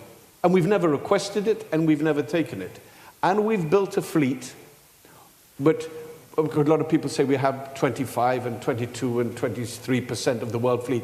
If you remove, because the Hellenic Chamber of Shipping did a study, if you remove the cabotage vessels of China, Japan, and India, which are vessels which will never trade in the international market, our percentage goes nearer 30% of the world fleet. So we have a substantial, and we have a very big responsibility because we are leaders in all sectors of shipping.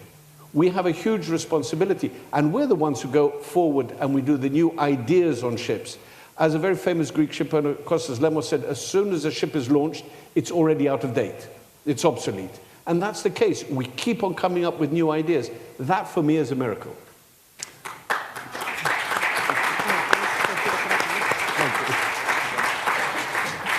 Well, I can celebrate another Greek shipping miracle, which is that we're finishing almost on time, yes.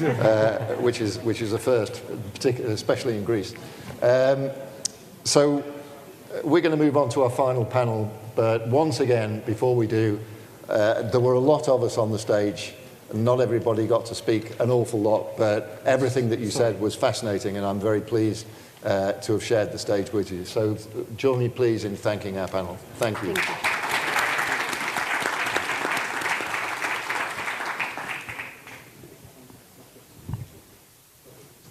Wide-angle lenses.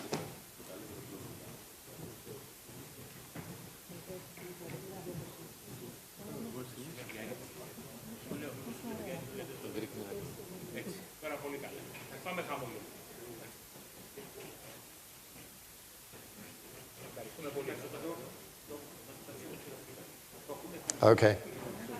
Thank you, ladies and gentlemen. Thanks very much. Thank you. Okay, as I said, this is our last panel of the day. We'll be moving through to lunch, which you all thoroughly deserve. But we're going to finish, I hope, on a high note, given the title of our panel, which is Shipping for the Common Good, Harnessing Maritime Leadership and Heritage to Drive Sustainability, Resilience and Shared Prosperity. That sounds like a really good note to end on. Let me invite up onto the stage our panelists. And they are Harry Vafias, who is the Managing Director of Vafias Group of Companies, Antonios Kanellakis, who is the Executive Director at Alpa Bulkas Pantheon Tankers Alpha Gas, and Yannis Dragnis, Chief Executive at the Golden Port Group, and Elena Papageorgiou, who is the Senior Vice President of Greece and Cyprus Lloyd's Register. Welcome to all of you. It's very good to have you up for this, this session. There's no particular reason why we should end this day on an optimistic note, apart from the digestion of the lunch is coming, and if everybody's feeling happy, they'll enjoy their food a lot more. So I don't want to impose any kind of restrictions on you, but look at the title, Shipping for the Common Good. I mean, it's a gift, isn't it? Let's then start with some of the difficult questions, and we can move on to the sugary stuff towards the end. Shipping, we've already established over the course of the day, is more than an industry. It is a connection. It's the veins and arteries of the global economy, and has been, nothing new about that, it has been since, since the horsemen of Central Asia were defeated and everybody got on their ships and started trading. This is where the world economy has been. But we are facing a confluence of particularly difficult challenges at sea at the moment. Somebody mentioned earlier on, I thought it was very, I'm sorry I can't remember who it was, but I thought it was a very perceptive view, which was that the Cold War, the first time was fought on land. The Cold War this time is largely at sea. A lot of these tensions are showing up in the oceans. So let's start there and have a brief round where you can just raise your thoughts on what the particular challenges to establishing shipping for the common good lie now. Let's start with you. What are the challenges that are top of your mind in today, in the weeks and months ahead, and in the years ahead? Easy question. Very easy. First of all, I think that as you've seen the past few weeks and months, it's very difficult to make medium-term plans or try to forecast a year ahead, especially in shipping, as we've seen in the last few weeks how things have drastically changed due to the attack on Iran. Which on one side is positive for the freight rates, especially for energy carrying ships, but on the other hand, obviously has all the negative consequences of a war, especially if you have more and more countries taking part. And Iran, we've seen, is now targeting a vast array of neighboring countries. I heard that except from Cyprus, it has also targeted Azerbaijan, which makes a new country coming in the discussion. Shipping was going quite well before the Iran attack. Rates for all kinds of ships were doing well. The only negative thing was the quite big order book for all types of ships. That was the only negative thing. But now this, changes the equation drastically, as few people expected this kind of war and of that intensity. Therefore, all our plans and all our projections are going to the bin. So uncertainty really is the big challenge. Yes, because even with the war going on, you have the other uncertainty of the duration. Because I remind you that when Putin attacked Ukraine, he said it's going to be a very fast operation which will last some weeks or a month. And it's 4 years and it's still going on. So let's hope that this is not the case for the Iran attack. Yeah. I mean, it does strike me that one of the key variables that's emerging in the Iran conflict is this attempt by both sides to wear down the missile defense capabilities of the other side. So in some ways it could be the shortest war of attrition we've ever seen. On the other hand, life never turns out the way you expect, and that's my prediction for this particular round of instability. What are your thoughts? I mean, this is a good opening. But do you have anything to add to that, or any other challenges that sit at the top of your mind? No, I mean, what Harry said is to the point. And first of all, let me congratulate you. You know, I've seen all your panels. You've been moderating the whole... I'm asleep. I'm fast asleep. No, you've done it. My eyes look as if they're open. Mr. Ross, you've done a great job. And Thank you. Congratulations to The Economist. I mean, you know, we're happy to be part of it. So, again, to follow up on Harris's point, I mean, we know we are in the position, we have a couple of ships within the... Sorry, this is not mine. We have a couple of ships in the Arabian Gulf at the moment, and we were in a position, you know, very worried. Saturday night, you know, there was a near miss on one of our vessels operating for ADNOC. A near miss of what? A near miss from a drone. A drone. From a drone. You know, it didn't hit the ship, but very, very close to it, and a big explosion. You know, the crew was very worried. Everybody, you know, Saturday night, you know, what's happening? Everybody's worried, and of course, you know, we can't. It's not right. You know, we can't have that on. We're running, you know, peaceful commercial operations, and you know, people are doing their jobs, and now they have to think about these things. You know, it is challenging. Any ships moving through the straits? No. Inside the AG, the Arabian Gulf, not moving through the straits. Right. No, we're not, and we have notified all of our clients that for the moment, you know, we have to protect the crew first of all, protect the safety of the ships, and then also the safety of the seas, because another incident today we're reading is that possibly a Sonangol Suezmax has been hit, and there is potentially oil spill in the AG, in the Arabian Gulf. Also, we had another hit yesterday from a container vessel, you know, that's also passing through the straits. So, you know, this is not just the Red Sea situation. This is not just the Houthi situation. This is more challenging. I know it was mentioned before that, but I agree again with Harris's point that how long is it going to last? Yeah. It was dismissed before that it's going to go over soon. I'm not so sure about that. No, neither. You know, we have to think about potentially mines. We have to think about many, many things that the Iranians have at their disposal with cheap ammunition. And, you know, at the end of the day, our ships are moving at 10, 12 knots. They're not, and they're huge. Yeah. They're not such a hard target.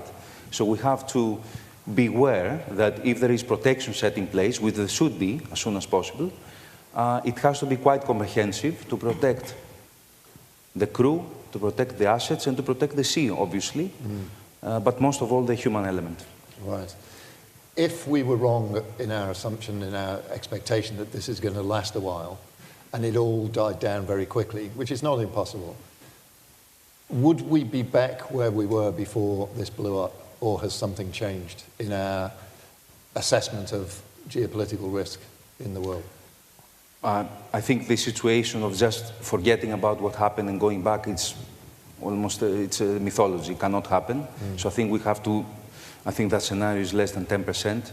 The most likely scenario I see is that, you know, if this lasts longer than 2 weeks, you know, there will be a huge backlog from exports. We've seen the Iraqi oil fields, you know, shutting down. Saudi Arabia is at capacity where it comes to oil storage, and they are rerouting certain cargoes to Yanbu through the pipeline, and that is an Aframax trade, so Aframax is picking up. So that's sorry for the jargon, but it is interesting that how trade is changing again.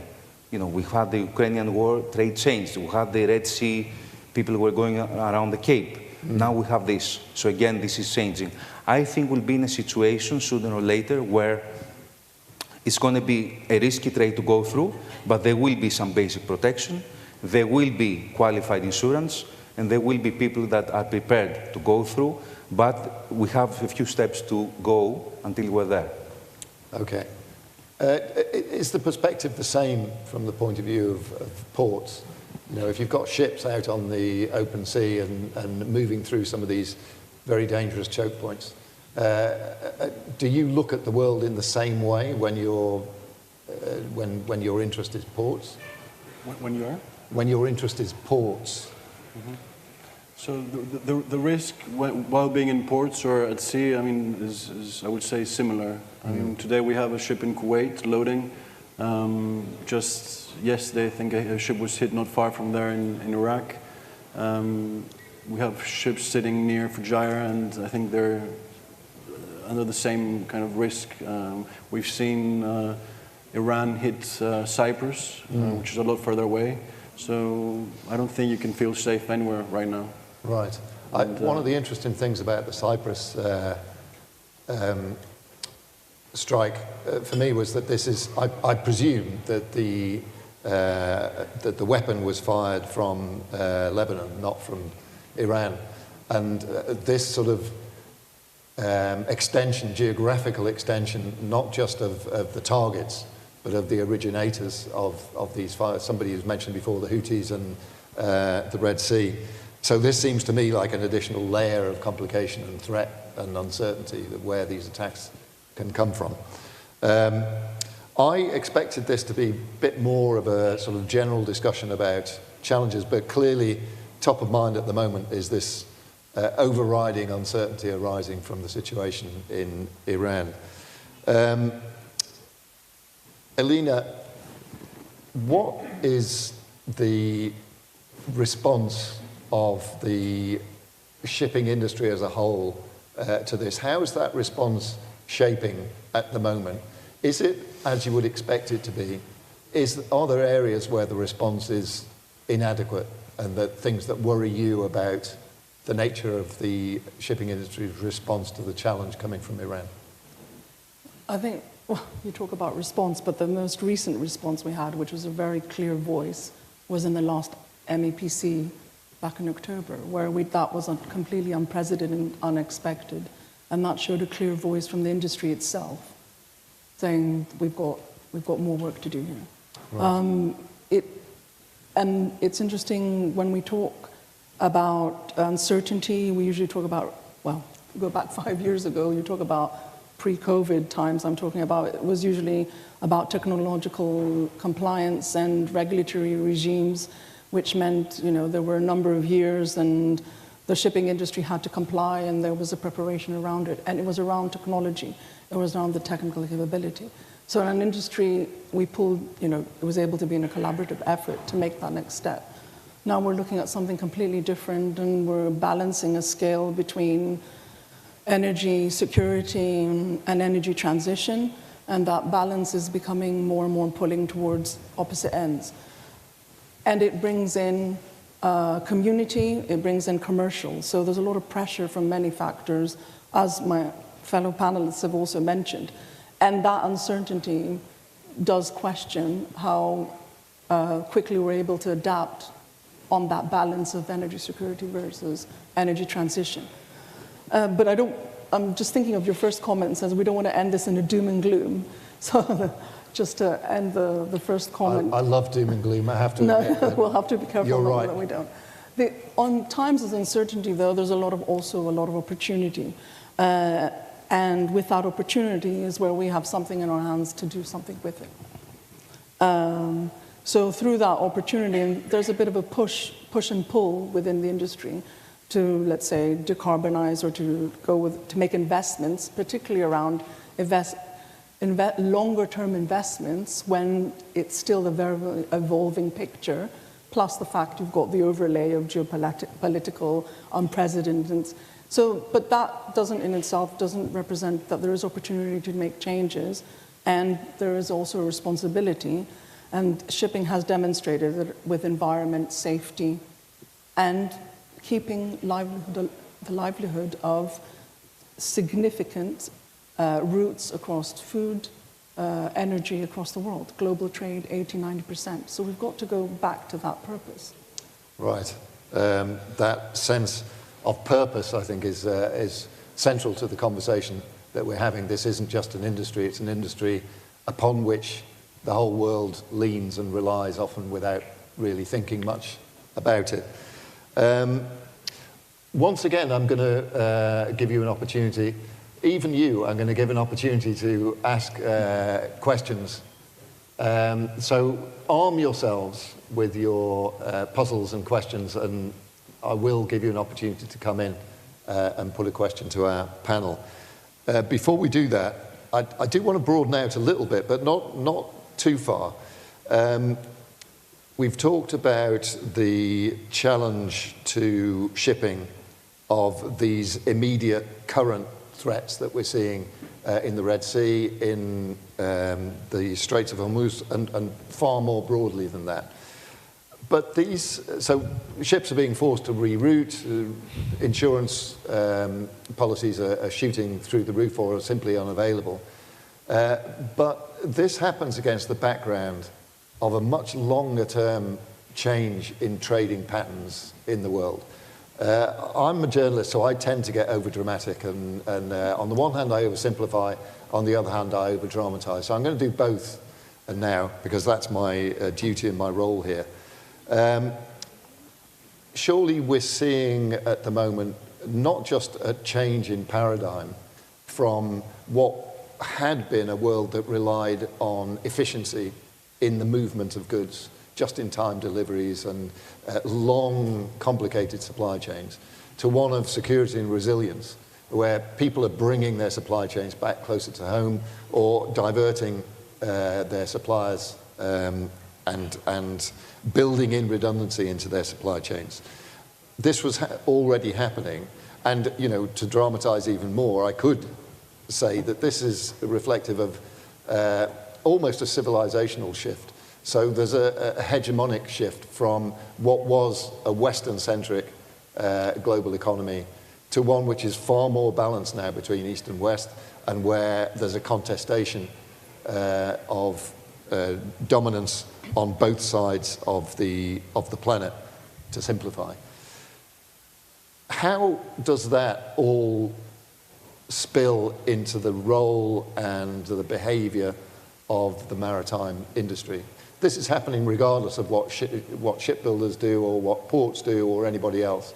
But of course, it's the fluid that you swim in as an industry. So first of all, does your appreciation of how the world is changing match mine? And secondly, if it does, how is that impacting investment in the shipping industry, planning, and your outlook for the longer-term future than just this war? Harry, let's start with you. As I said before, planning in shipping was already very difficult, and now with these geopolitical events that have become more and more often due to having the president of the US being Trump, they happen more often than before. And how you're going to plan if, for example, on the environmental front, the rules change on a bi-monthly basis, for example, how you're going to plan when the trading routes again change due to geopolitical events, how you're going to plan when countries that are supporting certain policies change their mind and don't support the same policies again. So how are you going to plan, basically? So what has happened is the big shipping companies basically don't plan. They place bets, because these are bets these days. So some companies are ordering a lot of conventional fuel ships, betting that the environmental change and the new green fuels will not come. Others are ordering speculatively ships with new technology engines or new technology fuels that are unproven, with the hope that the new environmental laws will come in place, and therefore those green ships will be the first to benefit. And as I said again, it has become a real casino, essentially. And obviously the companies with the bigger pockets can place the biggest bets, with knowing that even if they play wrong, they might have the pockets to sustain the damage. Right. Whereas the smaller fish, they can't. It sounds, Antonios, very inefficient. But is this the future, for the foreseeable future? So, you know, life used to be pretty simple, it seems, before COVID. You know, we had to look at supply of ships. You know, we don't like it to be very high. Obviously, demand projections, and then we look at our cost, our OPEX, that's it. We have to make a decision. You know, today, we have to, as Harry said, you know, we have to look at geopolitics and what that is causing. You know, we can say fragmentation of trade. You know, China was mentioned before on the financing sector, you know, USTR issues that were mentioned, you know, Chinese ships calling in the US, or other matters of changing trading partners where we have nearshoring, the nearshoring effect. But at the end of the day, you know, trade doesn't disappear. It just reroutes, you know, it changes. Trade is there. So that's at least what we have seen. And that the effect is higher ton-mile. Then we have to look at sanctions, you know, sanction enforcement. We have to create an organization that is compliant. You know, we have to follow our government's mandate regarding sanctions and what we can and we cannot do regarding trade, because at the end of the day, it's our job to deliver these cargoes to the people that need it most. And this is the lifeblood of the global economy. So we have to keep on, not only us, I mean, the whole shipping industry continue doing what we do. And finally, we have to consider digitalization. I know AI is not a big thing in shipping yet. And I think, you know, shipping is about the human factor, and it will remain in the foreseeable future. And times like this show that decision-making without perfect information is the name of the game. So you have to make a call using your experience, using the experience of your people, but digital tools can help you make at least a little bit more informed decisions. But at the end of the day, you have to make certain long-term decisions. A ship that is ordered today will deliver probably 28, 29, and that's like for a life of 20, 25 years. So you're making very long-term bets in a very evolving world. The only way to do that is through adaptability, as I described before, is to have a solid balance sheet, you know, just make sure you don't overextend yourself, but at the end of the day, you have to have a minimum size because your organization has to deal with all these matters. So I think consolidation will be a continued theme in the next years. Okay. And finally, of course, you have to have, as I said, sorry, I'm repeating myself, some long-term planning regarding where you should invest and have a clear view of what you're doing. Right. Long-term planning, how do you do it in these circumstances? I think as Harry said, it's very difficult to predict what's going to happen in the markets, and if these geopolitical events will unwind, or if sanctions will disappear, or if decarbonization will you know, progress quicker or slower. So, I mean, I think you have to look at your own balance sheet. You have to probably assume that at least half of these things will happen, and the tensions will not disappear overnight. And the IMO will go ahead with some kind of form, let's say, of legislation regarding the emissions, and go a middle ground. So right. if it's... So good corporate governance, basically, is what it comes down to. Corporate governance, for sure, is important. Okay. What do you think? The long-term secular changes in trading patterns around the world, does it matter ultimately to the maritime industry? Because, you know, there will always be trade, there will always be ships. Or is the maritime industry challenged in terms of its view of the future by these changes?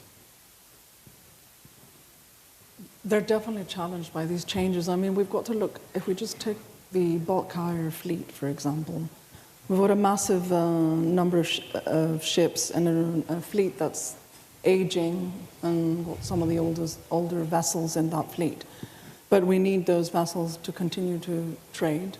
And there is fragmentation in many aspects when you talked about earlier on, but particularly in the tramp shipping and bulk carrier market, we still see a high demand and continued demand. At the same time, those ships are reaching, the peak was back in 2006, 5, 6, 7, when they were built, and that's now reaching the 20-year-old vessels, and they need to be replaced. But if we look at the order book today and what's been contracted, we're looking at slots being completely full up in 2028, now even filling up 29, and very small number of orders relative to the container market still being quite strong, the tanker market, and so on. So decisions, for example, if you just take that alone, you would say you would need to renew your fleet because of the regulatory changes and the cost implications of that, and the competitiveness, obviously. But at the same time, we've got an unprecedented order book, which has been not allowing, let's say, the speed of acceleration. We see decisions being made also based on short term. So we've seen the last 6 days, the spot earnings, again, unprecedented levels. The tanker order book could have an impact, further impact on ordering on that. So it's resilience, I think, is what resilience and resilience into the information that you have. But the reality is, ship owners, operators, they are making decisions with incomplete information, with evolving uncertainty. Yeah, which is a fascinating topic, all in its own right, decision making in uncertainty, and that's something that we're seeing more and more of. It's funny. 20, 30 years ago, resilience wasn't really a word you heard a lot of in business circles. Everybody was aware of it and it was important, but it's become, over the last 2, 3, 4 years, the number one word in terms of business practice, resilience. But it is, by its nature, inefficient. I did promise that I would open the floor to questions, so if anybody has one, we'll come to you if we really have to. You're our official questioner today, so yeah, go ahead, please. Ευχαριστώ, κύριε Ross. May I ask our esteemed panelists to tell us a little bit about the intergenerational element of Greek shipping, and also perhaps where the source of common good stems from. And I say so because it may be from our home, which extends to our community and to our nation. Okay, let's start with you, Alina. Everybody, quite briefly, because lunch is getting cold. If I get it right, you're asking where the common good essentially is. I think our narrative has changed, and I mean our in terms of the shipping and our industry narrative has changed since COVID, I think. Up until then, it was something that happened behind the scenes, I mean, at a community level, which you mentioned, and we would order something on Amazon and it would show up. You wouldn't really think about where would it come from. With COVID and with the absolute demonstration of the commitment of the industry to ensure that global trades do not stop is where our narrative started changing. Of course, then we got a really bad name because of decarbonization, and we were using the fuel that nobody wanted. But we also have to realize that fuel is also something which exists today. Even if shipping stopped using it immediately, that residual fuel is still going to be existing.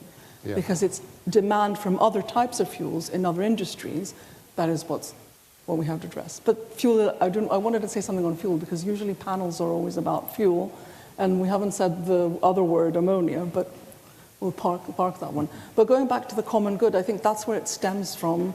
That's where the narrative sort of changed, and I think that's what we've got we've got to go back to, essentially, which is back to our roots, back to why it exists. Great. Alice? I think we should be proud in Greece that the backbone of the shipping industry is consisted of family businesses. I think when you mentioned about generation, I think that's probably what you were alluding to. And I think the majority of Greek shipping is just family businesses where, you know, 1 or 2 or 3 people make the crucial decisions. And I think that's part of its success. It's very, I think, relevant today, where fast decisions need to be made. And a very big, long corporate structure, for example, would definitely create delays in decision making. That's one. And 2, I think, when you say about the common good, I would say that, you know, having a shipping company that is transparent and transports goods, you know, in a safe and reliable manner is probably what is important to keep in mind. Fantastic. And Antonius? Yeah, no, it's good points, and just a few add-ons. You know, I mean, the company looks very different today than it looked, you know, during the previous, let's say, generation. Run it, and you know, I'm sure it will happen the same thing in the next one. So, you know, we have to adapt, as has been, I think, the common theme is here is adaptability.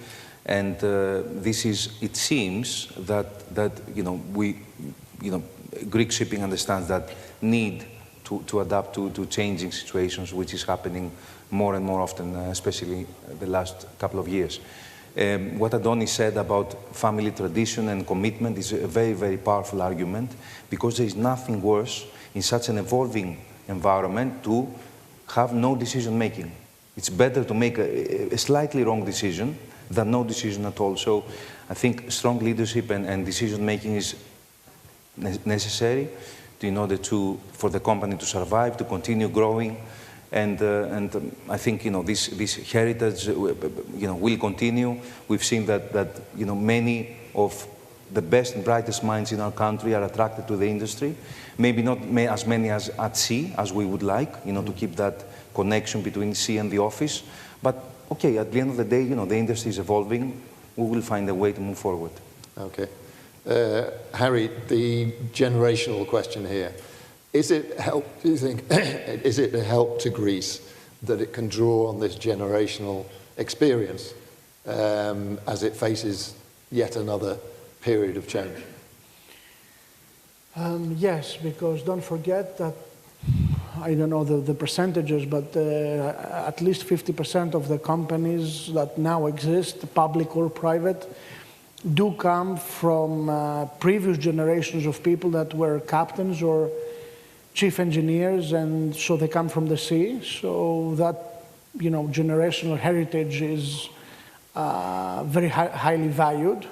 Of course, we are afraid now with AI what will happen in the next generation, because we see more and more, hearing more and more the AI capabilities, and especially if you combine AI with quantum computing, then that will become a very dangerous and potent combination. I'm sure you've heard what's going on in the US with the fight between the Pentagon and Anthropic, yeah. Exactly, which is what I'm talking about. So the point is, if the next generation will be making the decisions, or will machines be making, yeah. And I don't know if you heard an even more funny story, that because they had put a human element in between AI so that it cannot override it, and it needed a telephone verification that it's a human. AI hired a call center in India so that it can override the call verification module. Mm. So this is agentic AI, which is... You know where it's going. So this is where we're heading. I think we should enjoy making our own decisions, and I think we should also thank the wide shipping community, because it's doing a lot for the common good, except from transporting goods at very low prices. The majority, especially in Greece, if you see the majority of big donations and works are from shipping families. And if you look at the two biggest donations are from the two most famous shipping families, Onassis and Niarchos.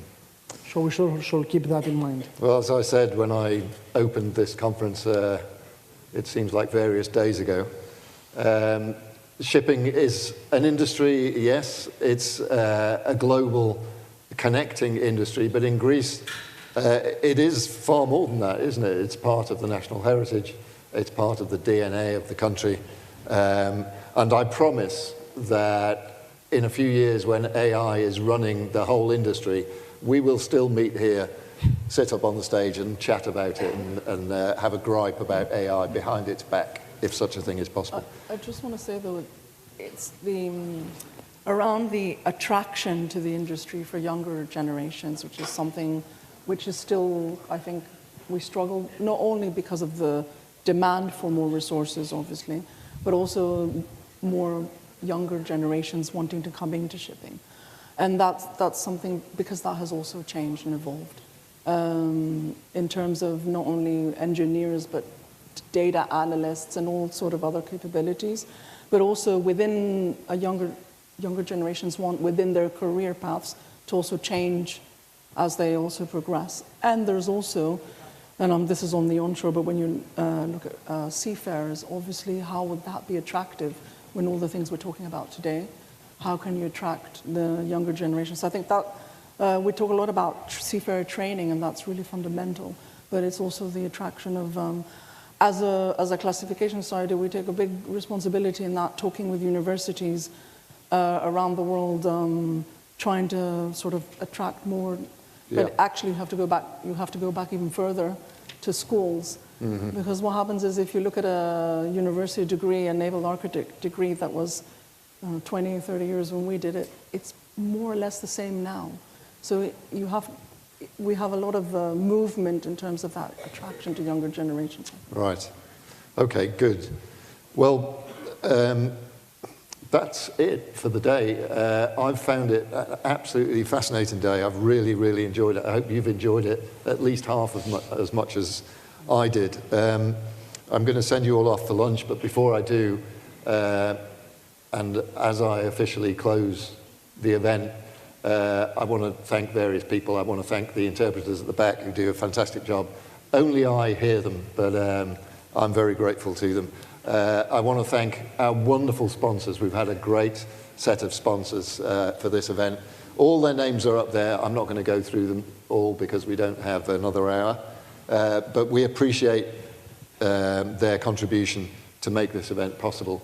And we hear my sense is that we should probably do this again because it's such a critical topic and so interesting. I'd like to thank our panel, who've been fantastic, so please join me in thanking them. And before we all head off to lunch, I'd like to thank you. It's been a very full room all day. We've had a very energetic questioner who's taken on the official role of interrogator for all of you, so you should be grateful for that. And thank you from me, and we'll see you, I hope, next year. Thank you.